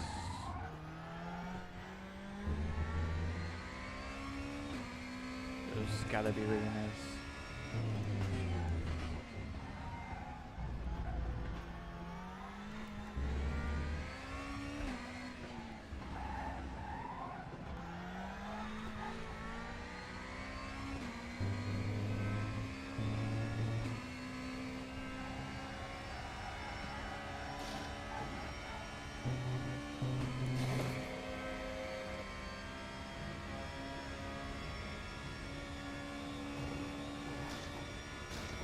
Oh, this lap will also not count? Why? Why is every single lap invalidated?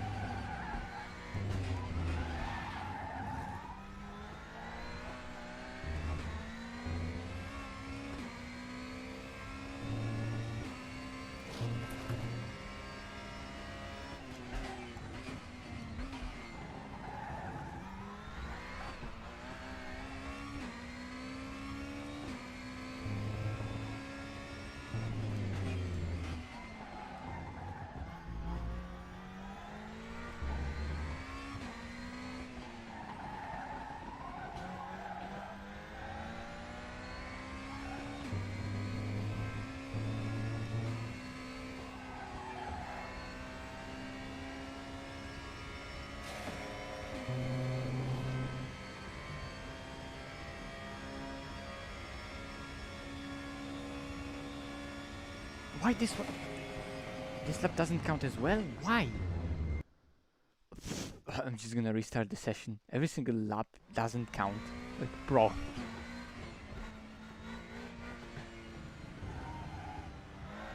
Yeah. I mean, no, I can change setup, but for now I'm driving on stock. And I'm just testing the car.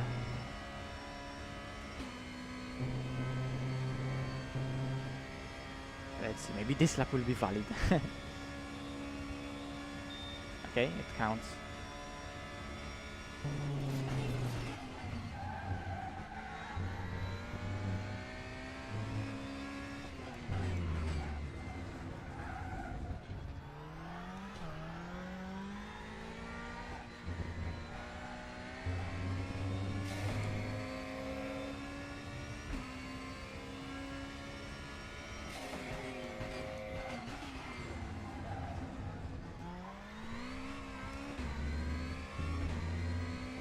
You know what, I'll fix the setup for a bit more oversteery like, because now I'm forcing the car to steer, and then I get a snap. So I need the car that's gonna rotate more progressively, but rotate. Return to the garage, car setup. What I can do, I can change that brake bias, and brake pressure is how it is. A bit lower on the front, a bit more camber on the front. Rear, a bit more anti-roll bar. a bit. It's already really stiff on the rear. More camber at the rear, more ride height. A bit less wing.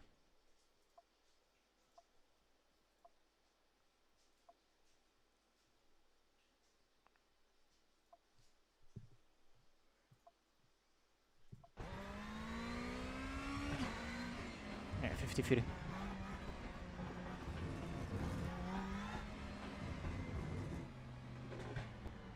Decrease both ride heights, okay. I don't know, let's see. Both ride height decrease to...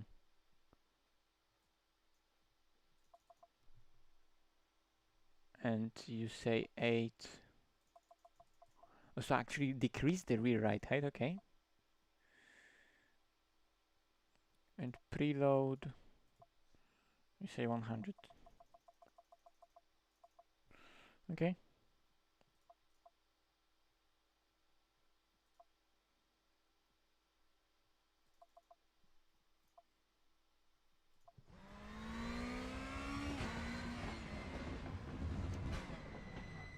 Yeah, even less, okay.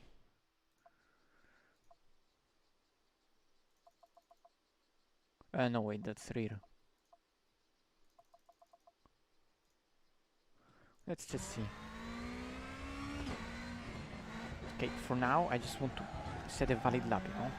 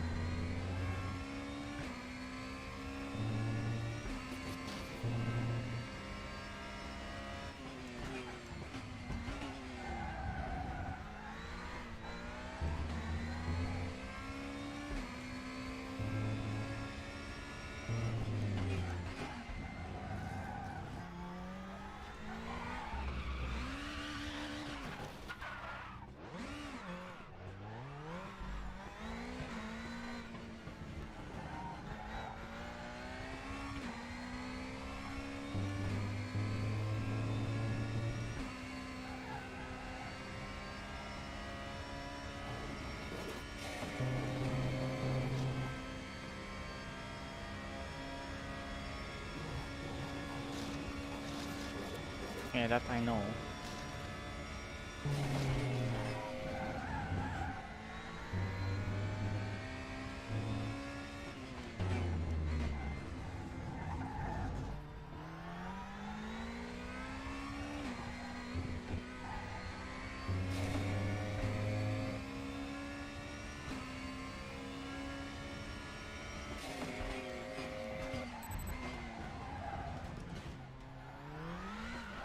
Okay, just too much power, or rather too much RPM.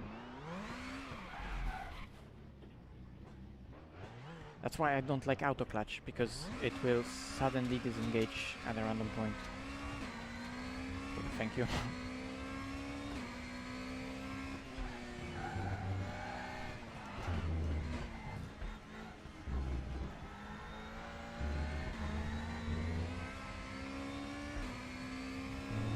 One thing is for sure, this sim is really natural, and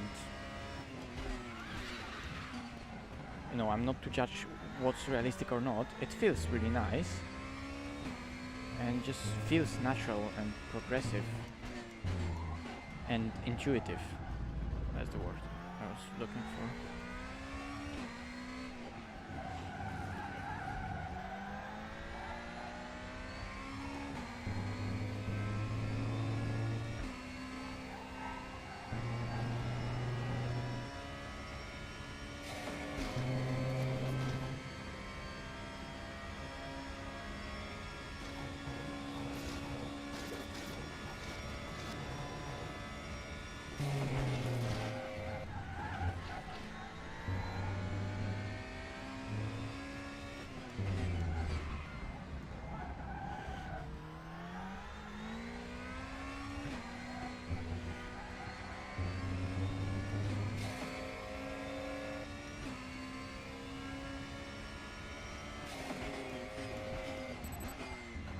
I'm just braking too late.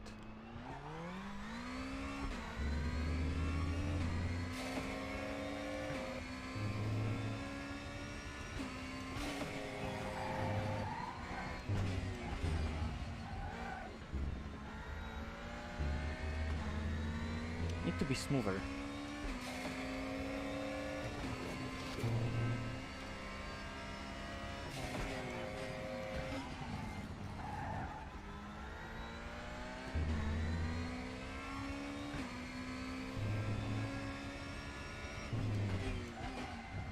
Okay, smash the brakes.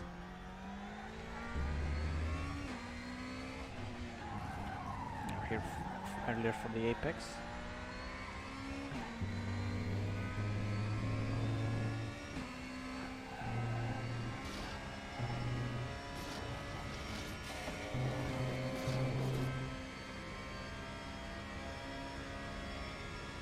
Yeah, I know.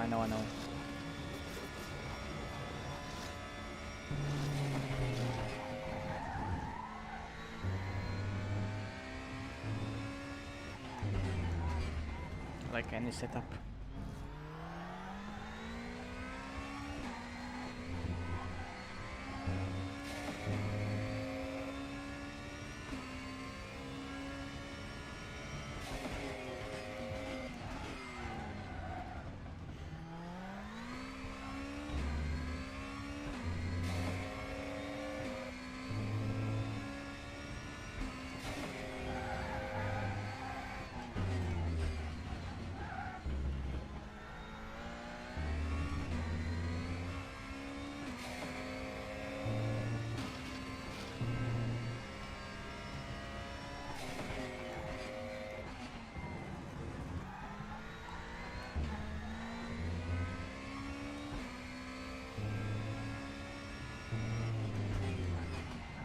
I'm just having a blast here.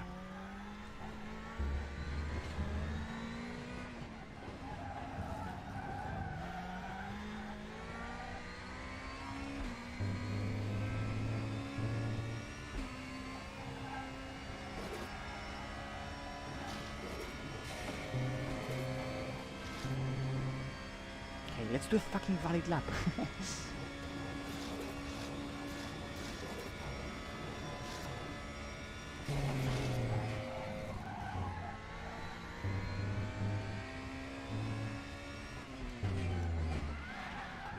Locked up.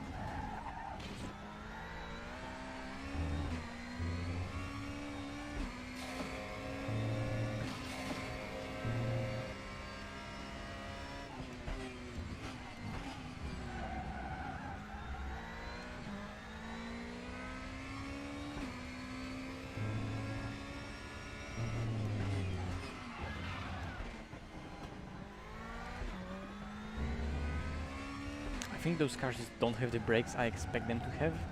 It's just the downforce at high speed that helps me into turn 1.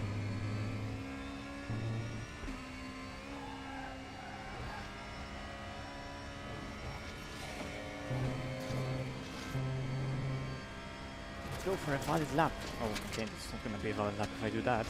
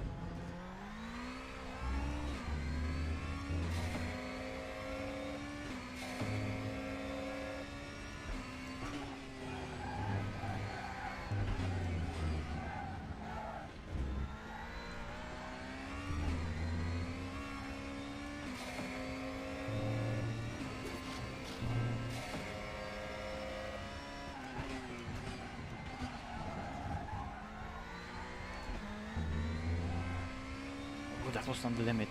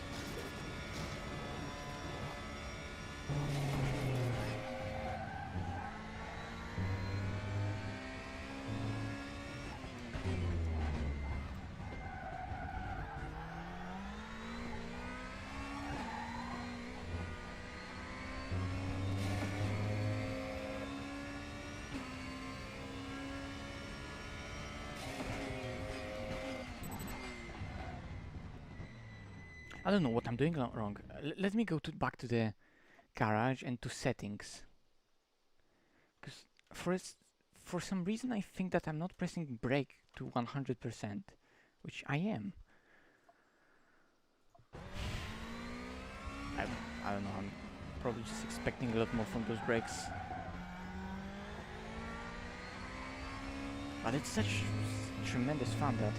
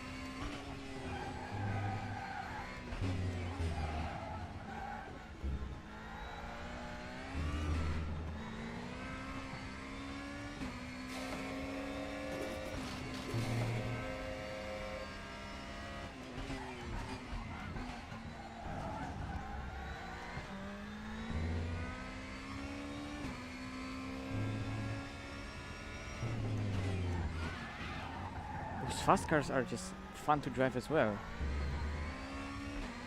And it's beautiful because they are so progressive.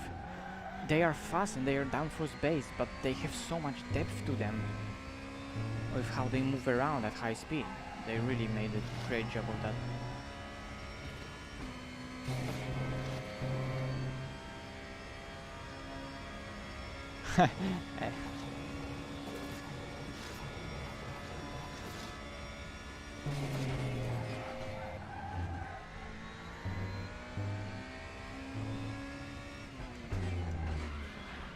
Now I looked up.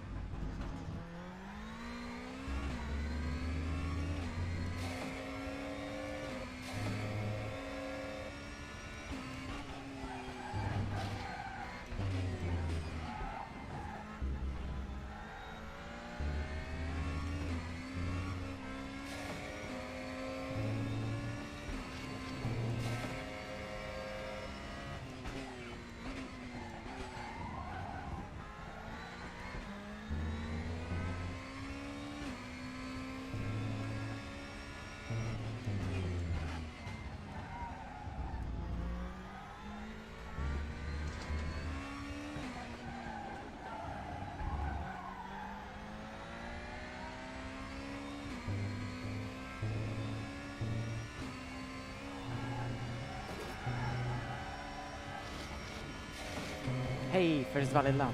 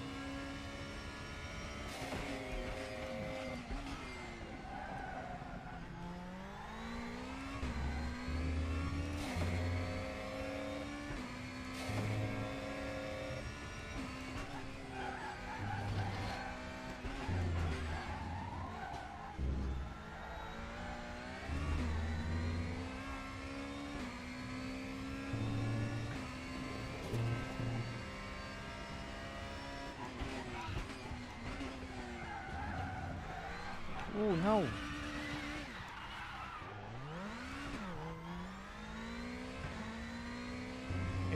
If the 360 begins, just don't try to catch it. Complete the 360.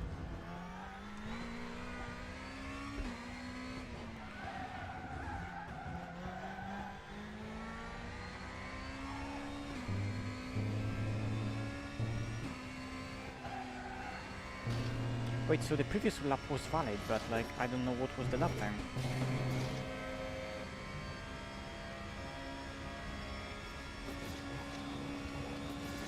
Okay, so in practice mode it doesn't record my laps, or rather in this test drive.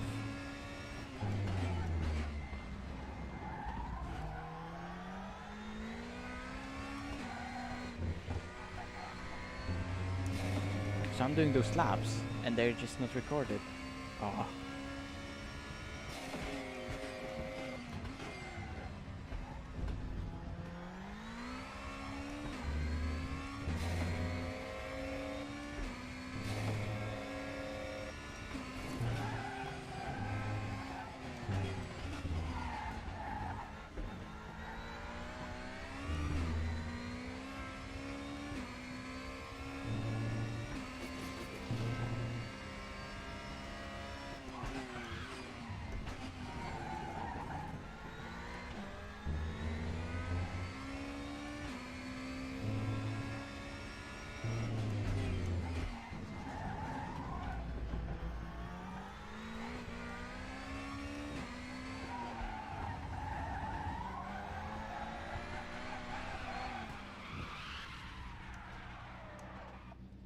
Okay.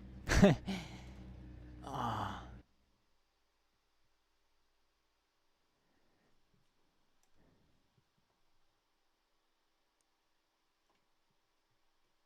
How does it feel compared to ACC? It feels, well, it's just different. Every sim is different, but in some ways it's similar. But then it has a bit more progression, and it has that on throttle oversteer that ACC lacks a bit. I think ACC has captured amazingly. First of all, weather is astonishing, and all the detail and how in depth every car is. But like general feel of every single car in RaceRoom, like the base physics in RaceRoom are really decent. Therefore, almost every car in RaceRoom feels really nice. Uh, and it probably every car in the RaceRoom isn't necessarily as great of a representation uh, of how it would be in real life, but general physics make it feel really nice to drive. While ACC, yes, it has its quirks, but it captured really nicely how GT3 works. Well, you know, they just made that. Okay, next car. I just can't stop. I'm having such a tremendous fun driving those cars. I'm gonna take another one.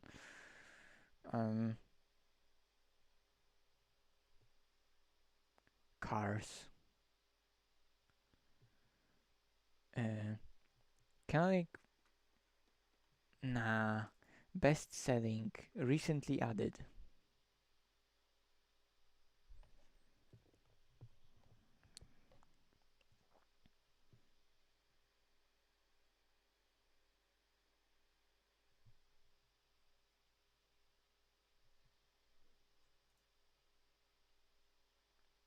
AMG Evo. That's something I want to try. So let's see the new new GT3 cars, because well, after all, let's get a comparison for a GT3. So let's take AMG for reference, not a Porsche, a AMG, and immediately let's lower some stuff here.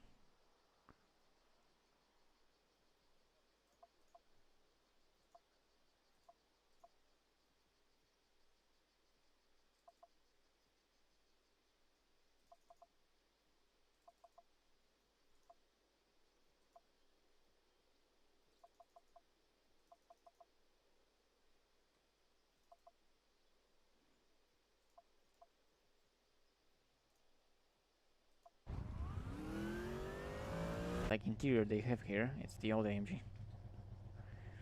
For some reason, like some things feel too big. I don't know if the scale of the word in that that I've got set up is correct, but sometimes some stuff feels too big.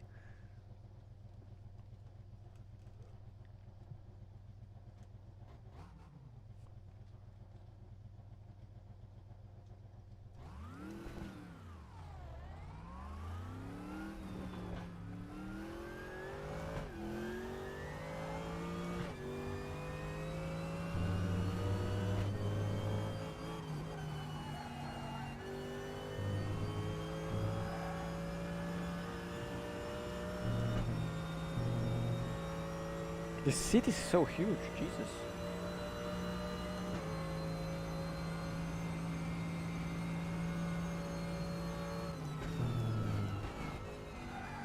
No, ABS car, so different.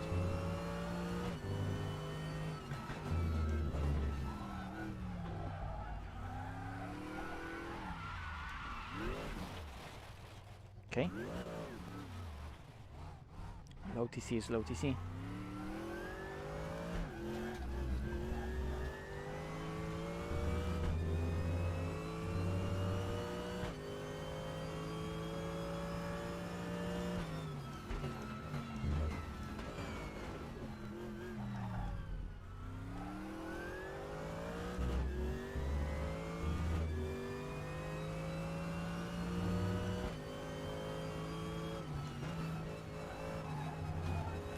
ACC definitely has different on-throttle behaviors than any other sim. Although, when we spoke with Aris about that on his Discord, he like said, yeah, it does, and we're working on that, or at least looking into that.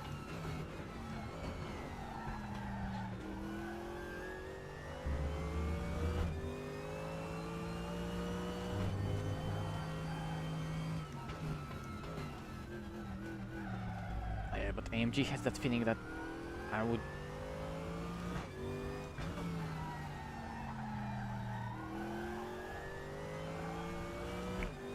like, it feels like a lot of cars in RaceRoom, like I said, those base physics are really nice, but it just sometimes feels like it's all really generic, and like it's really nice, but a lot of like car to car it's really similar, unless you know the layout is completely different. But generally cars will behave quite similarly. Okay, that's ABS car.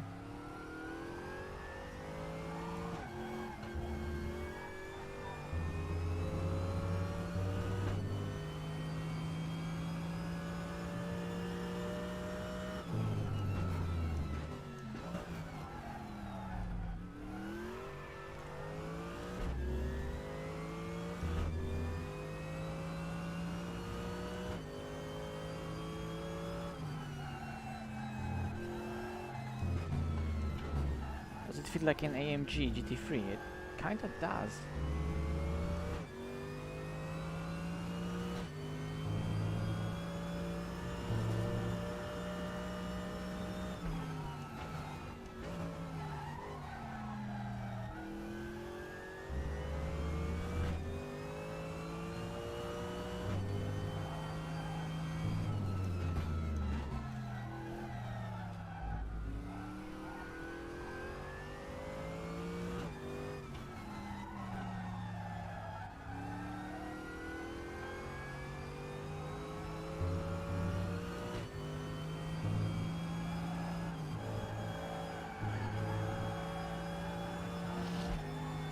Whoops.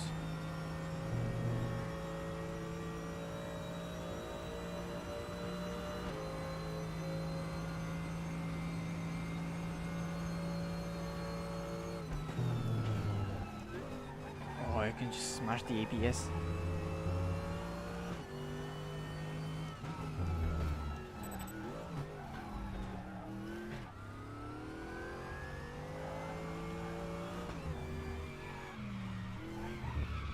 And it's also similar in RaceRoom. Ooh.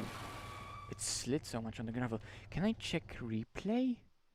Oh yeah, there is instant replay. Oh, okay.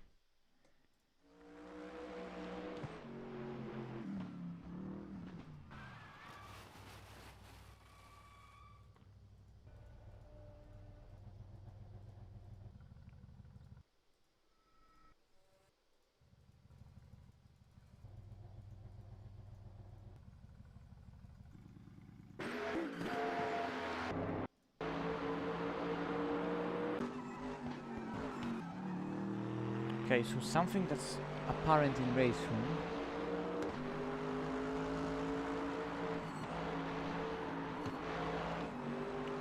is this, that sometimes it goes over the limit and then it will just go. So this first spin, it will just go and then continue, and sometimes when you catch it, you'll get tank slapper. So like to a certain point it's extremely progressive, and then you pass a certain point and then it just spins like the pendulum effect is like magnified past certain point, which I don't know how it should be. Maybe it should be like that when tires go over the limit. Like my issue with ACC is that like it has the opposite. Like sometimes in ACC over a certain sliding keeps sliding, right? And in racing it's really progressive to a certain point. In iRacing is not progressive at all, or at least maybe it is, but in such a small window. Here the window is a lot bigger, but then past that window, in racing at least, the car just goes berserk.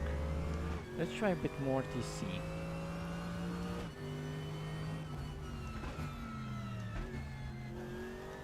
This is RaceRoom.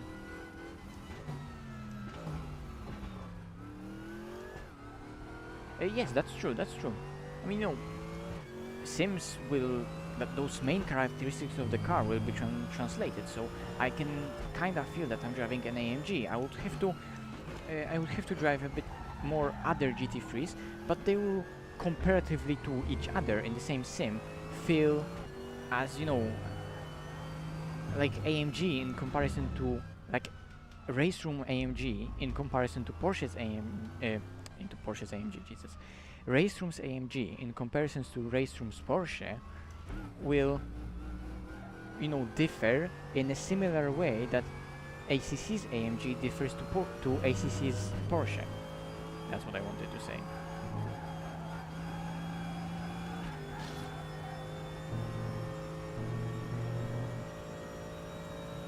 How do you feel I'm doing here?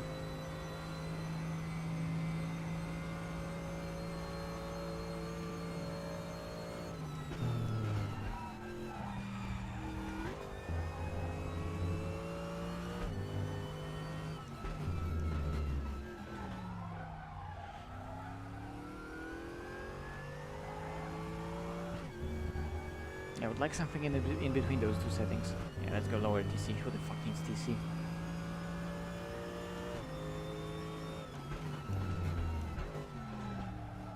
Deep into the corner, lean on the ABS. I mean, still trail brake, but at least you don't need to worry about locking up. But still work with the brakes, of course.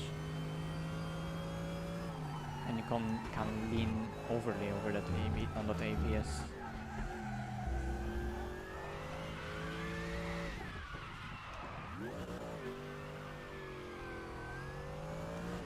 And that's sometimes something what happens in the RaceRoom that ACC's electronics wouldn't allow. Like ACC's electronics will catch the car to a certain degree. Then I think that those electronics catch the car sometimes a bit too much. But then again, in real life they would at least minimize that spin. I wouldn't do a 360.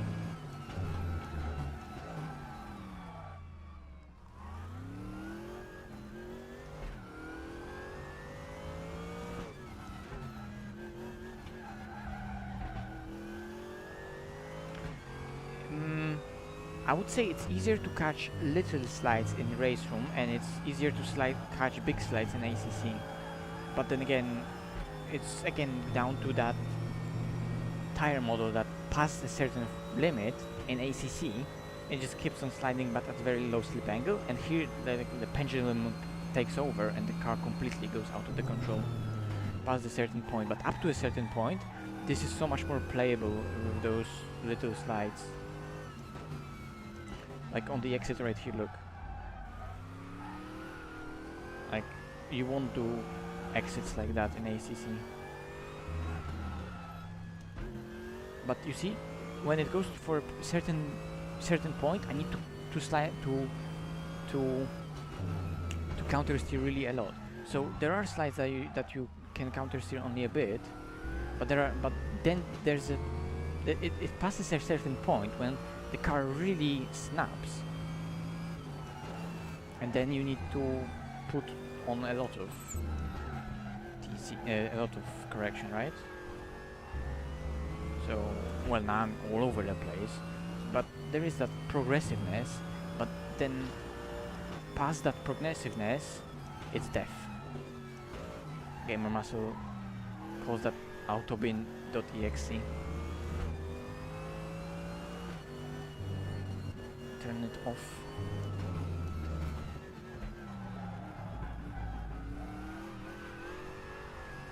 But like, you couldn't do that in ACC. Sliding the rear out in ACC is so much harder. And here is so much progressive up until the point, but this is more progressive. ACC feels really nice, but on throttle, not always.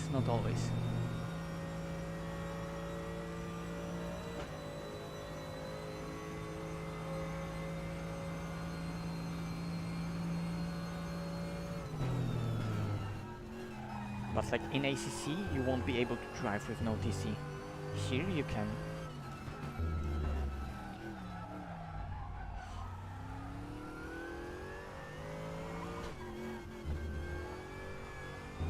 See, those I'm catching those slides, and it's no problem, and it looks quite realistic. Like the way I'm catching those slides and the way I'm turning in, ABS works, the way it just applies power. Now I'm driving with TC off.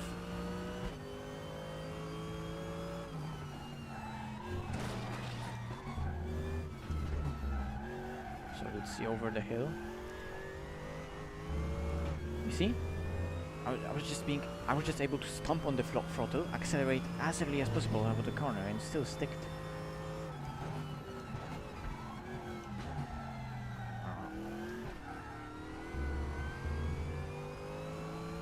You wouldn't be able to drive without TC in ACC, but then you get those snaps. It's nice, I like it.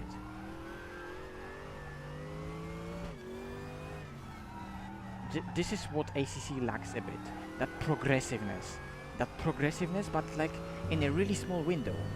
Like ACC has quite a big window, but it's not as progressive.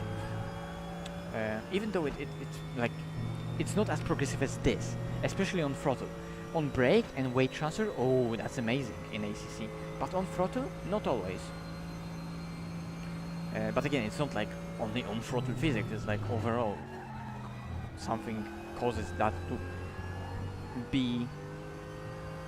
Something causes that I only feel that specifically on throttle, not only on the brakes.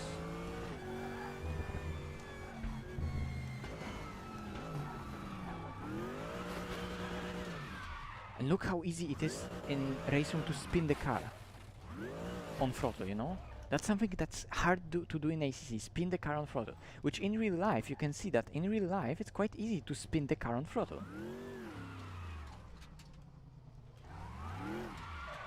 You see? And in ACC, to do a spin, it's difficult to do a spin, to do a donut. Man, I really like what I'm seeing here. Like, again, like, let's change a car. Now we had an AMG. Let's change for something else that I'm familiar, kinda. Let's take that Porsche. Let's fucking take that Porsche. So that was on Pirelli tires. At least it looks like it is on Pirelli tires from ADAC Masters. Let's see, newly added. Take the Porsche and remove TC. Okay, okay. So I guess that's gonna be that. ADAC Masters 2020. Let's test drive that one.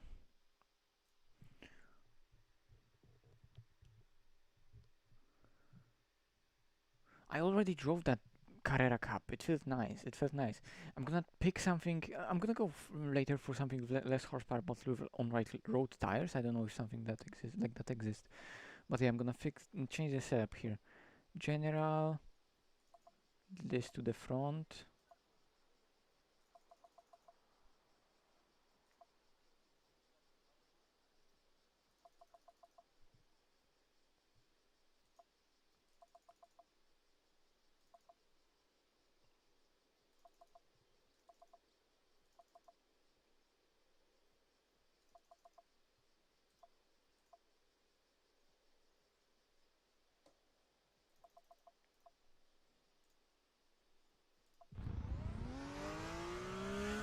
Okay, you say turn off TC. Okay, TC off. Yes, I want brake bias to the rear.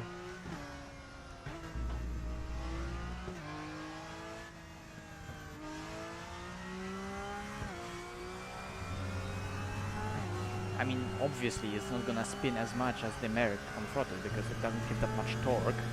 Even it's still it's quite a torquey engine, but it doesn't have as much torque, so obviously it won't spin the tires like AMG, but yes, we have sufficient traction.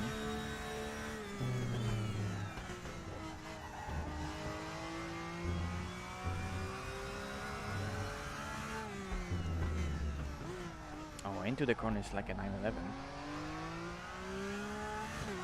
And yeah, it has that traction.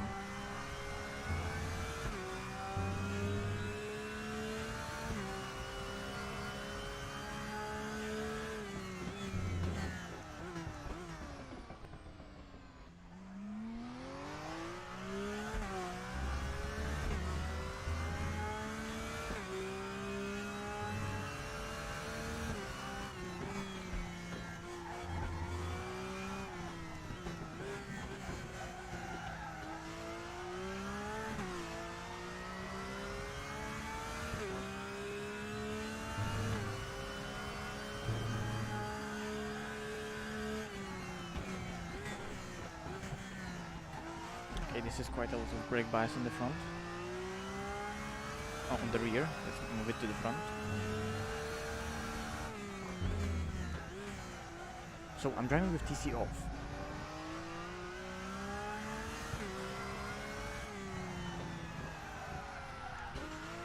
And you see, past a certain point, it just continues to rotate, which cars in real life kinda do.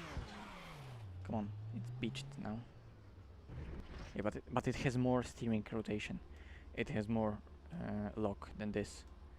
Can I change it and return to garage? Because I saw something. Car setup, steering angle. Can I change it to like 800? Because that's what that car has. Or will that put just the steering angle off?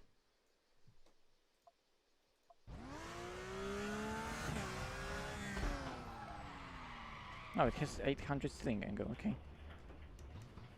Yeah, normally it has 800, so I was like surprised, what the fuck. Wait, by the way, no, wait, it's 800, but the steering clock is the same, so it's less sensitive, right?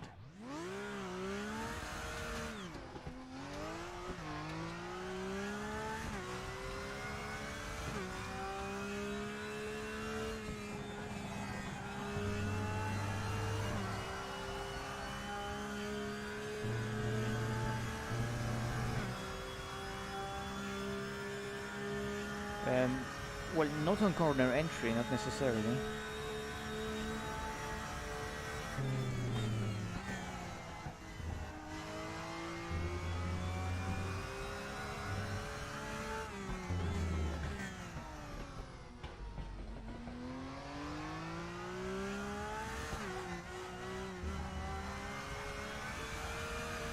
Oh yeah.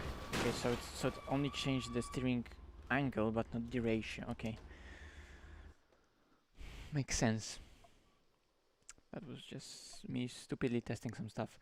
So I would need steering lock to be more... Oh, okay, it's not...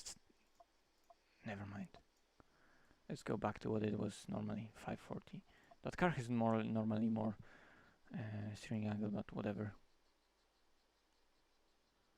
Okay, cheers guys. I'm just gonna drive for a bit more because I'm enjoying that, but only for a bit because it's already getting late.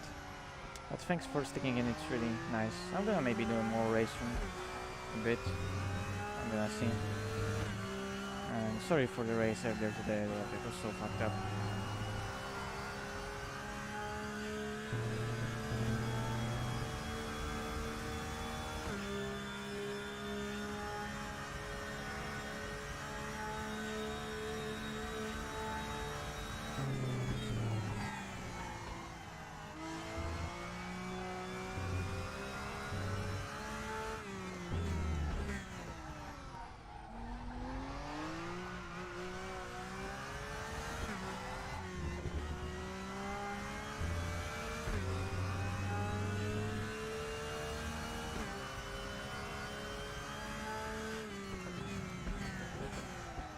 I can brake so late with this one.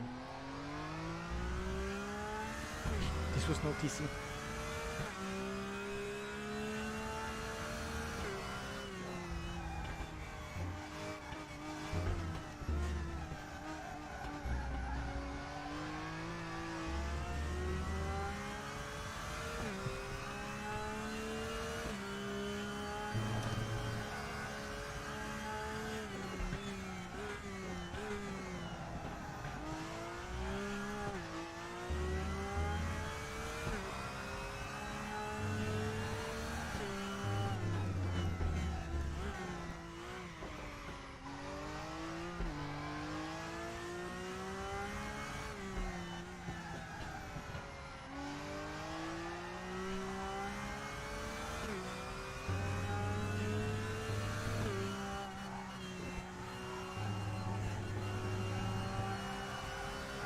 I like how it's completely different to the mid-engine RSR that I was driving before.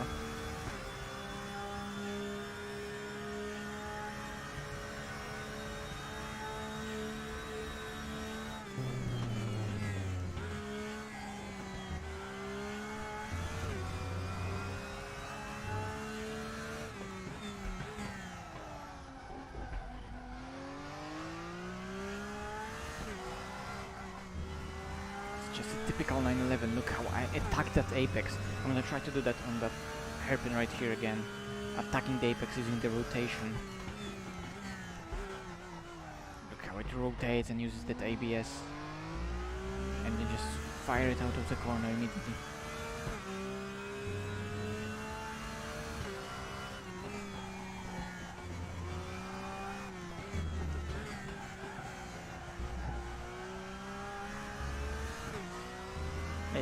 In many respects, it feels like ACC's Porsche. Well, it feels like a Porsche.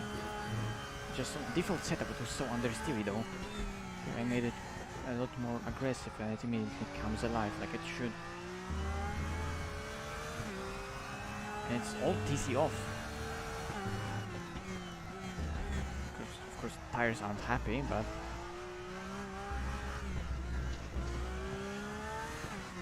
it's so progressive.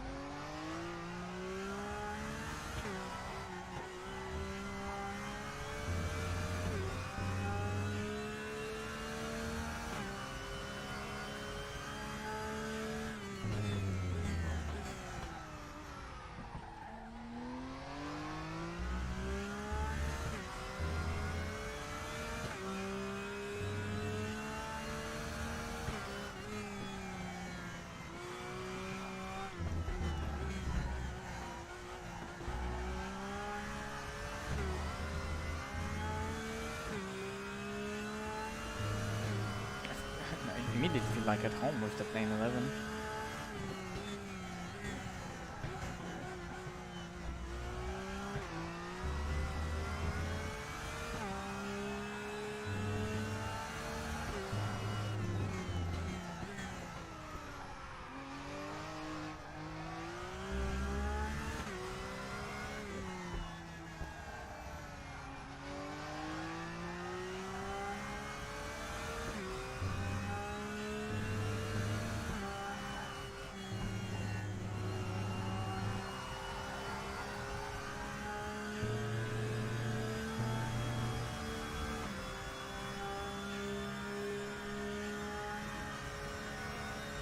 want to also test something.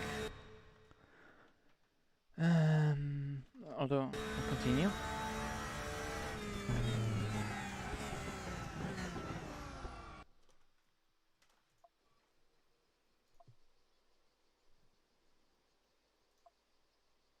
I want to put it full wing, and I want to see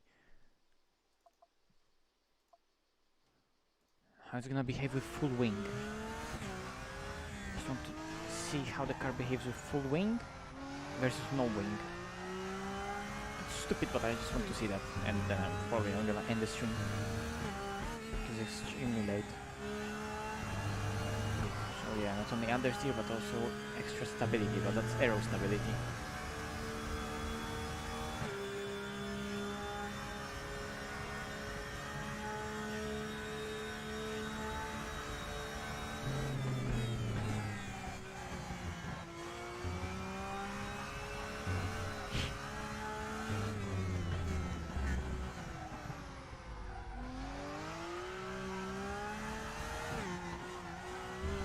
How progressive is that car on throttle? It's amazing. Wow.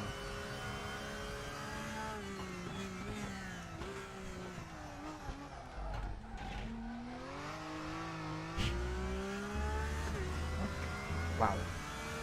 I'm just throwing that car on the exit, taking the hands off the steering wheel and it just goes. Wow. You can't catch slides like that in ACC.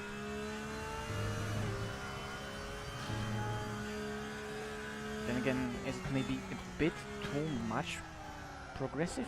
Maybe just too much. It's like, bro. Like, this is just sliding a GT3 car with DC off. Whoops.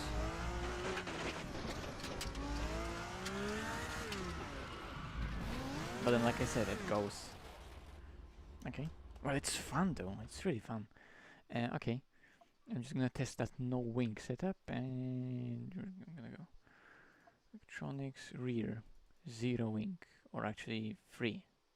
Okay, so 3 is lowest.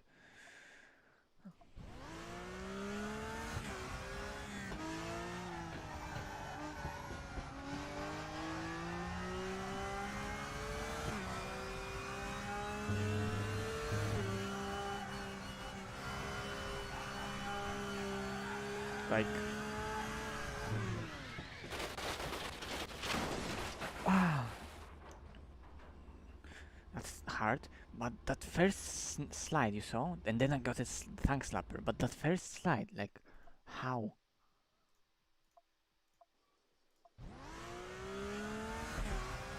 Okay.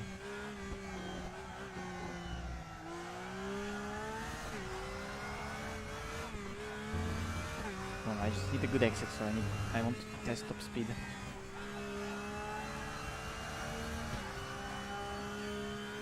But you see, it has that progressiveness, it moves around so much, but it has progressiveness. In ACC it just snaps and goes.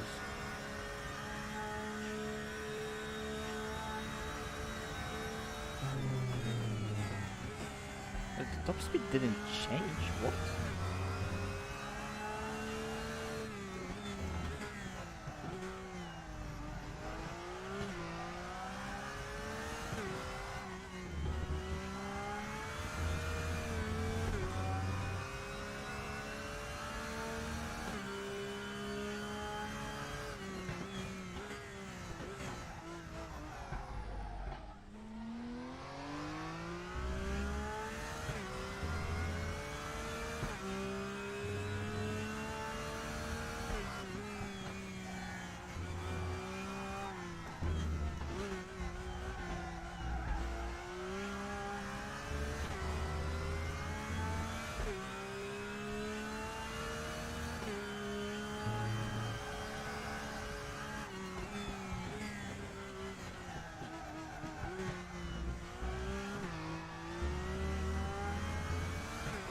It's really difficult with the 0 wing, but it's just progressive, you see?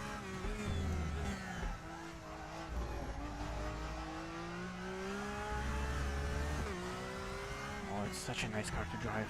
Whoa, whoa, whoa. You see the snap?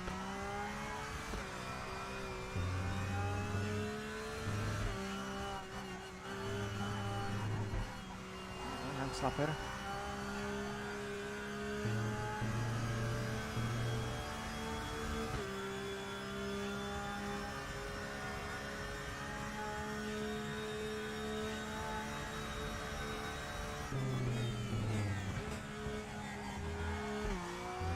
So yeah, like the wing on that car didn't change much in terms of top speed. Like almost none. That's interesting. Yeah, that's too much. Yeah, that's too much. But like some of those slides there, it's just brutal.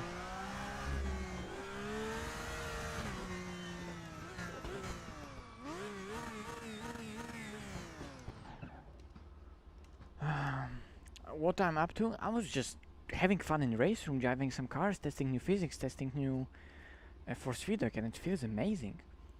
Feels really, really nice. I'm really impressed with what they've done to that title, because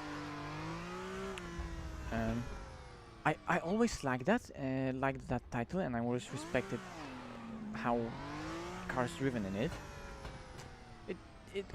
It had some little thing missing. It still has. It's not perfect, and it's really, really generic, and a lot of cars feel similar. Although, of course, those major things and major behaviors of each car are remain, you know, and they are there how they're supposed to be.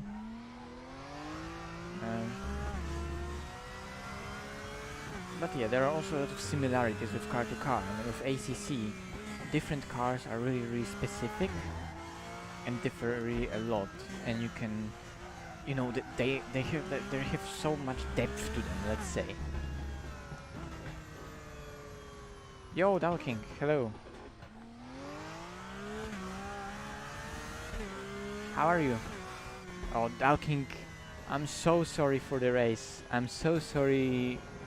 I'm so sorry for that. I'm so sorry. Maybe you can go back on the stream and see how pissed I was at myself, because that was so stupid what I did. I'm so sorry, man. Like, yeah, I'm embarrassed by that race. Like, I don't know why, but like, for some reason in my brain, I thought that I got like sufficiently in front of you to cut across or whatever. Like, for some reason, I thought that you weren't even there. I don't know. Let's just forget about it. That was just horrible. So I'm really sorry to both you and everyone else that was involved in that, especially Omen. Omen lost so much. So yeah, that shouldn't happen. Not in the first year. So I'm really sorry about that. Maybe one more car recently added. Maybe another GT3. Just one more. Just one more. BMW. So we'll have comparison between 3 different GT3s. And again, Portimao.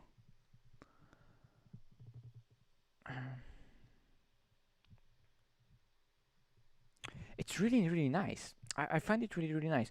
It's a lot more progressive than ACC, with like on like really small angles, and then at higher angles it snaps how it should, how I would expect sometimes ACC to snap, but it doesn't. But then again, it's so much more progressive, and then when you get a tank slapper, it's immediately then a tank slapper, and like in ACC, it's always a tank slapper. Anyway, BMW, let's check out a BMW. Okay, it has only no, it has more than 2 spring settings.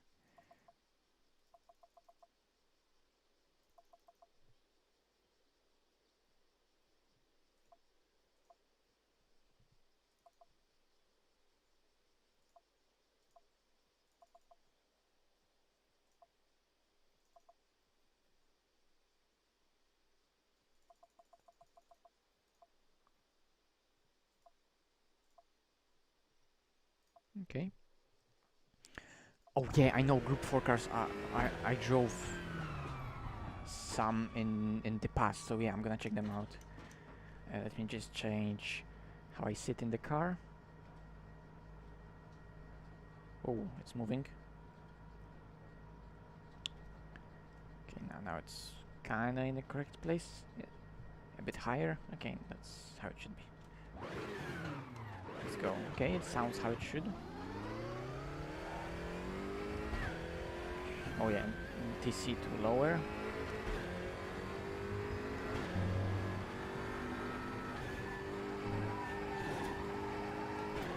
Okay, there is that roll that I usually feel in ACC, so that's immediately like a BMW. And it goes like hell on the straights. So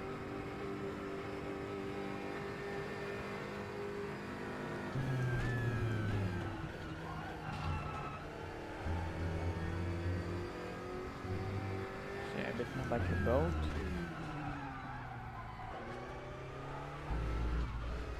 Oh yeah, that's like a BMW. First it's a boat, and then it snaps with all the torque it has.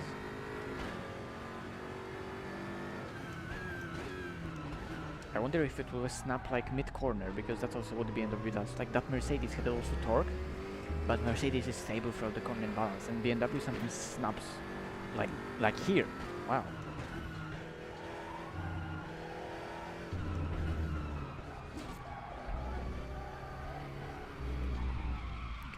That was just on me. Hello. Oh Jesus! Making a 3-point turn on the racetrack, that's never easy.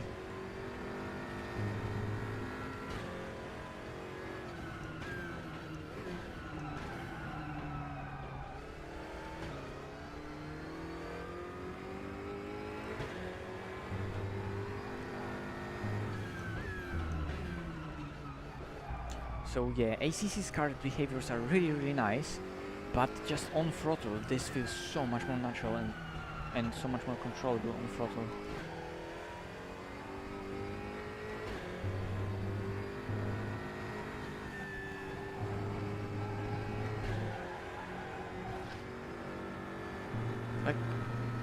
Like I said, it feels quite generic from car to car how the car moves, and in ACC it's really car specific. Different cars move around in different way, but here every car is so much more progressive and more natural in how it feels.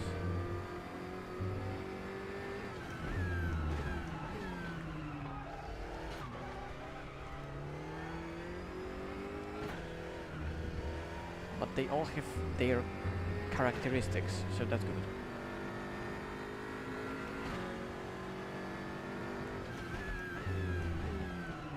Yeah, and you can see how I was able to turn into that corner with a Porsche. I could just attack that corner, and here I need to wait for that car with long wheelbase, with high inertia to just rotate.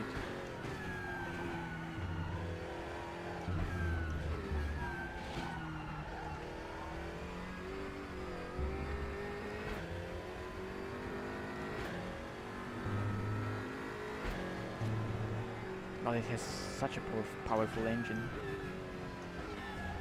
It has torque for days. To that AMG.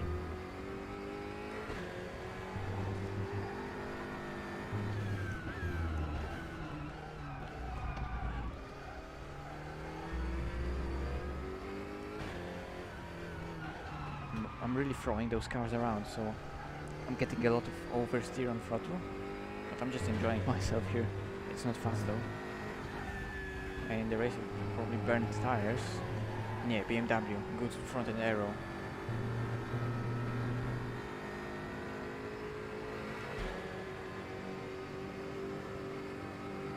I didn't change anything.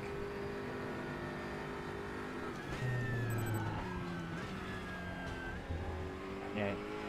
Okay, and it's really slippery on the outside, so that's something you have to watch out for. That's something you don't have in ACC. In ACC sometimes you can go off the track in many places, and maybe it's bumpy, but it's not really slippery in a way that you're gonna just snap, like with no wing or something. So yeah, BMW definitely feels like a BMW. It's not my kind of car. I don't have much time, and I really want to go to sleep, and I don't want to talk much because probably family members already went to sleep, so I'm trying to be quiet a bit more. But yeah, Group 4 cars, Dalking says, let's try them out. I said like half an hour ago. Oh, I need to end the stream. I'm still driving. But I'm also interested in how you can hear me, because now I'm trying to speak quietly. So I'm gonna see that later on the stream. I'm gonna watch it back myself how it sounds like. Group 4 classes. Group 4.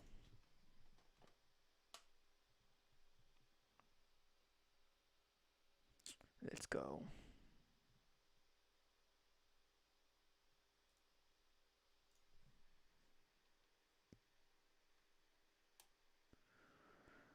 I didn't change any steering angle. I just have that mine on 900, and the game then just auto adjusts.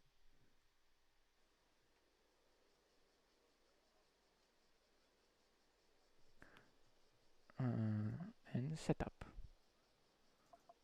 This to the rear, that a bit lower, that a bit higher.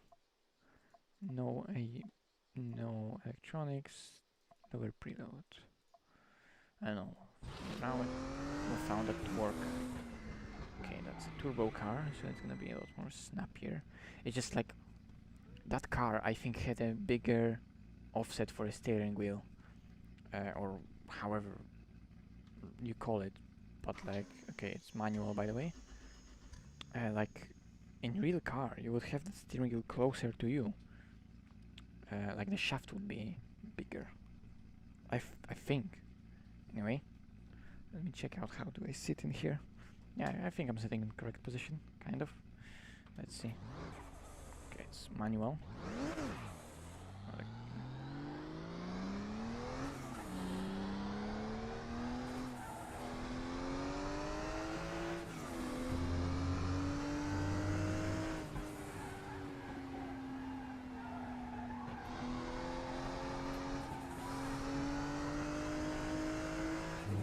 That's a lot of unders here. To be expected.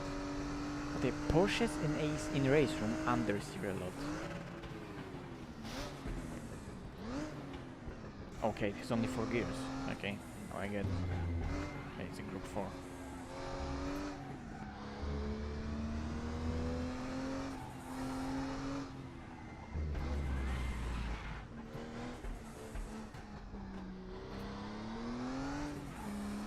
I need to throw it in probably more like 911 on the corner entry. Yep.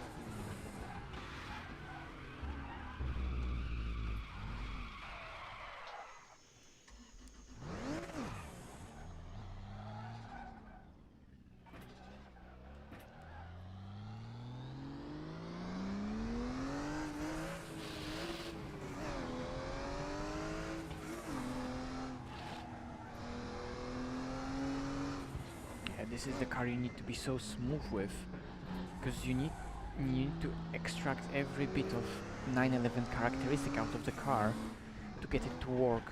It's a car that works in only one way, and that's 911 way. But you need to be so smooth with it, because otherwise you break the flow and the car suddenly becomes understeer. So you need to rotate the car or throttle into the apex, really deep into the corner and hard, but in controllable way. And if you're gonna fail at that, then you're gonna have to counter steer, add throttle, and the car will go into understeer, you know? Oh yeah, no fifth gear. Forgot. Okay.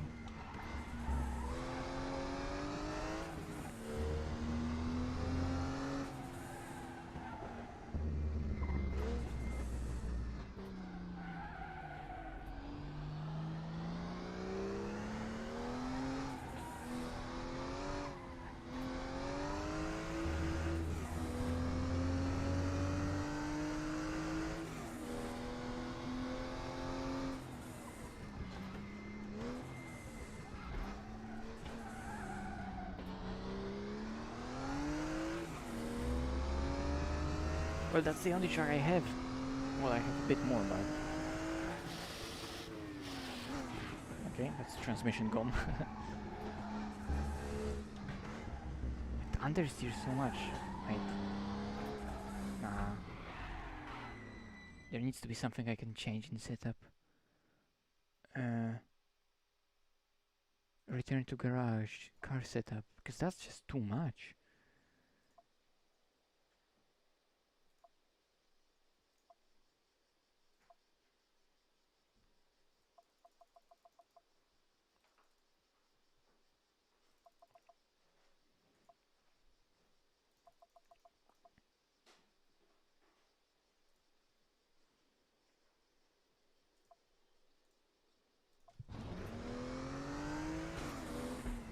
Yes, yes, I do. So that's good. Oh, come on. Go into the gear.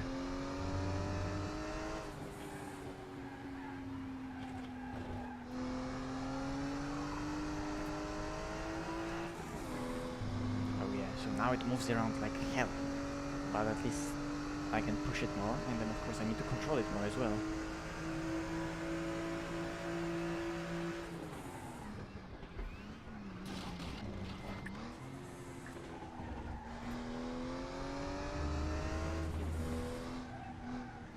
Now I can go back to more normal brake bias so it doesn't snap on the entry.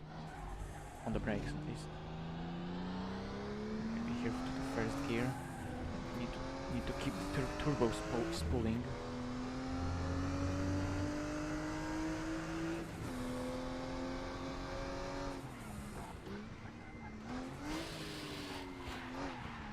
Whoops. It was a misshift.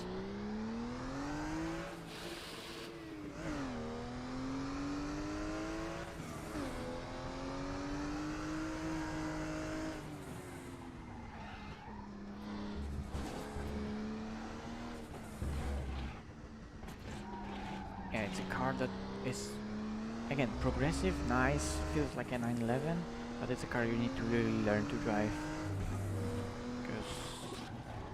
And you need to get the feel for it.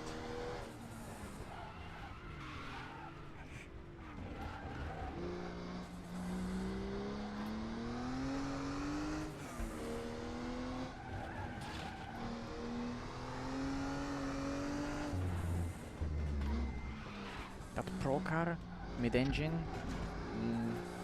and NA engine, that would be so much more progressive.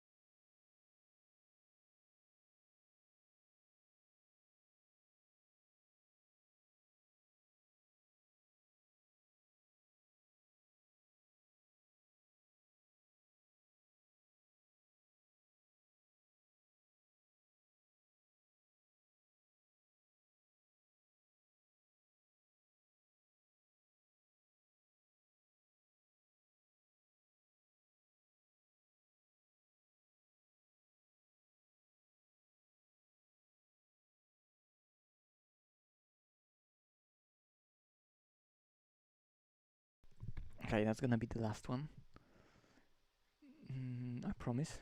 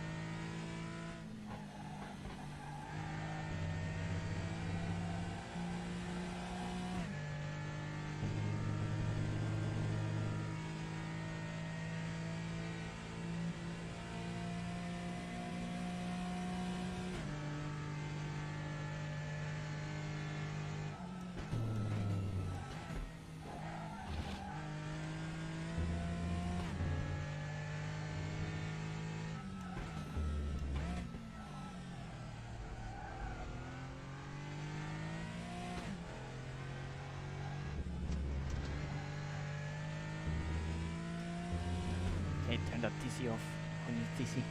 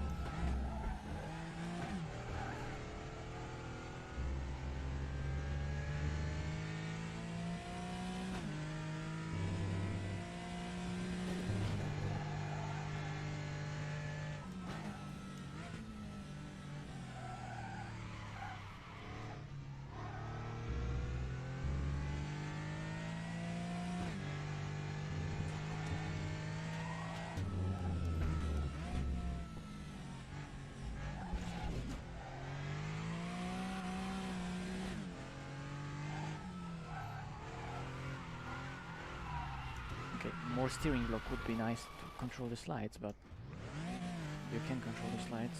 It's just that it's a race car, so it has limited lock. You can see that this turn radius is so high.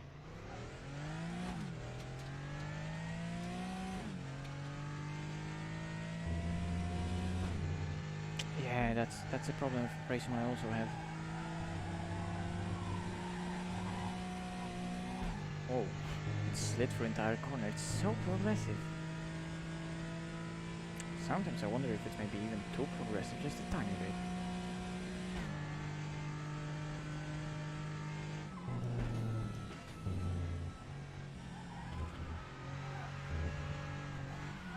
And then you get a stank slapper on weird surfaces. Yeah, okay. Yeah, guys, I'm getting tired a bit, so I'm not tired of racing, but it's late. I tested a lot of cars. The Cayman, yeah, it felt immediately like a Cayman. It's just like a Cayman with RaceRoom physics, kind of. So yeah, it's like every single car that supposed to have certain characteristics have them. It's just that it's filtered through those RaceRoom physics that are really nice.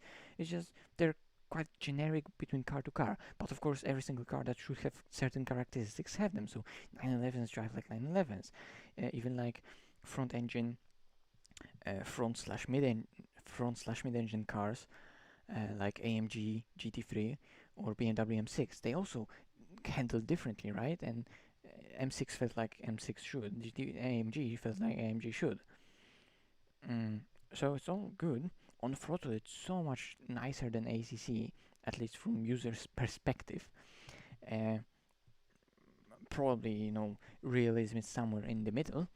Uh, but it feels really nice. It feels really nice. I need to get more into it because RaceRoom is getting bigger and bigger. So who knows? Maybe in the future I'll buy some more content, do some more ranked races because it's really kicking off. Everything's kicking off. They're releasing amazing updates, new force feedback. I remember from the past that I never was a fan of RaceRoom force feedback. Like there was so much settings and I never could really get it to be where I want it to be. And today it just I turned on the game and it's immediately clicked. It immediately was how it's supposed to be and how I expected it to be. I immediately felt what the car was doing and I was just comfortable with it. So that's nice. Okay, let me quit the game.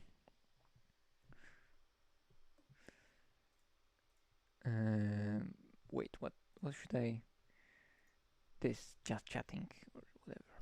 Okay, let me take the headset on my head and end the stream. Oh yeah, so I can probably just click on this thing.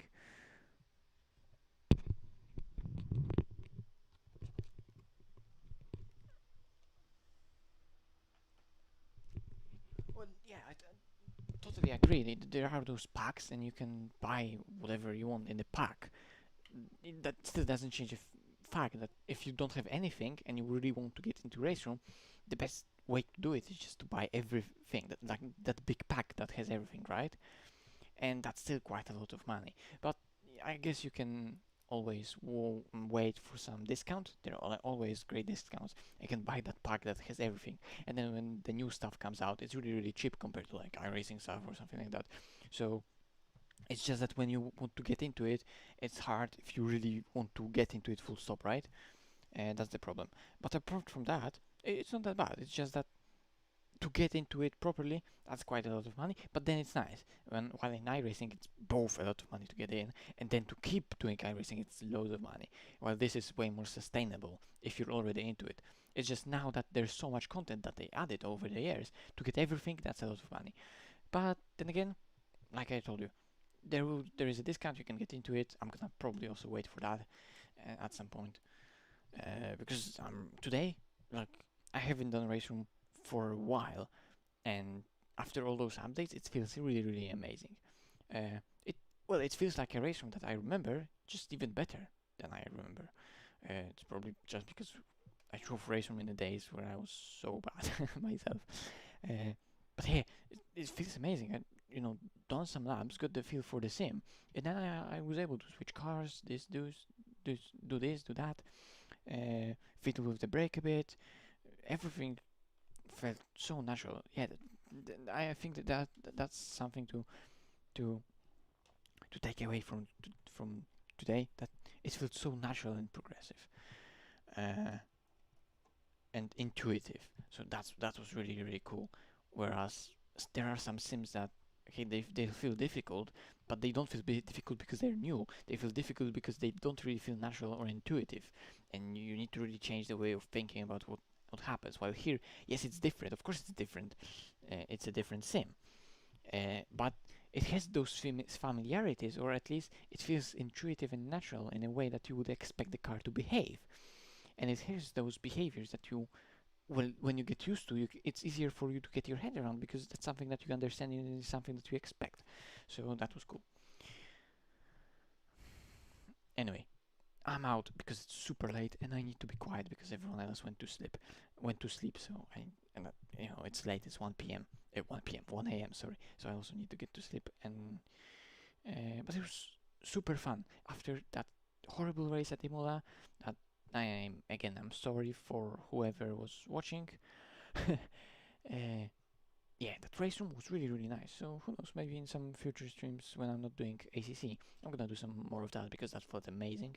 But yeah, apart from that, tomorrow is info about coaching's coming. Coaching. Uh, I did some recording today, and I'm editing a video about that. So for those 15 viewers still watching, there's some coaching coming. There's some info about coaching coming. And for now, cheers for watching, and I need to really go because it's late. So cheers.